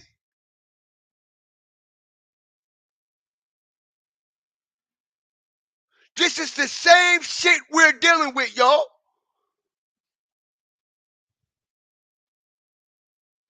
And we got the fire and the facts. Kenny Caps was one of the shooters for the feds. Because the feds was conspiring to kill Julio Follio. Y'all hearing it right here first. Why you think the feds and them did a sloppy investigation and didn't clean up that shit out there?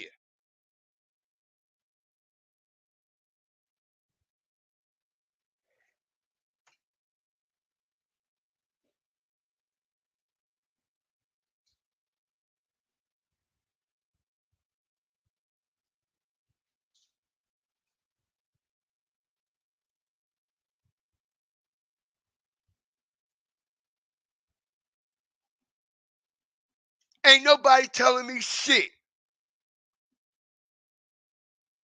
Alright? I ain't been to sleep in 3 or 4 days. Up digging. Pause. Up digging. Putting this shit together. Piecing this shit together. And there's no way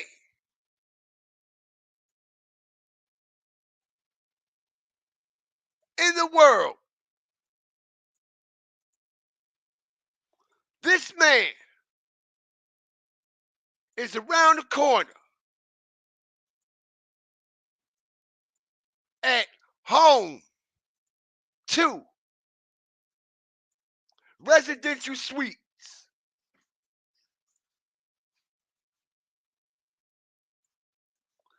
And y'all were together as an entourage. The shots start here. Julio spins around here.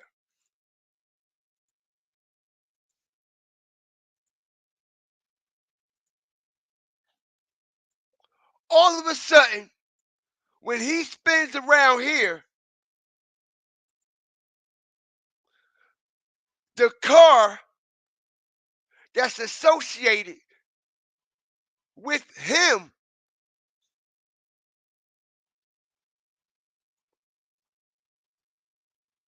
is waiting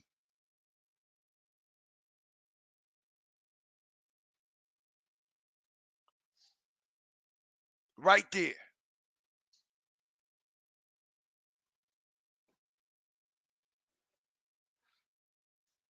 Waiting right there for his ass.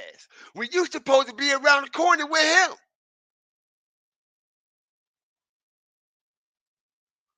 And this car doesn't get not one fucking bullet.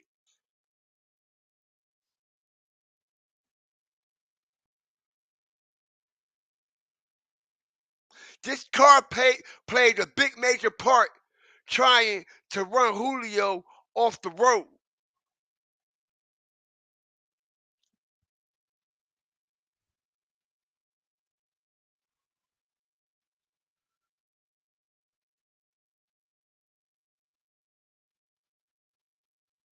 This has Young Dolph, Takeoff vibes, King Von vibes all over it. All over this shit.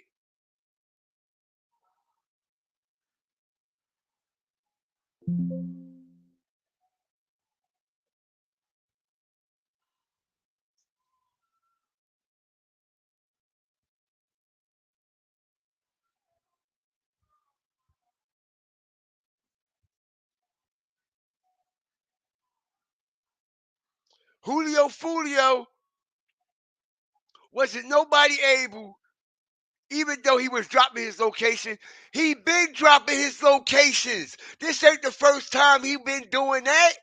He told everybody where he lived at. I'm from 1646. Da da da da da. He been dropping his locations everywhere. And he never got put in a situation where as though he actually wasn't able to get up out of that shit. Soon as Dark Man come around his ass, he get knocked down. The first time on the spot.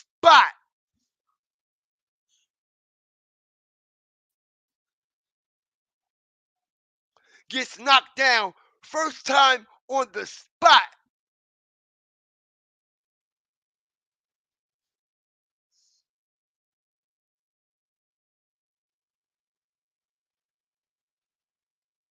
And we all know the feds play dirty, right? Ain't that right? We all know the feds play dirty, right? They use you, eat your ass up, then shit you the fuck out, right? Right.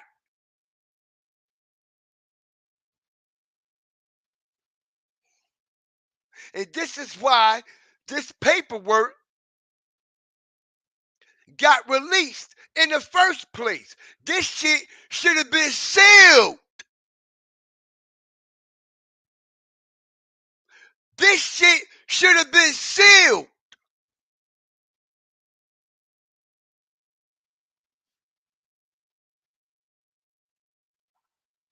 This shit supposed to be sealed, y'all. But it's not. Which proves the feds also played a part in this shit. Big time.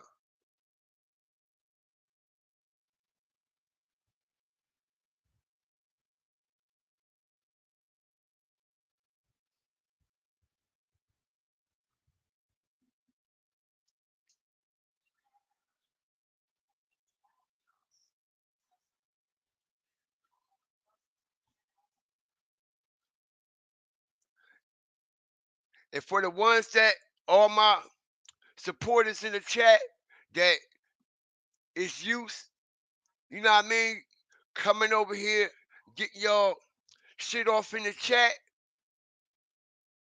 You know what I mean? Because I'm used to having my chat loose. You can say anything in my chat, put any words or anything. But I had to clean it up some. So that's why some of y'all messages is not coming up. Because certain words and shit, you know what I mean? I had to clean it up some. But it ain't nothing against y'all.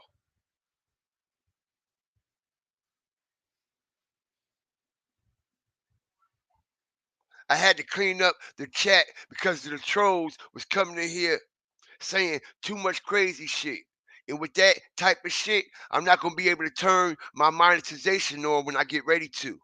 It's not going to allow it. A loose chat like that. I had to put some control on it. I had my chat open like that ever since I started. This is the first time I ever put restrictions on my chat in my comment section. Because I feel as though when I'm covering this, it was mandatory. Because I know what I'm dealing with and what type of demons I'm dealing with. As we seen the first 4 days of me covering this shit, how they were uh disrespecting me, disrespecting y'all.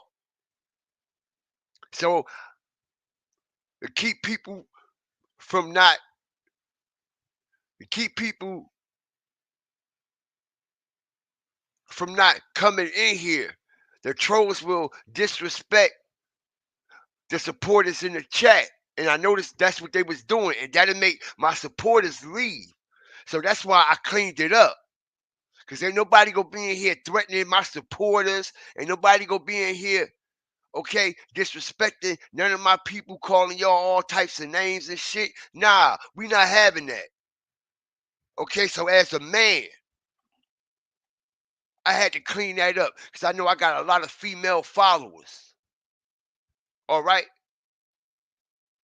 I know I got a lot of female followers and a big female fan base that's been here from the beginning.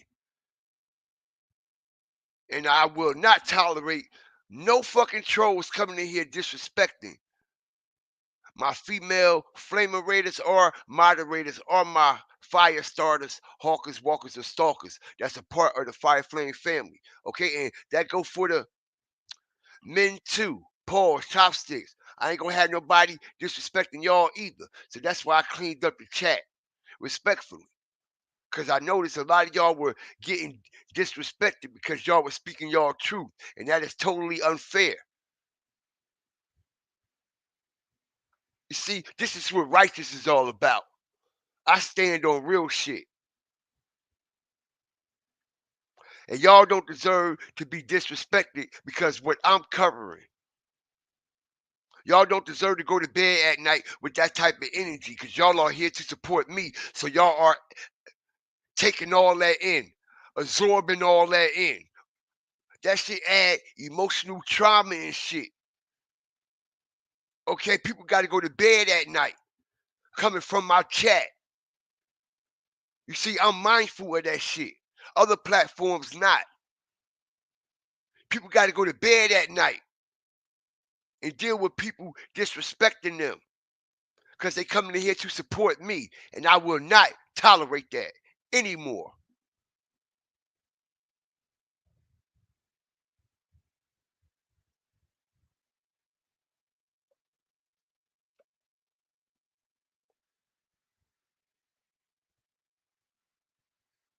Will not tolerate that.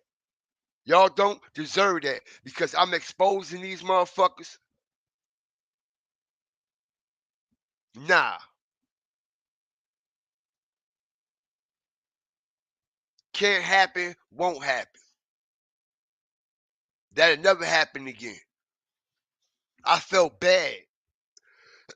I felt bad that all my supporters in the chat was being disrespected, called out their names, all kinds of shit, man. I seen what was going on, man.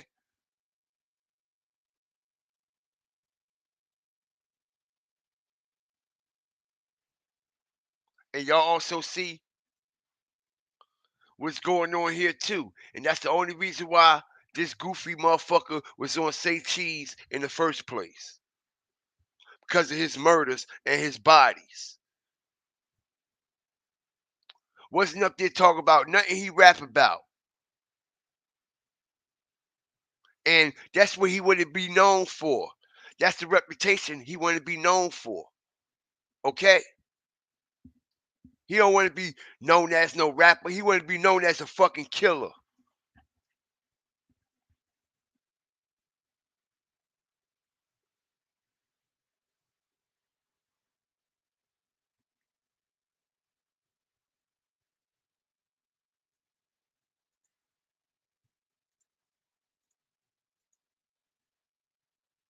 Literally.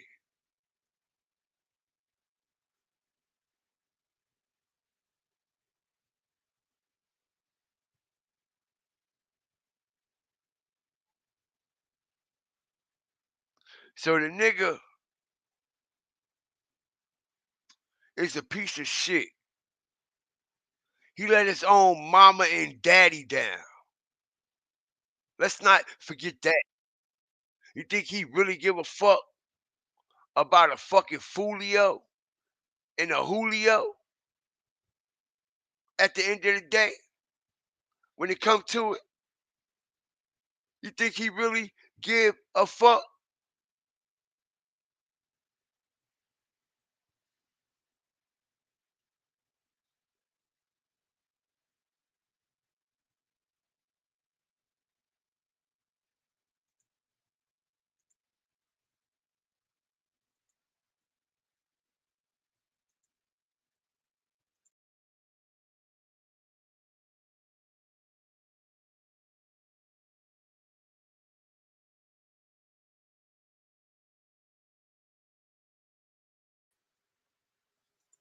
Ain't getting no fucks whatsoever.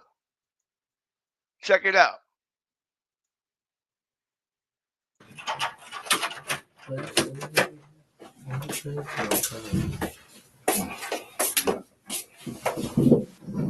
I like to.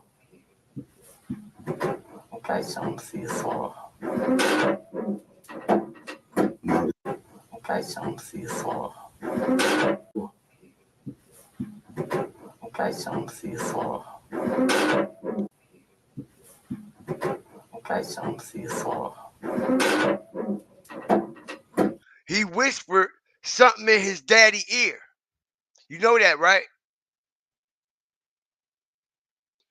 You know that, right? Okay. He said, get rid of that phone. He said, get rid of that phone. That's what he told his daddy in his ear.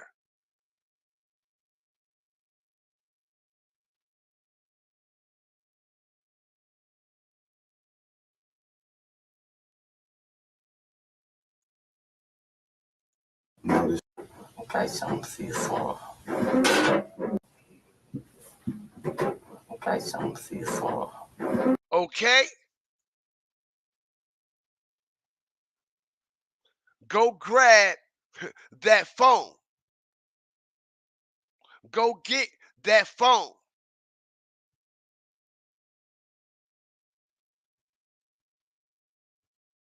He literally told his dad that. And this is how stupid they is. They don't need your phone. Everything is in the cloud, bro. Every picture you take, video you make.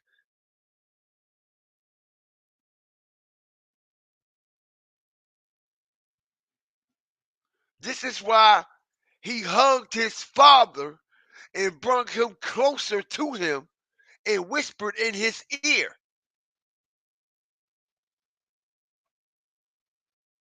But when you dealing with these people, that whole room is mic'd up. Everywhere, under the tables, the chairs, all of that shit. It pick up everything. He whispered that, and I was able to hear him. I like to. I like to. I love you too. Okay, some see so. Okay, some see so. All right? Unbelievable, yo.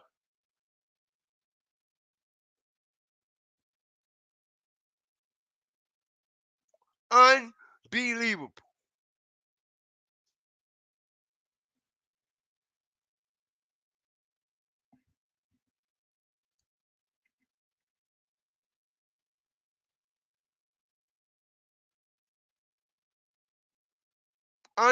Unreal. Unreal. And like I said,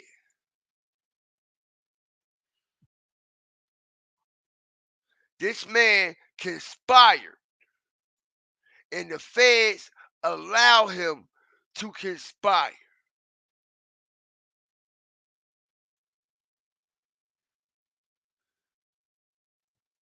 They knew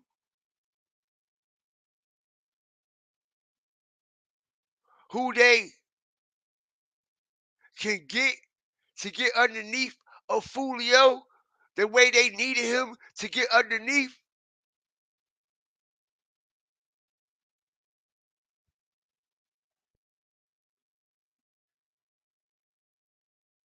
They knew Julio was paying for all them GTL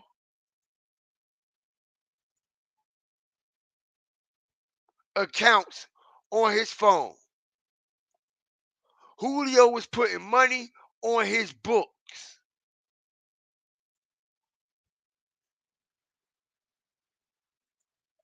Julio was putting money on his books. This how stupid they is. He wasn't going to give the money to his mama and say, "Huh, mama." Nah, he was doing it himself.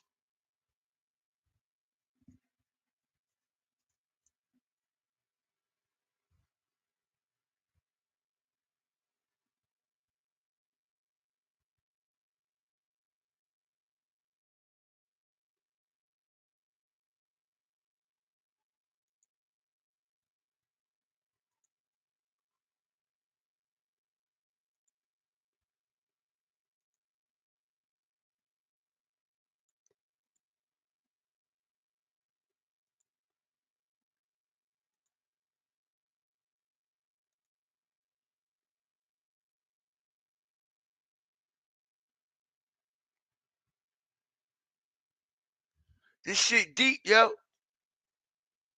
Okay? The finger pointing at him as this shit go by and it gets deeper and deeper. I don't give a fuck what the media say or none of that shit. That's like we know the cookie shop got something to do with Young Dolph. And we know them shooters came through that motherfucking bathroom door in the cookie shop.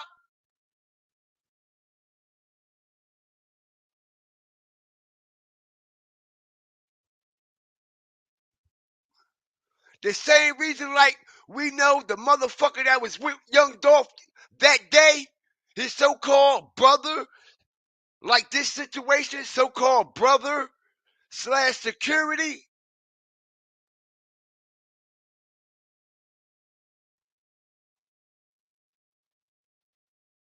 was one of them shooters too. Was one of them shooters too.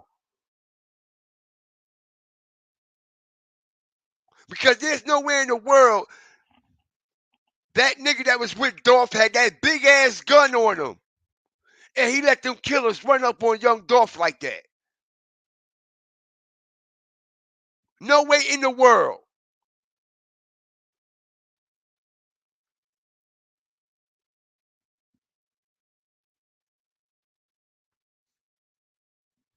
No way in the world, yo. And we know whatever the media shoot us when it comes to that Dolph shit, we don't believe nothing. Look how they done spent that shit around so many times. It's the same shit they gonna do with this situation too. Why you think we ain't got a press conference yet? Hit the like button. Strategic. Why you think we ain't got a press conference yet?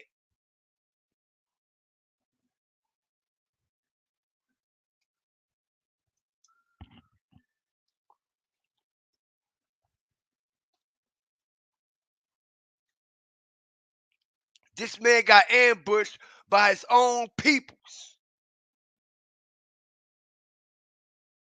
This man got ambushed by his own peoples. Just like Young Dolph did.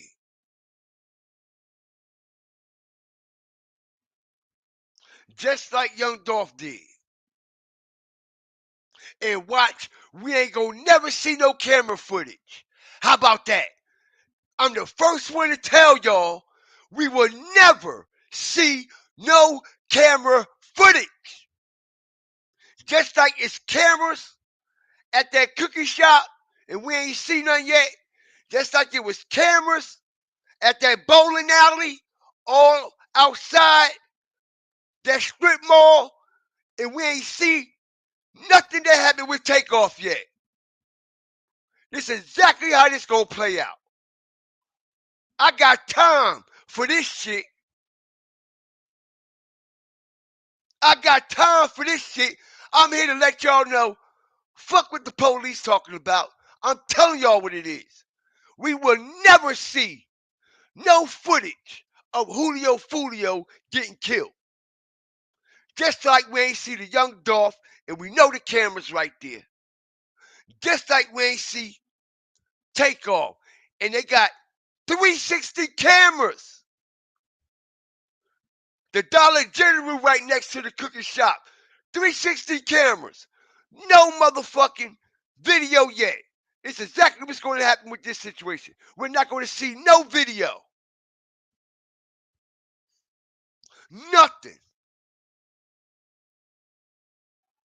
And if we do get some video, the shooters won't be on there. I could bet your ass on that. Pause. The shooters won't be on that motherfucker though.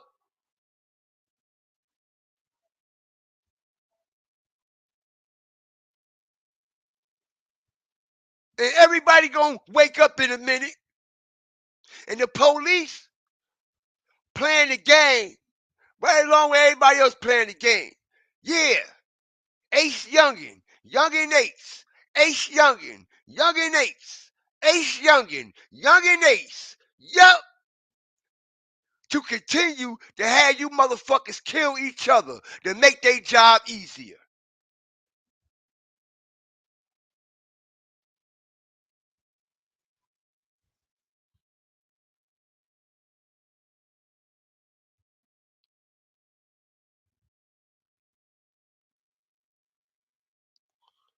Just like the cookie shop, we see Maurice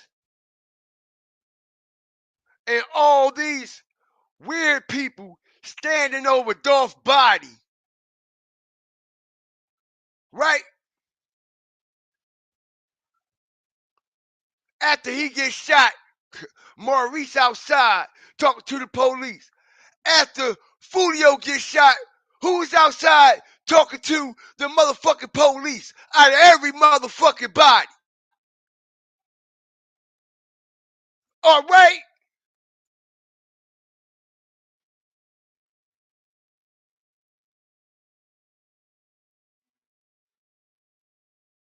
Just like we seen Maurice out there.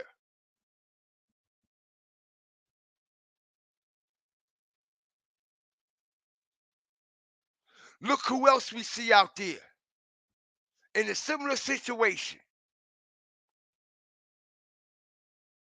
Knowing damn well if the ops gonna spin, they gonna spin on everybody. That's why young Dolph's so-called brother / security walked away. Just like Kenny walked away.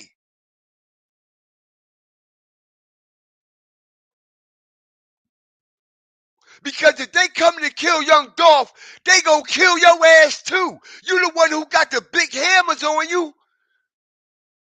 You the one who got that big ass AR. They gonna knock you down first, bro.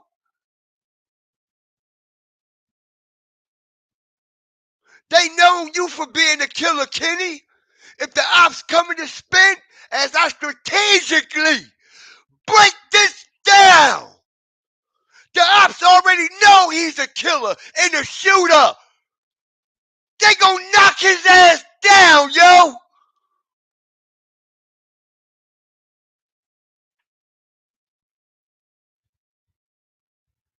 This is my passion. I know what's up.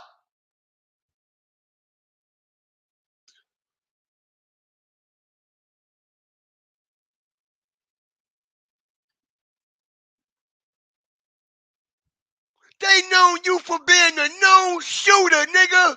And they could get their get back on you for killing one of them. You just came home for killing one of them.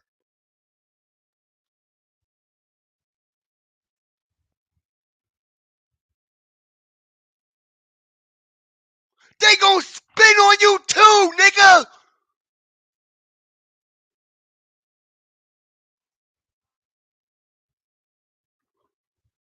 I got this. I got this. I promise y'all, I will not let y'all down. From day one, I've been bringing my shit.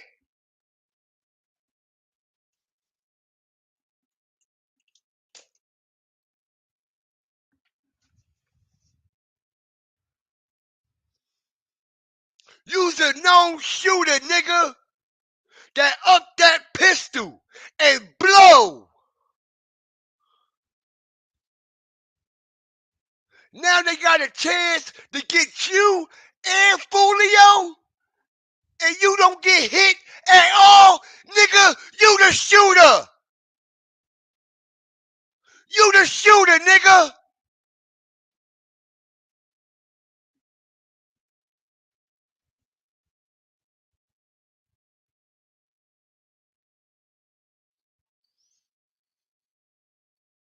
You the shooter. And that's exactly why I broke everything down the way I did and how I did it. So everybody could get a clear understanding when I really build up and release what I'm releasing.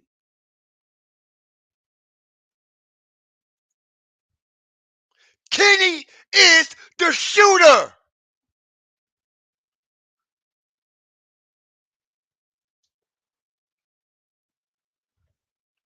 Kenny is the shooter, y'all.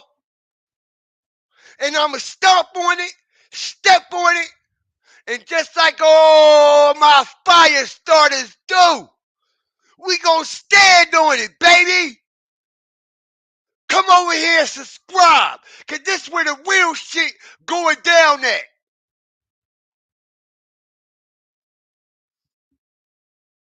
This where the real shit going down at, y'all. Right here.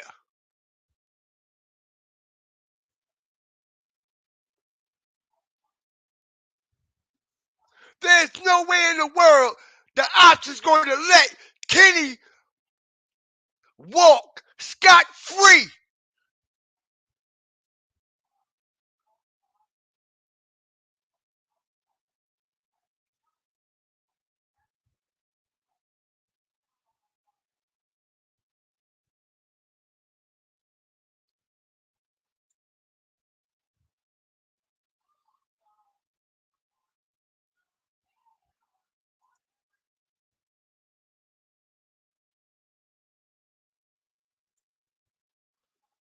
There's no way them ops is going to, there's no way them ATK niggas was going to let him get away.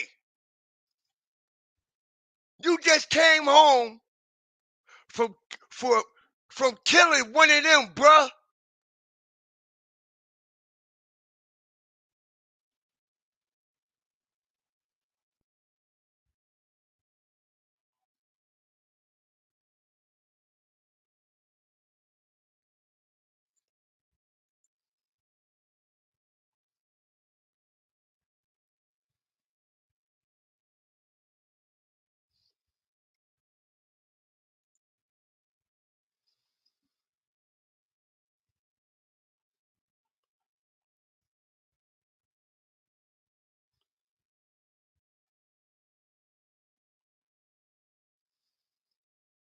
Kenny is the shooter, ladies and gentlemen. And as we get deeper, just like I promised y'all, we're going to prove it. Welcome to the Follio section of YouTube.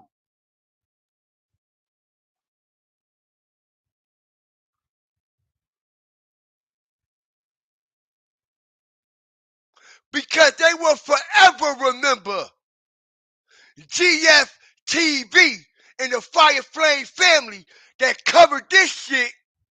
We going down in history, baby.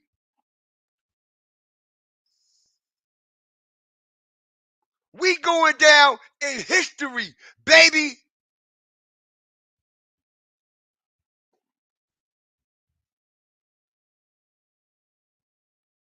Okay? I could cover this shit for the rest of the year. How much information I got on this? And I'm quite sure a lot of people will be fully blown, engaged, and interested. Because every time y'all come over here, y'all learn something different every night.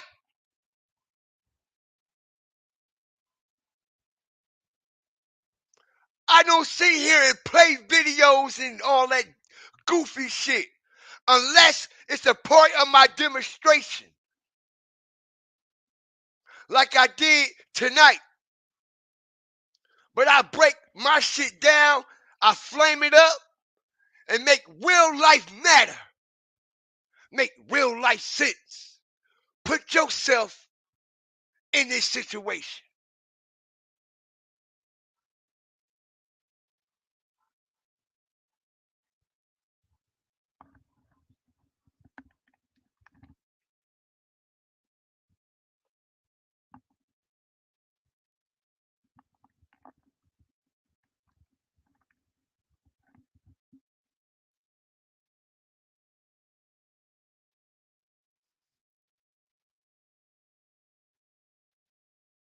Kenny is the shooter.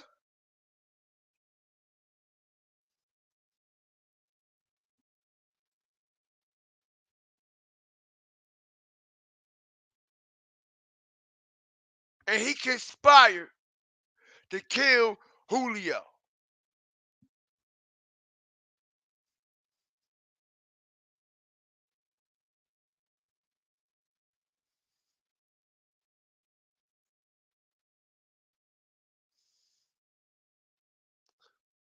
They can say whatever the fuck they want. Just like they saying whatever they want in the Dolph situation. But we know what's going on behind the scenes.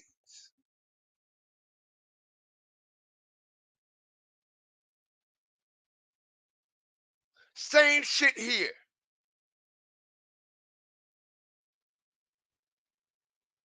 Look how that takeoff shit all sloppy. Ain't nobody about to go to jail for that takeoff shit. Look how this young Dolph shit all sloppy. The trial and shit keep getting pushed back. They letting people that's so-called orchestrated the murder, the mastermind Govin, out of jail.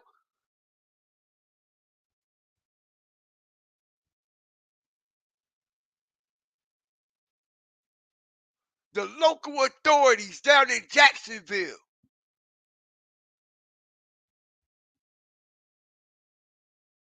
all the way to the federal department conspired to kill Julio Follio.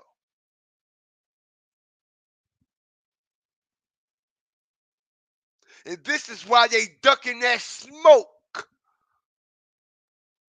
And I know y'all like, what smoke they ducking, guys? Fear the motherfucking questions at that press conference that the motherfucking public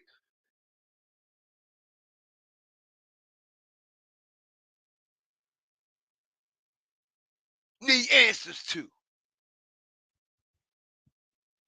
They ducking that smoke. They know what's up. It's about to be a week, y'all. A whole week. A whole week And they locked Kenny ass right back up after they used Kenny. Because Kenny can't be trusted. You ain't gonna be allowed back out on the street after you done conspired in some shit like that. The feds ain't gonna let you back out on the street.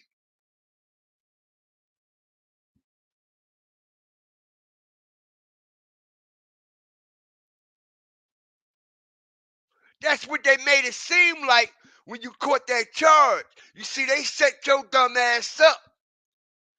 And when you sold that half a plate, they really had you.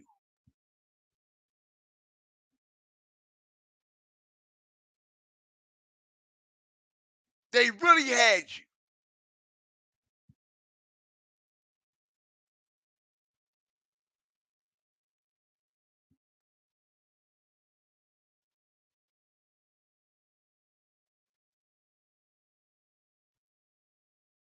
And the car's still on the motherfucking scene.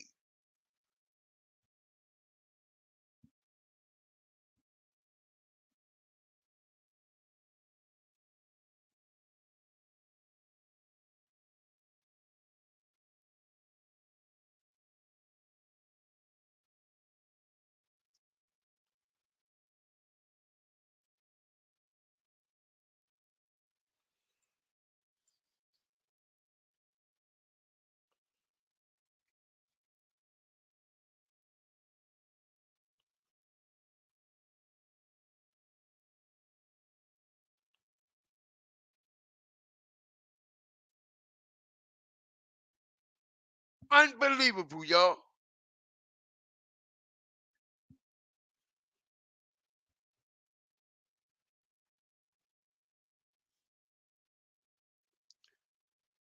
Just so happens it takes place on the Holiday Inn parking lot. Okay? And everybody in Jacksonville was celebrating Julio's death like it was a fucking holiday.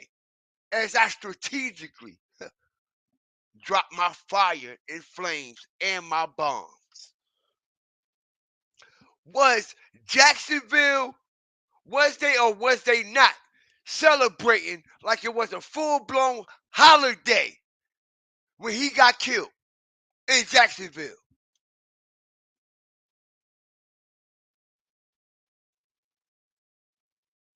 They were celebrating like it was a full-blown holiday. And he got killed at a Holiday Inn.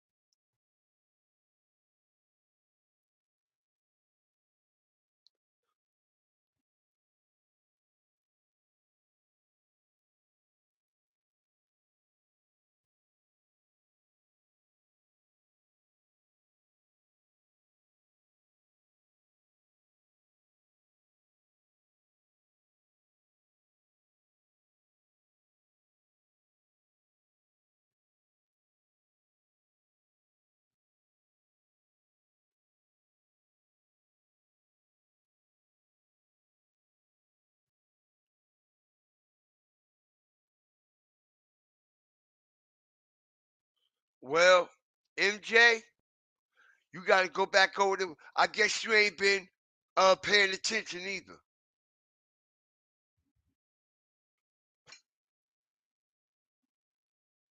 Respectfully. Like, come on now. All right? Stop playing with me. Stop trying to be disruptive in my chat. Pop your shit, but don't ask me no stupid ass questions like that. Seriously, though.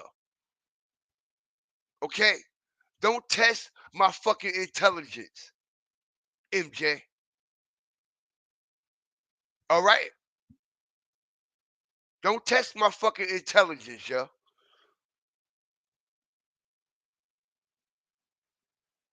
Don't test my intelligence. Okay? What the fuck? You deaf, dumb, and blind motherfucker? Have you not been tuned in to what I've been illustrating over the last fucking 5-6 days? You been in my fucking chat. You know what's going on in this bitch.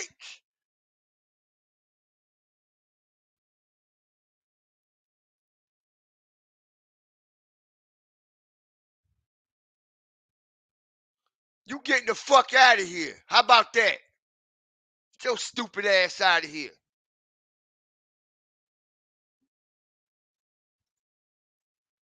Now you starting to disrespect my people? Get your ass out of here.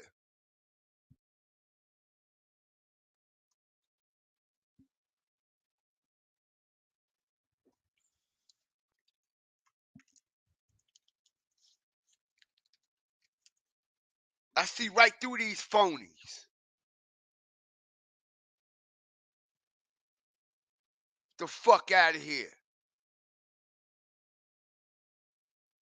Don't play on my intelligence and then attack my supporters when I'm talking this shit. Then you're going to attack my supporters? Get your dumb ass out of here.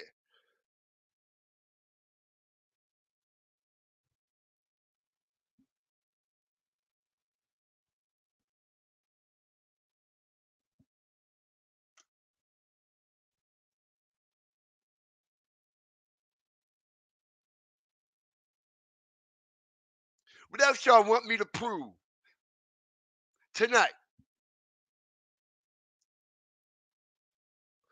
Nothing nobody can say can debunk what I'm saying because it would never make sense. I'm the only one that's telling it like it really makes sense. There's no way the ops is going to spin on Julio knowing Kenny is a whole shooter.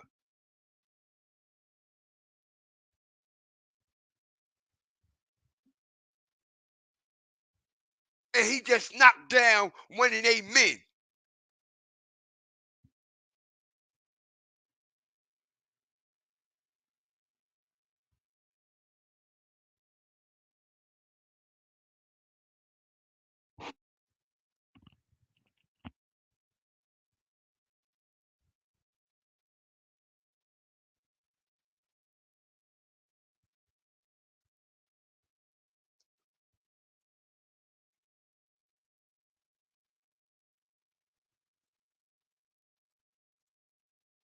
No way.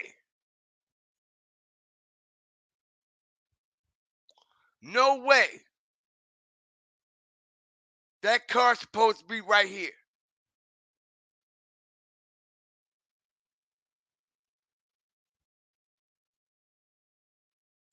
And I'm going to tell you the truth, yo. I don't think none of them other motherfuckers got shot. We haven't seen them yet. They haven't posted nothing. They haven't said nothing. I don't believe none of them other motherfuckers got shot either, yo. I don't believe that. I don't give a fuck what blood drops is leading to the door. That don't mean a motherfucking thing. I don't give a fuck what blood drops led to the front door of the Holiday Inn. I wouldn't give no fucks. I do not believe them other motherfuckers got shot. I just don't. I just don't. And the way this scene look, it looks staged. This scene looks staged. All right?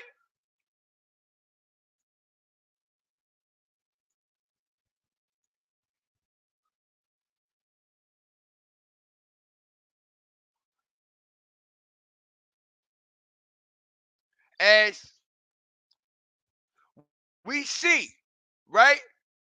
how the cameras is already there before the ambulance as I strategically break this shit down, y'all. How the cameraman get there before the ambulance?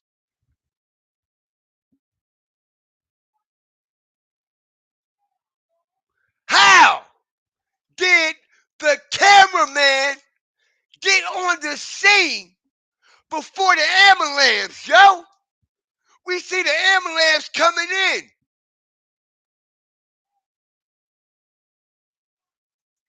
Allegedly getting somebody out of the lobby that's been shot, right?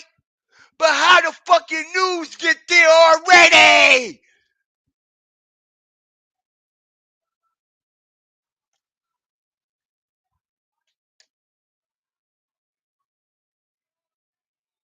As I strategically fuck this up, yo.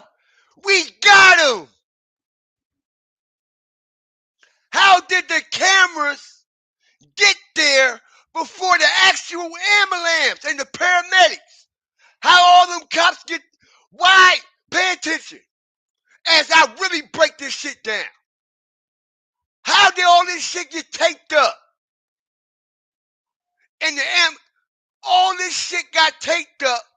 Everybody standing around, but the ambulance just coming in. Ain't no motherfucking way. Ain't no way. Ain't no way. Ain't no way, yo. I told you I'm gonna break this shit up. And I am here to open the eyes of everyone that everything has already been in our face the whole time.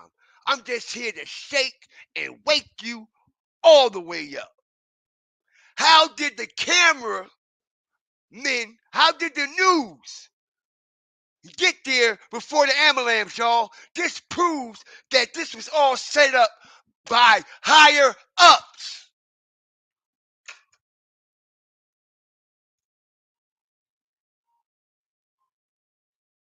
This proves right here that this was set up by higher ups. How is the news out there already set up with their cameras and all that shit? How? How is this footage?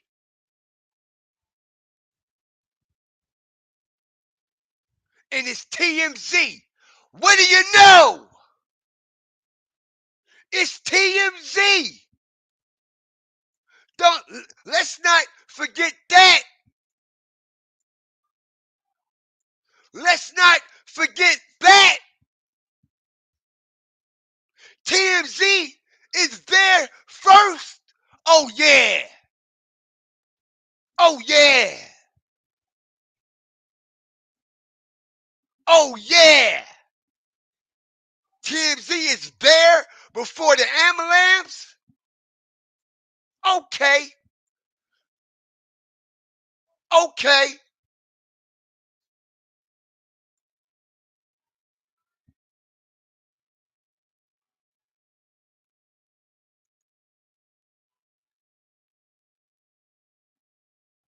Check it out. Look, we got a stretcher over here already, right? Look. So why this stretcher now already in there? Why is they over there? This is the stage scene. Why is the stretcher over here when they should be in there with the motherfuckers that shot, y'all? Why is the stretcher right here when they should be in there with the motherfucker that shot? That's supposed to be in the lobby shot. We got a whole stretcher just sitting there. That means paramedics is already on the scene. And the stretcher is empty. And this stretcher is inside of this tape already. But watch me see another stretcher come in and go under the tape.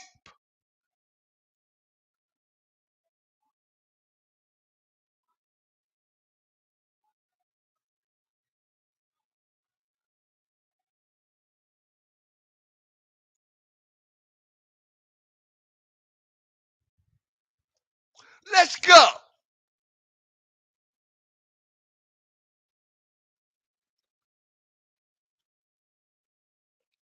Let's go. Ain't nobody talking about this. Everybody caught up in the ATK versus the TKA. They all fucked up. Just like they was caught up in PRE versus what? CMG.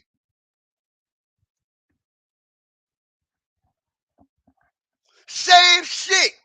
Different toilet. Same ass to wipe.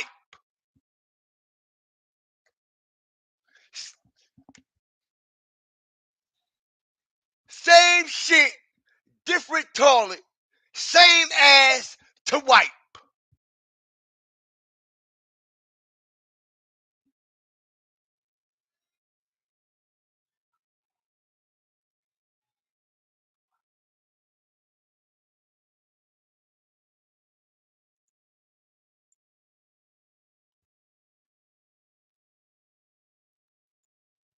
Easy. Easy with this shit. Easy. And I say, I can't believe a whole fucking week went by and nobody. Imagine if this was one of y'all people knocked down. They'd have y'all food. This been out a whole week and nobody pointed this out.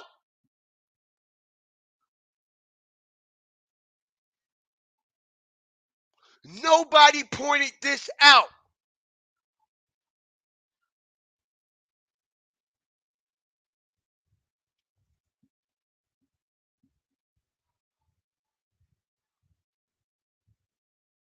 And that's exactly why at the end of my title, it say the feds smoking on a Yungeen Ace pack. Because he next.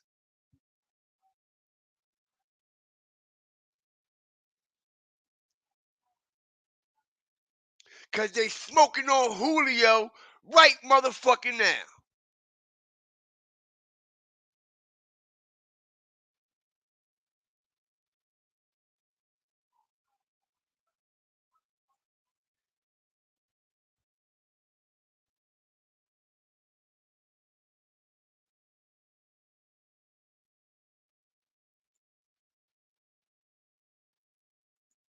They give it away every time.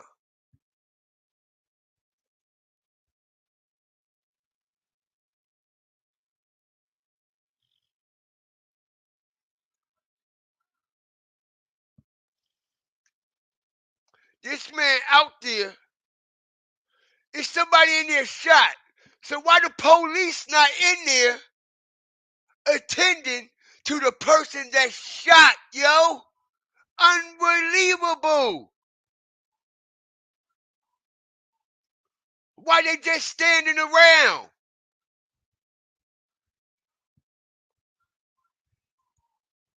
Why they just standing around?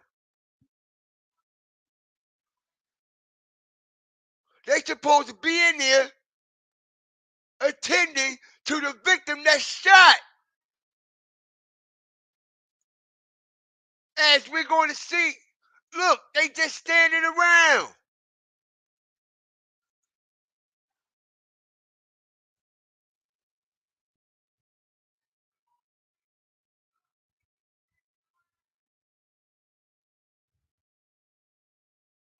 Look, there's nothing wrong with this motherfucker, yo. Do it look like? Like, come on, yo. This is why they blocked him out.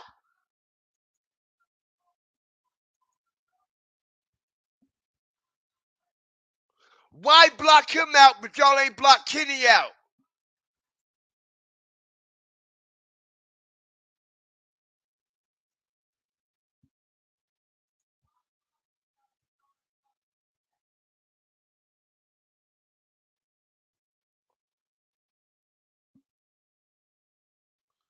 Look at this. Why they blocking them people out when we all know the players that was there?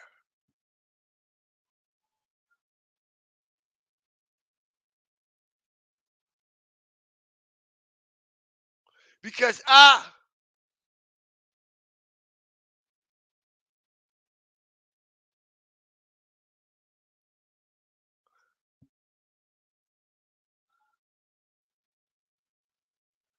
got the receipts.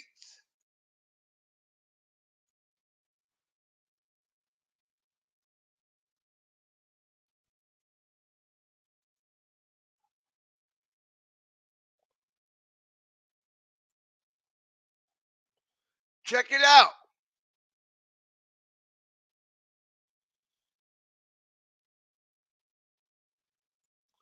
Where he at? Where he at?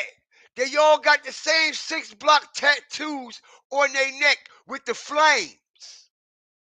All of them got the 6-block tattoos on their neck with the fire flames on their neck with the 6 in the middle.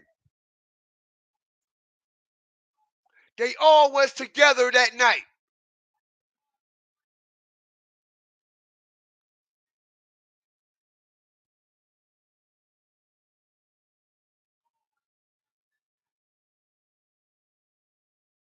All right?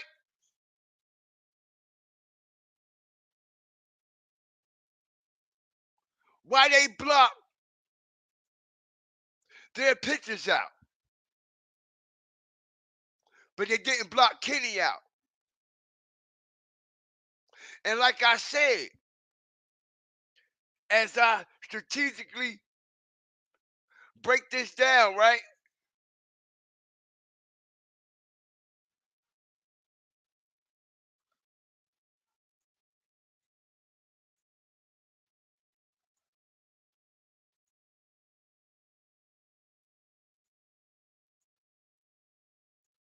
Check it out.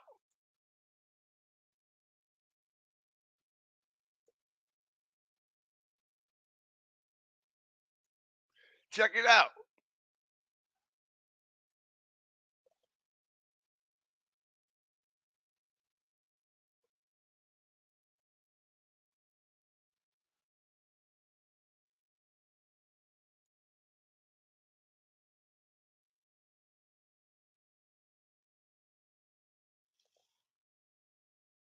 Okay.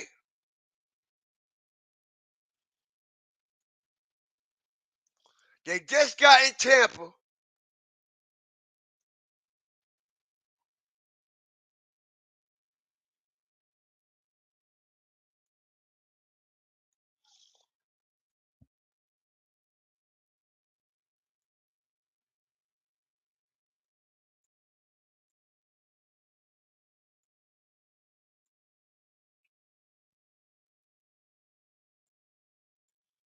And look who on the phone.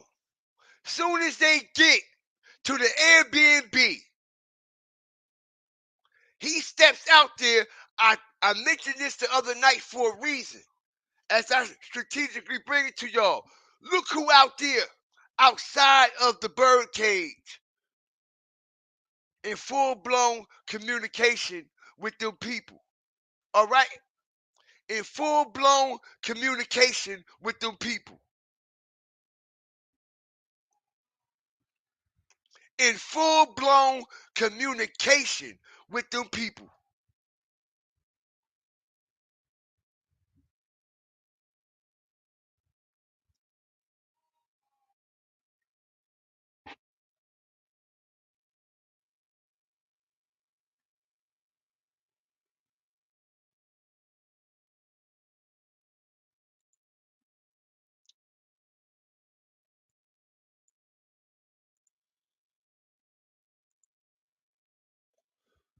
full-blown communication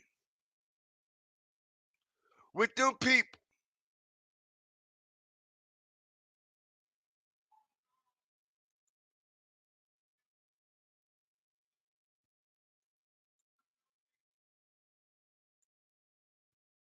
Right?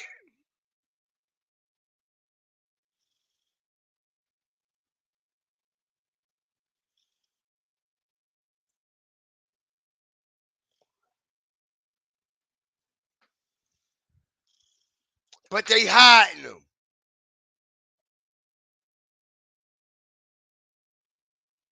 Okay? But they hiding them.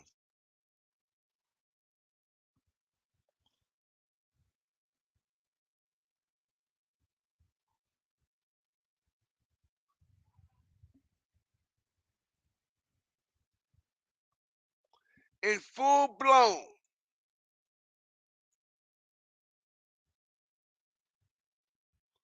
communication.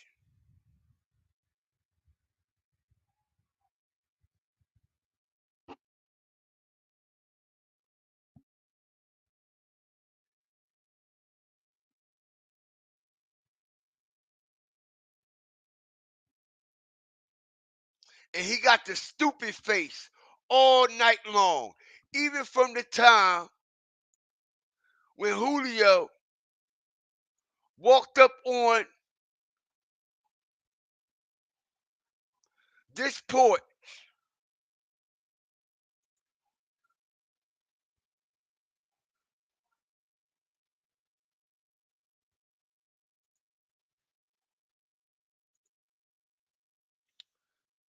from the whole time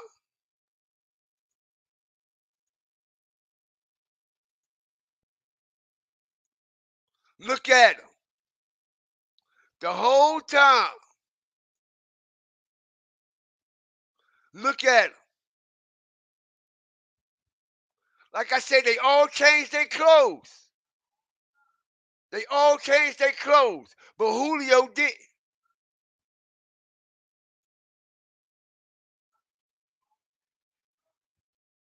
Look, now watch him scratch his head.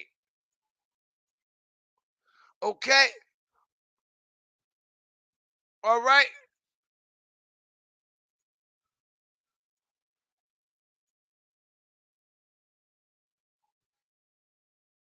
Crazy.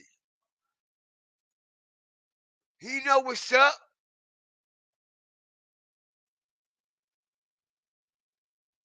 And they never made not one post.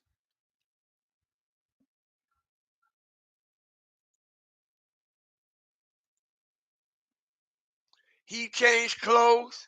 He changed clothes. But Julio still got the same shit on, and it's his birthday.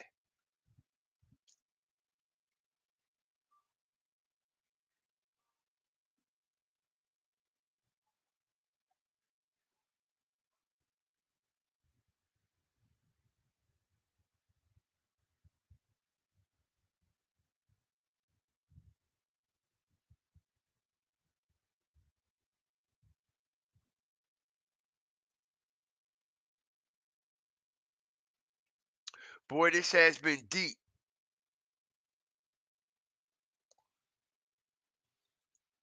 This has been a deep one tonight.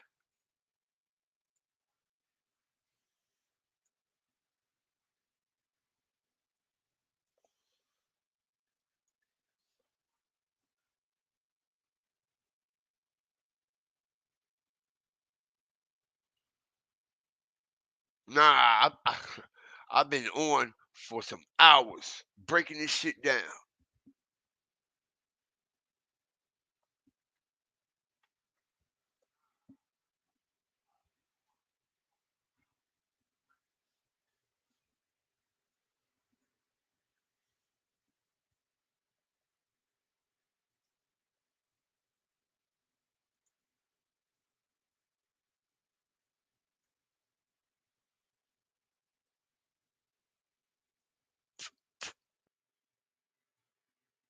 Crazy, yo. That man conspired Kenny the shooter, bro.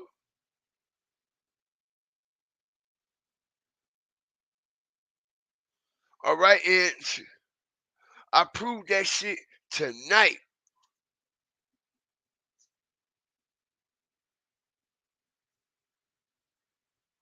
Kenny is the shooter, bro.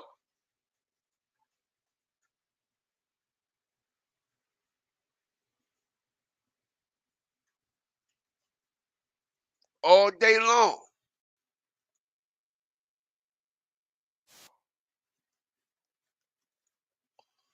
All day long.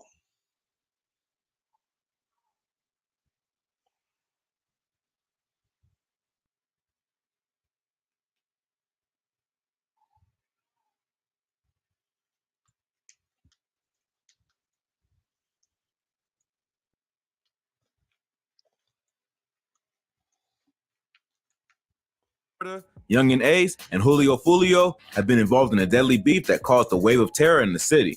Here's a look at Jacksonville's most wanted gangs, ATK versus KTA. Jacksonville police have identified as many as 30 dangerous street gangs in the city, but the two most deadly are ATK, a crew associated with rapper Yungeen Ace, and KTA, a crew affiliated with another rapper named Julio Follio. KTA stands for Kill Them All. There's some disagreement as to what ATK stands for, with some claiming it means attack, aim to kill, or ace to kill, in reference to its most famous member. Jacksonville is known for being a wild city with one of the highest murder rates in the U.S. There were 111 murders in Jacksonville in 2020, and growing up, both rappers had to adapt to an environment of crime and violence. Yungeen Ace was born in Chicago, but moved to Jacksonville with his family when he was 3 years old. Growing up, Ace had a pretty traumatic childhood that was full of death and betrayal. His father was locked up on a 15-year sentence when the rapper was young, and being one of 11 kids, his mother struggled to make ends meet. He bounced between different relatives' houses, never settling in one place for as long as the family was constantly getting evicted. His uncle was the head of the family and the only positive male role model in the artist's life growing up. After he passed away when Ace was only 13, he started using music as a way to express himself while also getting stuck into the street life around him. Julio Follio, also known as just Follio, had a similar upbringing, surviving the mean streets of Jacksonville. Growing up in Duval County, he experienced the deaths of close friends and family members with killings, hustling, and police activity all around him. The rapper dropped out of high school just in 9th grade, but before dropping out, he was shot in the leg while exiting a school bus. With school no longer an option, he decided to take music seriously, using street activity to support himself. Yungeen Ace first blew up back in 2017 with the track Go to War, which featured the rest of the ATK gang.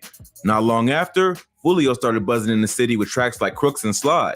Even though there were two poppin' rappers in the same city, their beef didn't stem from the music. It all started after the killing of Julio's blood cousin, Zion Brown.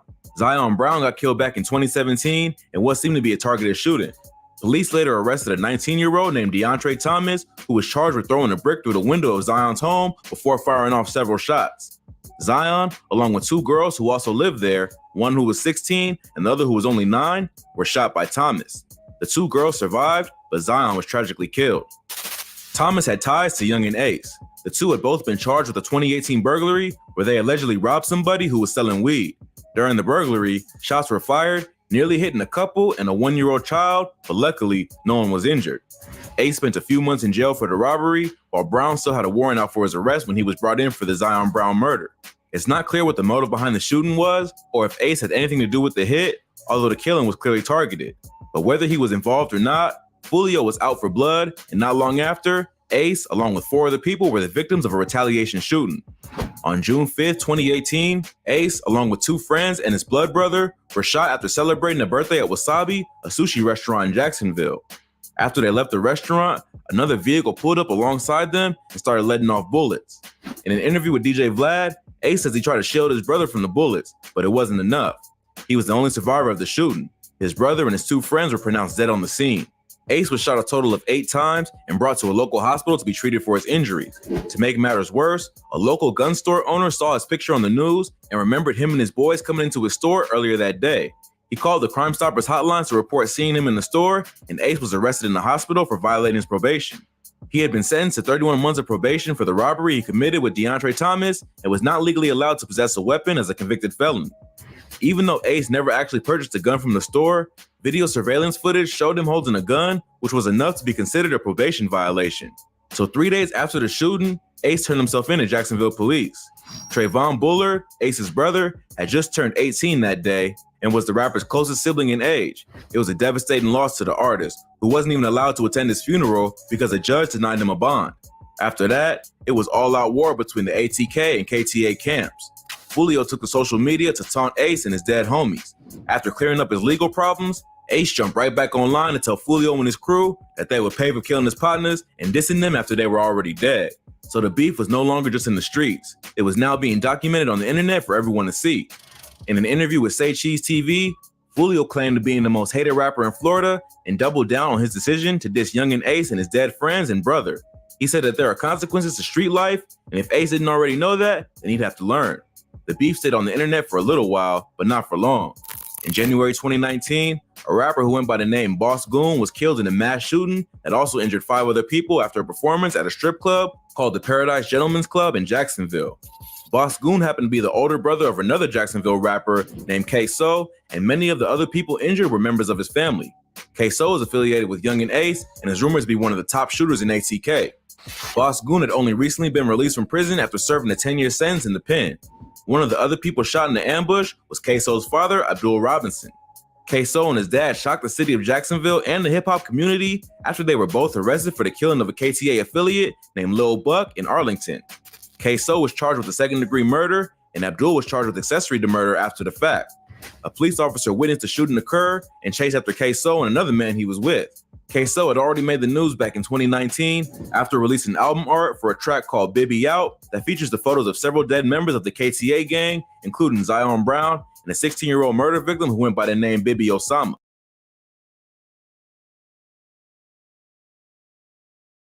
As you see, and I know everybody that's over there at 6 Block and all that shit feel a way about what I'm saying, okay? But ATK gon' have a moment too over here, okay? You best to believe that I got something for them too. I got something for them too that's gonna smoke y'all boots. I promise you. I promise you.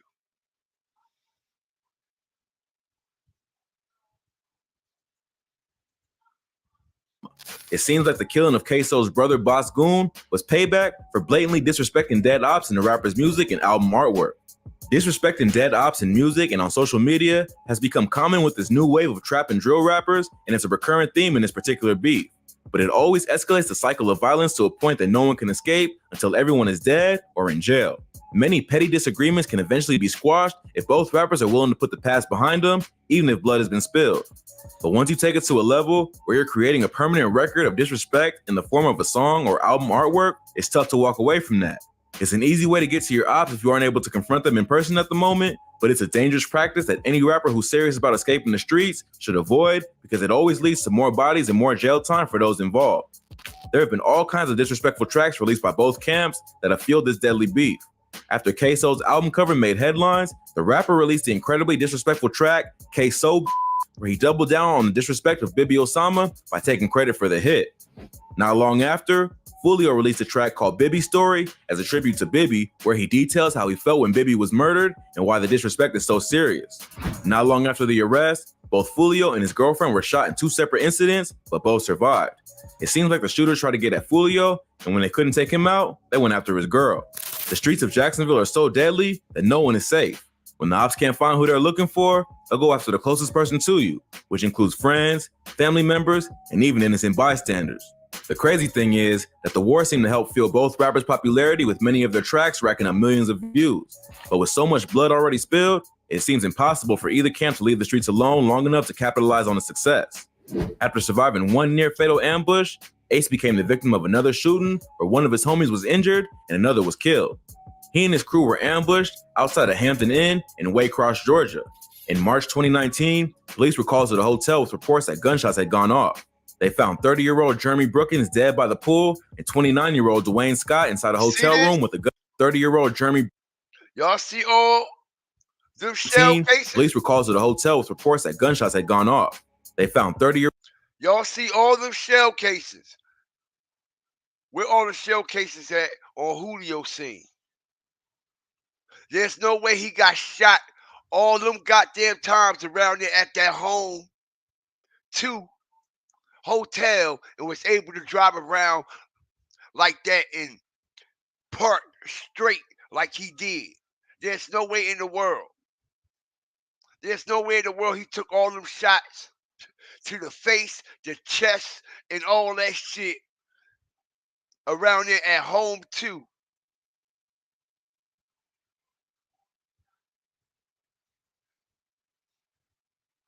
And drive around the corner to the Holiday Inn. There's no way in the fucking world.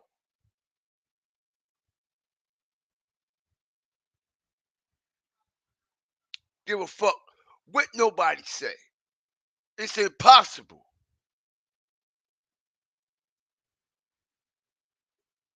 It's impossible. And we don't see no shell casing cones around Julio Follio car. Just one. Just one shell cone around Julio car. How the fuck is that? One shell casing cone? And we see how that car look? We don't see none of these cones around Julio car. Just one. You know why? All right, because this shit was deeper than deep and darker than deep and deeper than dark, okay? This was a higher up hit. Year-old Jeremy Brookins dead by the pool, and 29-year-old Dwayne Scott inside a hotel room with a gunshot wound. Ace was also with the group, but was not injured, surviving a second near-fatal ambush within the span of a year. Not long after, 2 members of the KTA squad, Spaz and Rod K, were killed in retaliation, adding 2 more names to the endless cycle of violence. Not long after that, the police saw what was going on and decided to keep Queso locked up while he awaited his murder trial for the killing of Lil Buck. Follio claimed this as a victory and started mocking Queso on social media, claiming that the rapper used to rock with him and his homies before jumping ship to click up with Ace. What came next were some of the most disrespectful hip-hop tracks ever recorded in hip-hop history.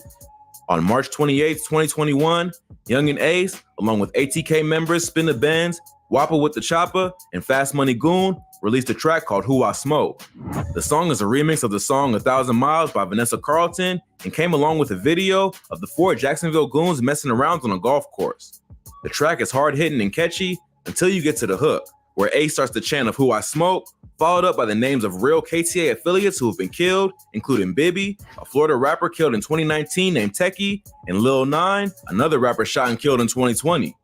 The song is definitely creative, but tough to sit through once you realize they're disrespecting real people who are now dead, some as young as 16 when they were killed. At least with most modern drill songs that contain lyrics dissing ops, the beat is cold-blooded and menacing, so you know some real shit is about to be said. Who I Smoke takes you by surprise by sounding like a pop record until you actually listen to the lyrics. The song was so wild, it's even gotten innocent Twitch streamers caught up in the beat. Not long after the track was released, internet personality Aiden Ross was tricked by some other dudes in a Discord chat into singing the lyrics. He later had to issue a public apology to Follio during a live stream, who was clearly pissed off, but not about to smoke a gamer, just for getting pranked by some dudes who want to see him get into some bullshit.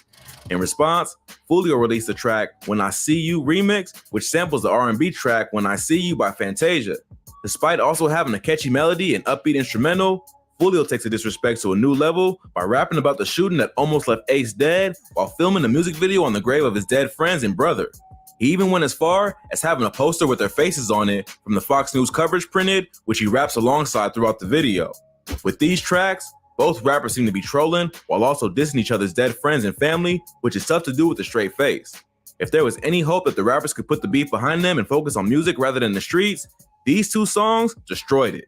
Who I Smoke now has over 17 million views, and the When I See You remix has over 7 million. What's even crazier is that both rappers were able to get the rights to the original tracks they sampled. The war is far from over, and the 2 viral songs will likely lead to even more bloodshed.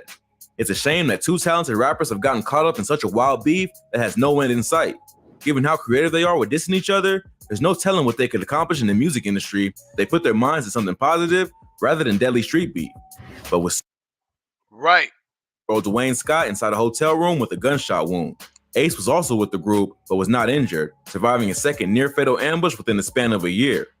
Not long after, 2 members of the KTA squad, Spaz and Rod K, were killed in retaliation, adding 2 more names to the endless cycle of violence. Not long after that, the police saw what was going on and decided to keep Queso locked up while he awaited his murder trial for the killing of Lil Buck. Follio claimed this as a victory and started mocking Queso on social media, claiming that the rapper used to rock with him and his homies before jumping ship to click up with Ace. What came next were some of the most disrespectful hip-hop tracks ever recorded in hip-hop history. On March 28, 2021, Yungeen Ace, along with ATK members Spin the Benz, Wappa with the Chopper, and Fast Money Goon, released a track called Who I Smoke. The song is a remix of the song 1,000 Miles by Vanessa Carlton and came along with a video of the 4 Jacksonville goons messing around on a golf course. The track is hard-hitting and catchy until you get to the hook, where Ace starts the chant of Who I Smoke, followed up by the names of real KTA affiliates who have been killed, including Bibby, a Florida rapper killed in 2019 named Techie, and Lil 9, another rapper shot and killed in 2020. The song is definitely creative, but tough to sit through once you realize they're disrespecting real people who are now dead. Some as young as 16 when they were killed. At least with most modern drill songs that contain lyrics dissing ops, the beat is cold-blooded and menacing, so you know some real shit is about to be said.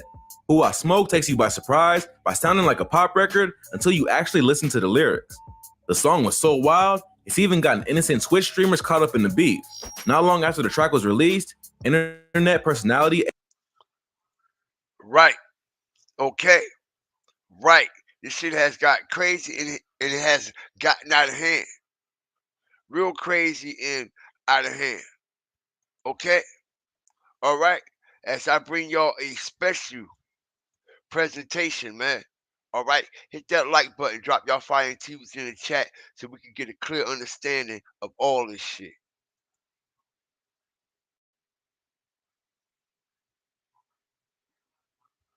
In a shooting outside of a hotel that left 1 person dead.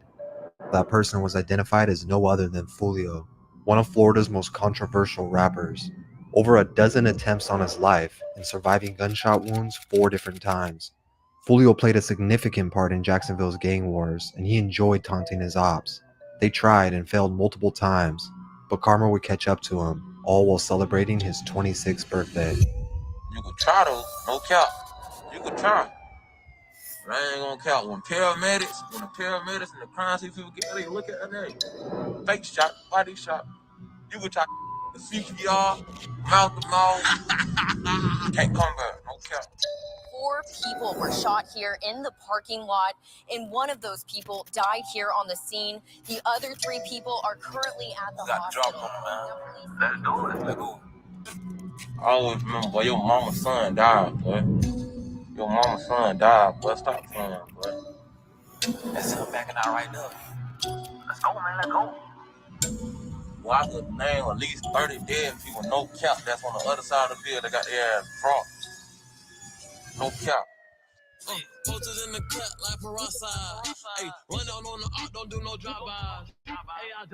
Before we get into that, we need to understand who and why somebody would want Follio gone. Follio has a reputation as one of Jacksonville's most menacing rappers. This started all the way back into his teen years. Follio was born and raised in Florida's Duval County out of Jacksonville. His hood in particular is known as 6 Block. When asked about his childhood years, he simply stated it lacked any kind of quality of life. By the 9th grade, he had already given up on the idea of school, and he was eventually kicked out. He was ordered to attend an alternative school. The problem was, it was in his ops neighborhood. On the very first day, one of his ops was shot and killed while waiting for the bus. Follio was online that afternoon, dissing him, leading people to believe Follio was the shooter or had something to do with it in general. When I got there, everybody was like, bro, they say you had something to do with such and such time, bro. We know you had something to do. Shout out to everybody that supported the content tonight and sent donations, man. I appreciate y'all. Shout out to everybody, man. Y'all know who y'all are. With it. People at school, of course, were talking, and after the last class of the day, Follio got on the bus home, but his ops were not far behind. After hopping off the bus, he only walked 1 block before a car pulled up and opened fire on him and his friends. Follio was hit in the leg and his hip was displaced, leaving him to crawl to safety all while shots were still being fired behind him. He crawled on the porch of a woman's house, pleading for help, but the woman simply told him to get off her property. The last thing he remembers was the EMT standing over him before he passed out and woke up later in the hospital, surrounded by cops. Before recovering, he was already being interrogated about the shooting, along with the murder from that morning. Fortunately for Follio, he was able to prove he was already on the bus that morning, the same time that it happened, and he was let go to recover. But after that day, things were never the same. Follio doubled down in the streets, surviving and living on his own terms. He always rapped but never had the money for studio time, and that only motivated him to get money in the streets even more.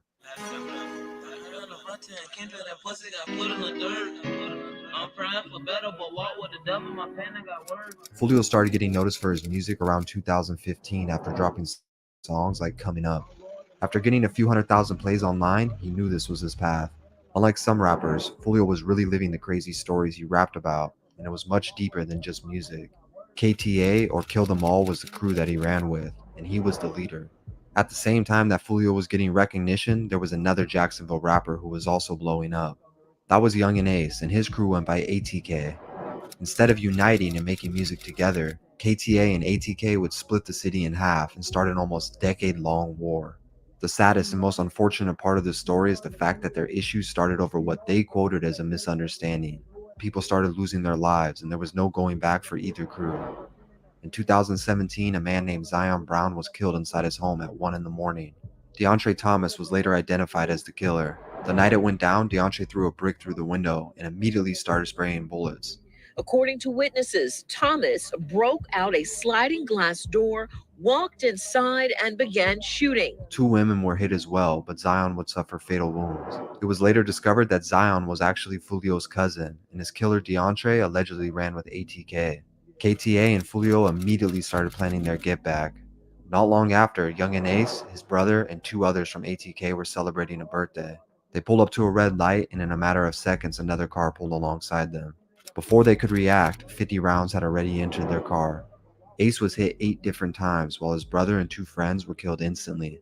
Ace would later make a full recovery while at home on house arrest. Meanwhile, Follio was online having a field day, dissing ATK every chance he got. The craziest part about all this is that their music careers were both taking off in the midst of it. The more dissing and publicity, the more their music was being listened to. Things just got crazier from this point forward.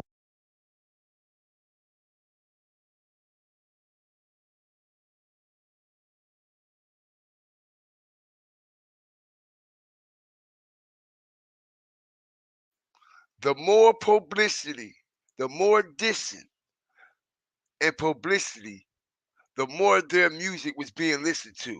Let me explain something to y'all. Listen here.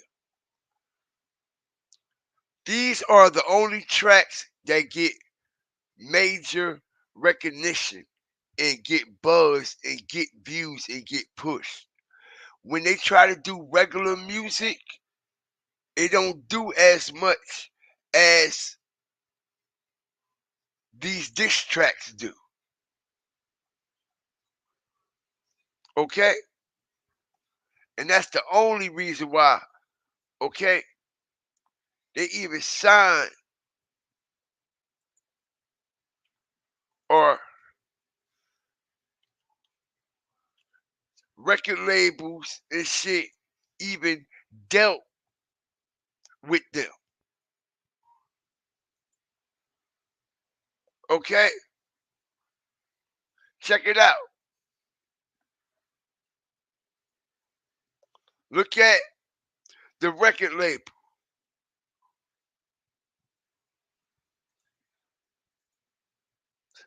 Jeffin.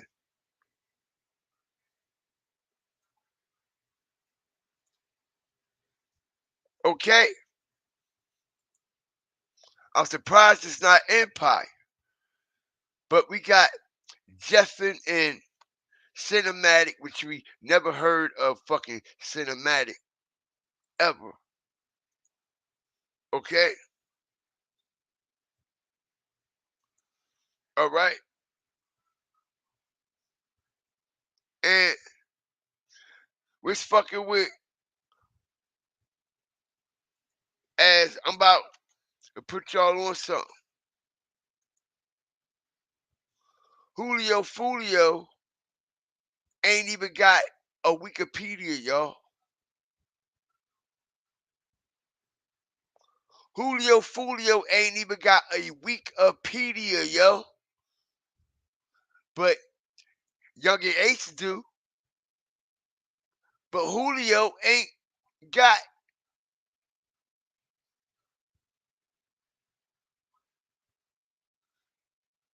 no motherfucking Wikipedia. He might now after he dead. Oh, okay. I ain't know that. I appreciate that too. That's a second, third party and a branch off outlet brand of Empire. Okay, I get it. I ain't know that. So it really all makes sense now. Okay. But Julio wasn't signed to no major label at all. Yungeen Ace got the bigger bag than he got. And Julio put that shit on the map. Okay, ATK is a bigger brand.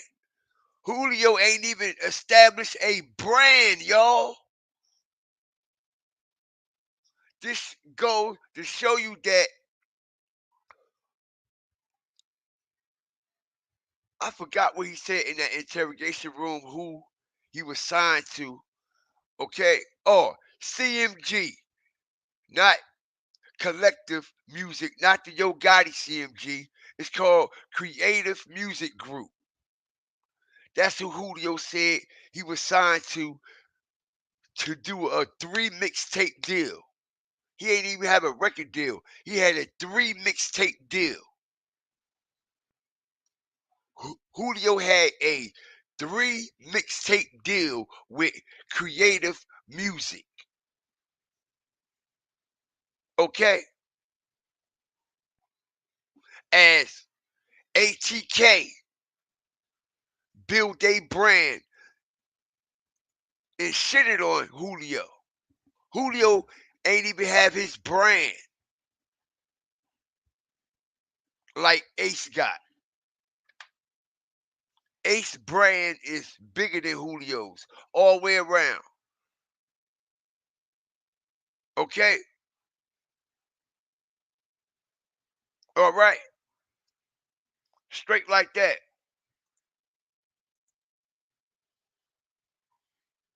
Straight like that. Julio was being used. Dumbass nigga. They knew how to take advantage of his stupid dumb ass. They straight took advantage of Julio.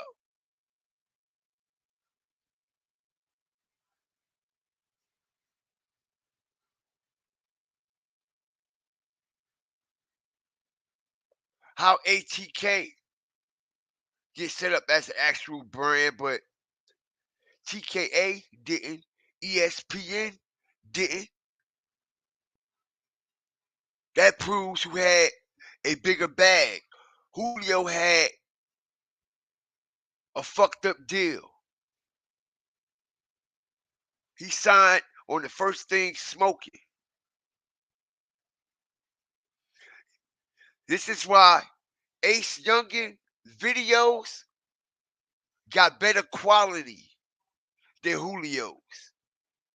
His videos look bootleg shot if you pay attention. How the fuck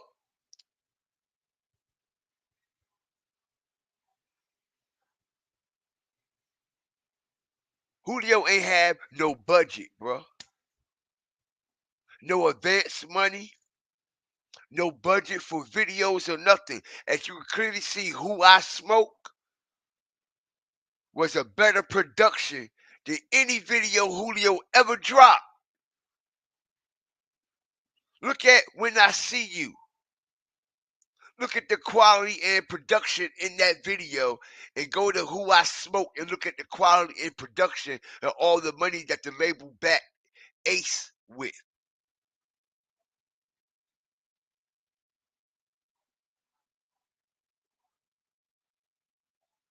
Okay?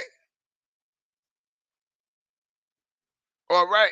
You motherfucker right, I got my own kids and family. And I motherfucker know everybody else in here got their own kids and family, including yours, motherfucker.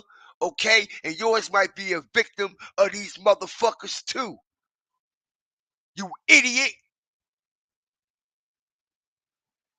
You motherfucking right, I got kids and a motherfucking family. And this is why I motherfucking stomp, step, and stand against this shit. You idiot. Don't you got kids in the family?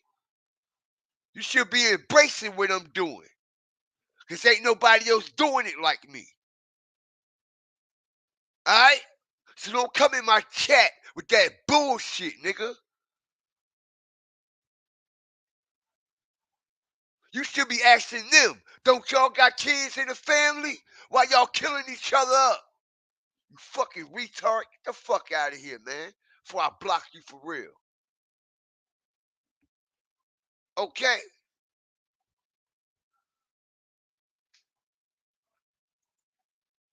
Alright. Now, like I said,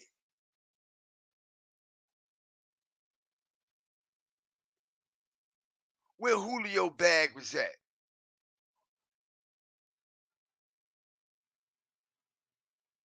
Where Julio bag was at. Why he ain't get no backup from no major label? Wasn't no major label trying to sign that nigga? Because know why? As I strategically break this down, because they knew his ass was going to get knocked down anyway. They wasn't even about to waste their time with this nigga. Ace Yungeen Ace was a bigger product than Julio. A bigger product.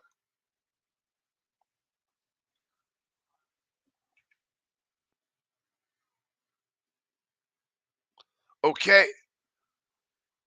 Straight like that.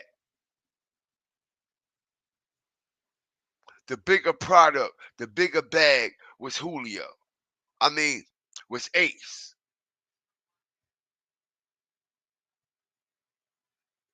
Nobody don't give a fuck when nobody can count 5K and all this shit. Okay? I bet you we can count how many years these motherfuckers gonna get. That's all that matter. All right? Niggas got it fucked up about how much money a motherfucker got and all that shit. Let me explain something to you, man. Matter of fact, I ain't about to waste my time. Okay? I know what type of time you on. Okay?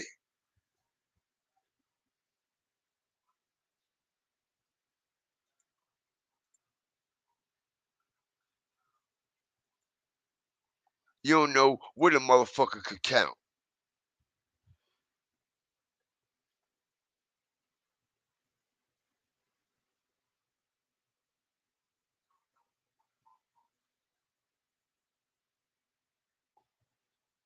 You don't know what nobody got. Motherfucker can't say nothing. Oh, I bet your motherfucker can't count 5K right now. Get your goofy ass out of here, man. Niggas don't live for money, bruh.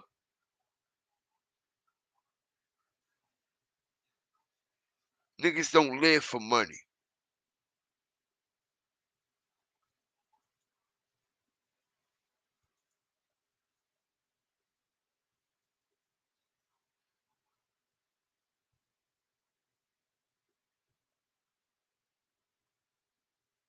And a lot of people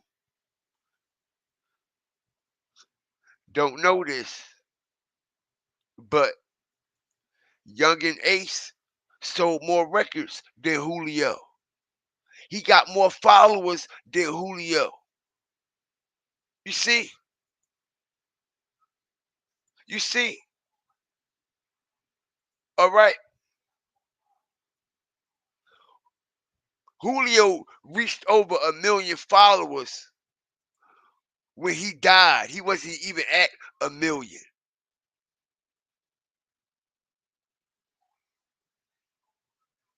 Yo, somebody is running Julio account too, yo.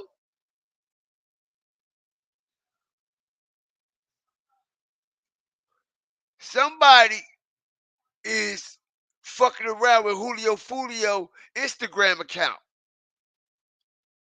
Okay? Because he had 3. Where is the other posters that was up here, yo? With him inside the other cell phone store.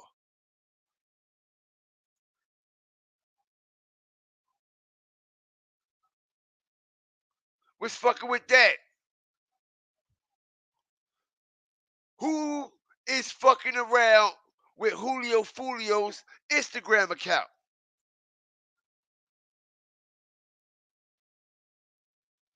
Where is the other posters? Check it out. Oh shit. Okay. Some posters got deleted off of his shit, yo. And I'm about to prove it. I'm about to prove it.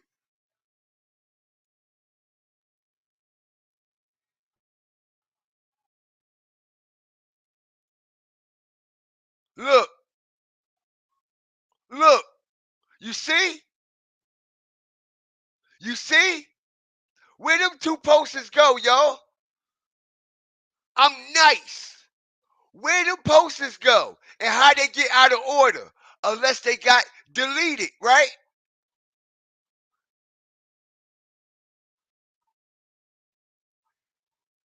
Right?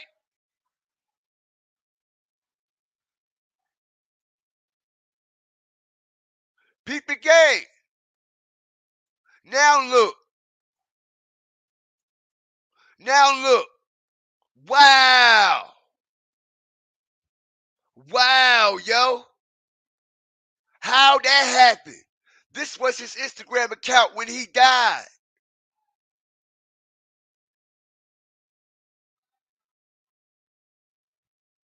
This how his Instagram account looked. Okay? It had this picture. It had this up here. That up here. And it had this one. Okay, but now if we look where the teaser's flyer is at. Watch how these posters right here, these 2 get deleted. And this is after his death.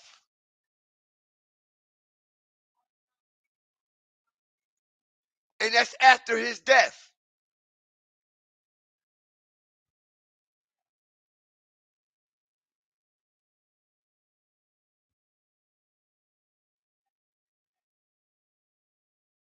What's fucking with that?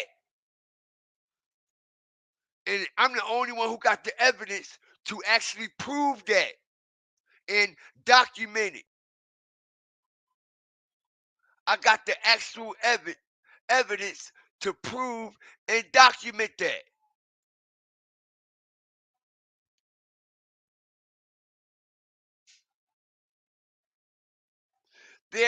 This is how you know they're trying to hide and cover some shit up.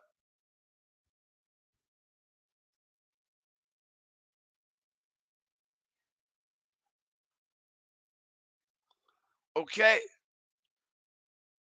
This is how you know.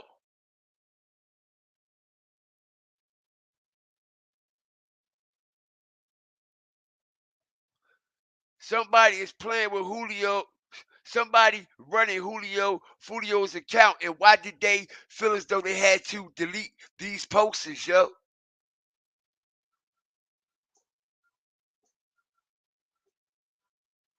Okay? Why?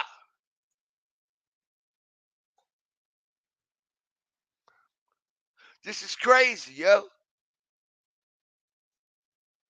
And like I said, he didn't reach over 100 mil until after his death.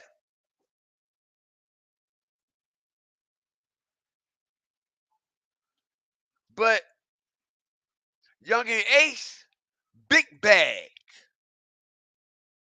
Big bag. Big bag. That shows y'all who was the bigger artist.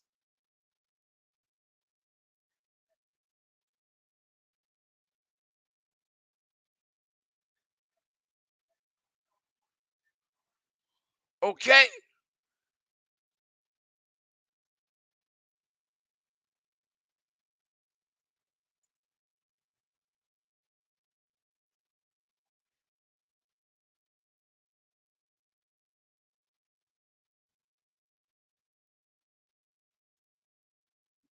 Right?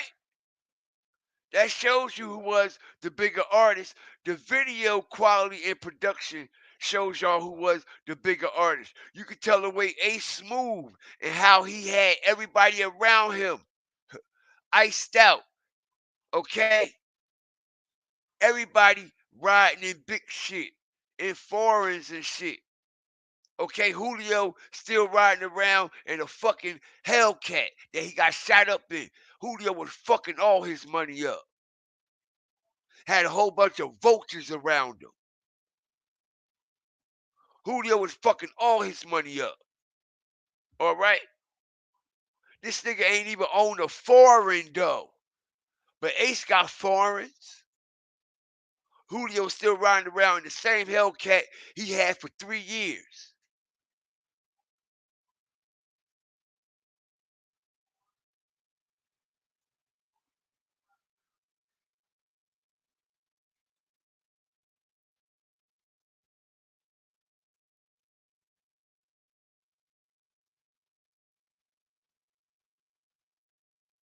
All right? Well, tell me this, Luke Doe. What he did with all his dough? Did you take it respectfully? Okay? Y'all don't even know. All right? And you live in the heart of that shit. I'm gonna let you know respectfully, bro. It's a lot of snakes in y'all grass, nigga. All right? I got people from Hilltop in my inbox.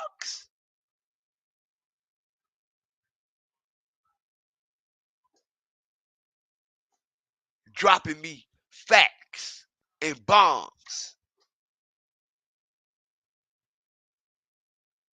It's a whole lot of snakes out there in y'all grass, dude.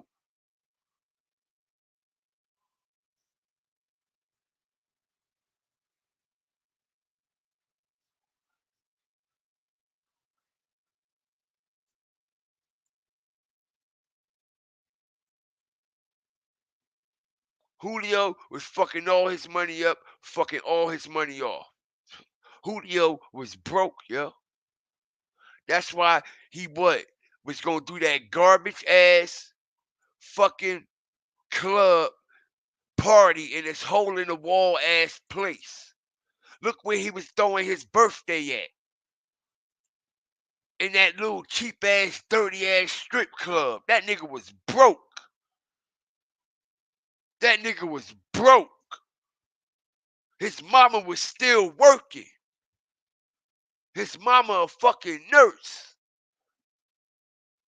Julio was broke, nigga. He might have had more money than the average. Okay? But it ain't what y'all thinking. That nigga was broke.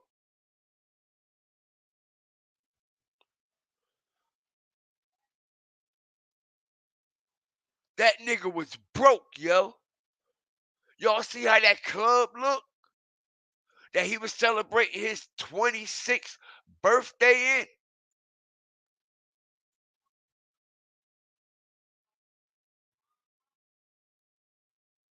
All right?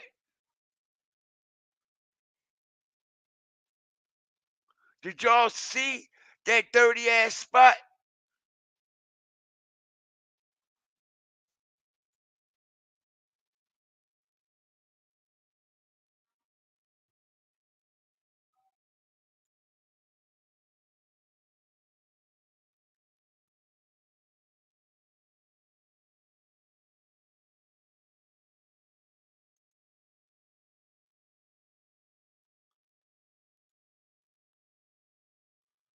Okay, did y'all see that dirty ass spot?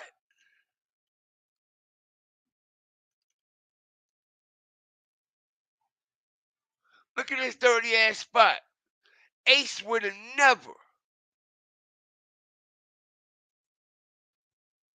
Look at this spot, yo.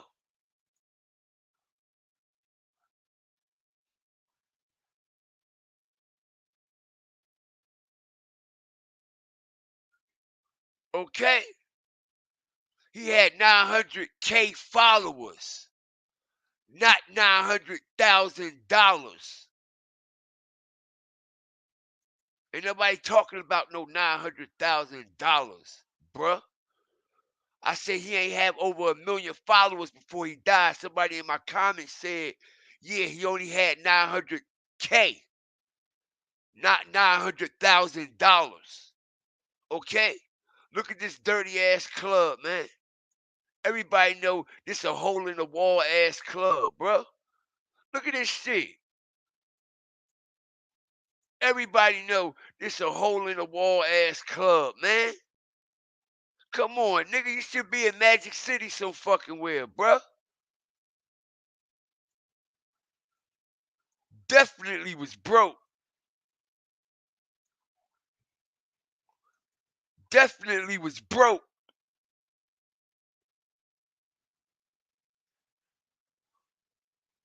Definitely was broke.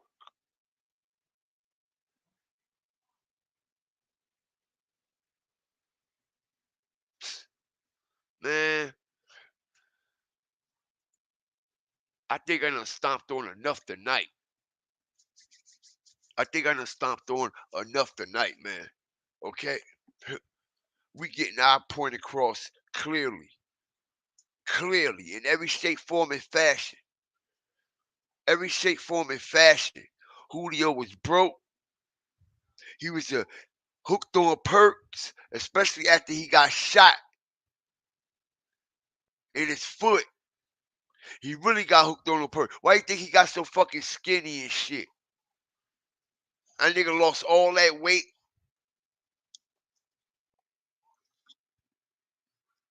He went broke being loyal to niggas. How you go broke? You ain't even motherfucking save no money for your brand or nothing, yo.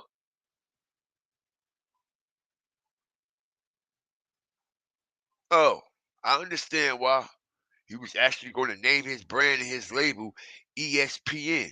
And in real life, he told the investigators that he didn't even know what ESPN stood for in real life. That's crazy. That nigga went broke.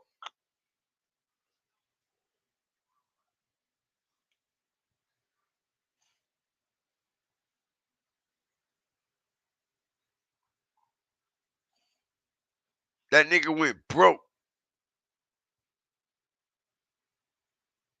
Feeding all them niggas, being loyal to all them niggas that ain't loyal to him. Sending all that money to Kenny Caps. Putting it on his books. Okay? All them GTL inmate call on his accounts. He had 3 different GTL accounts on every iPhone he had for Kenny to call him and video him. Taking care of niggas for nothing that don't mean shit.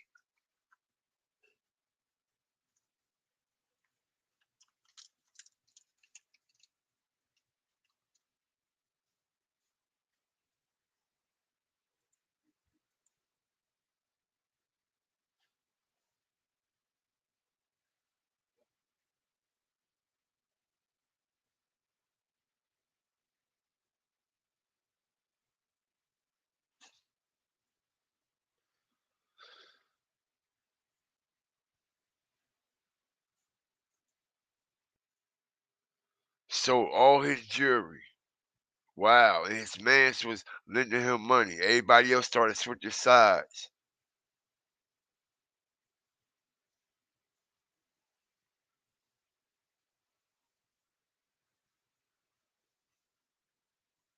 Crazy, man.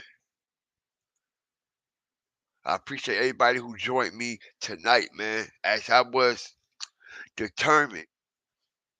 You know what I mean? And we could have had a lot more people up in here, okay, if I would have just kept the flow going earlier and didn't pause during the early part of my live, okay, as we filtered some of them motherfuckers out, okay. But everybody that was in here, okay, that's exactly who needed to be here.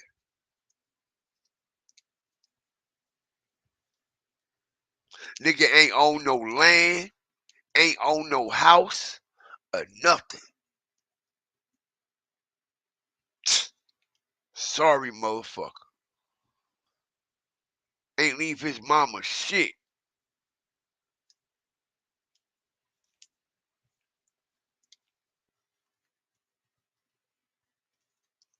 Shout out to everybody up in here, man. I appreciate y'all, man, as we about to close out, man.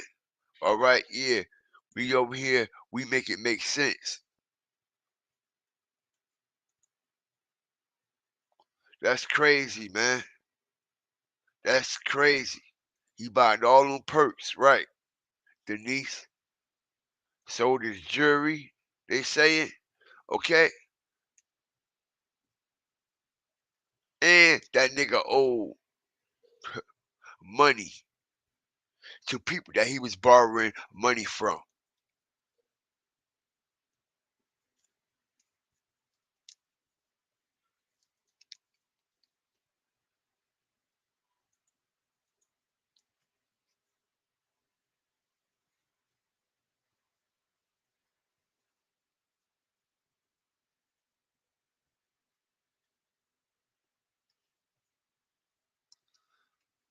His murder would never be seen on camera. We got another Takeoff Young Dolph situation here. We got another Young Dolph Takeoff situation here, man. And like I said, we just heating up. And I appreciate everybody for joining me tonight. Everybody stay safe, stay blessed. Everybody have a blessed weekend, man. If I don't see y'all in the chat later on, everybody have a blessed and safe weekend, man. Always remember, fear the fire and the flames, man. Okay? We're proving that Kenny is the shooter. We proved Kenny is definitely one of them shooters. We proved that tonight.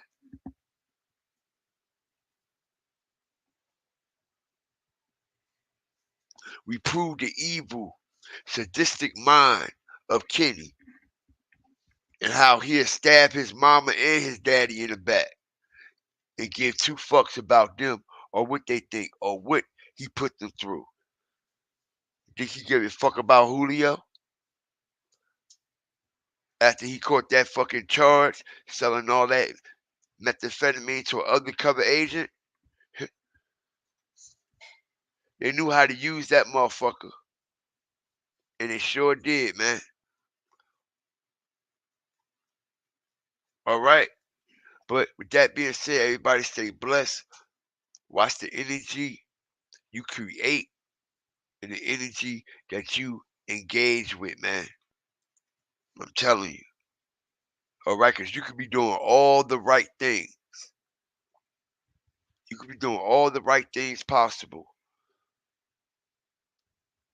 And just because of the motherfucker that you associate yourself with can cost you or your family their lives.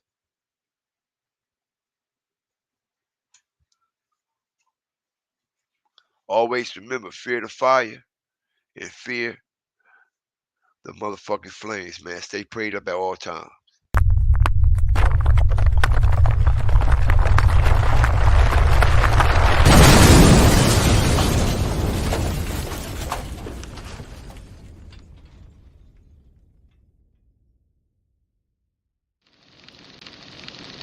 Fear.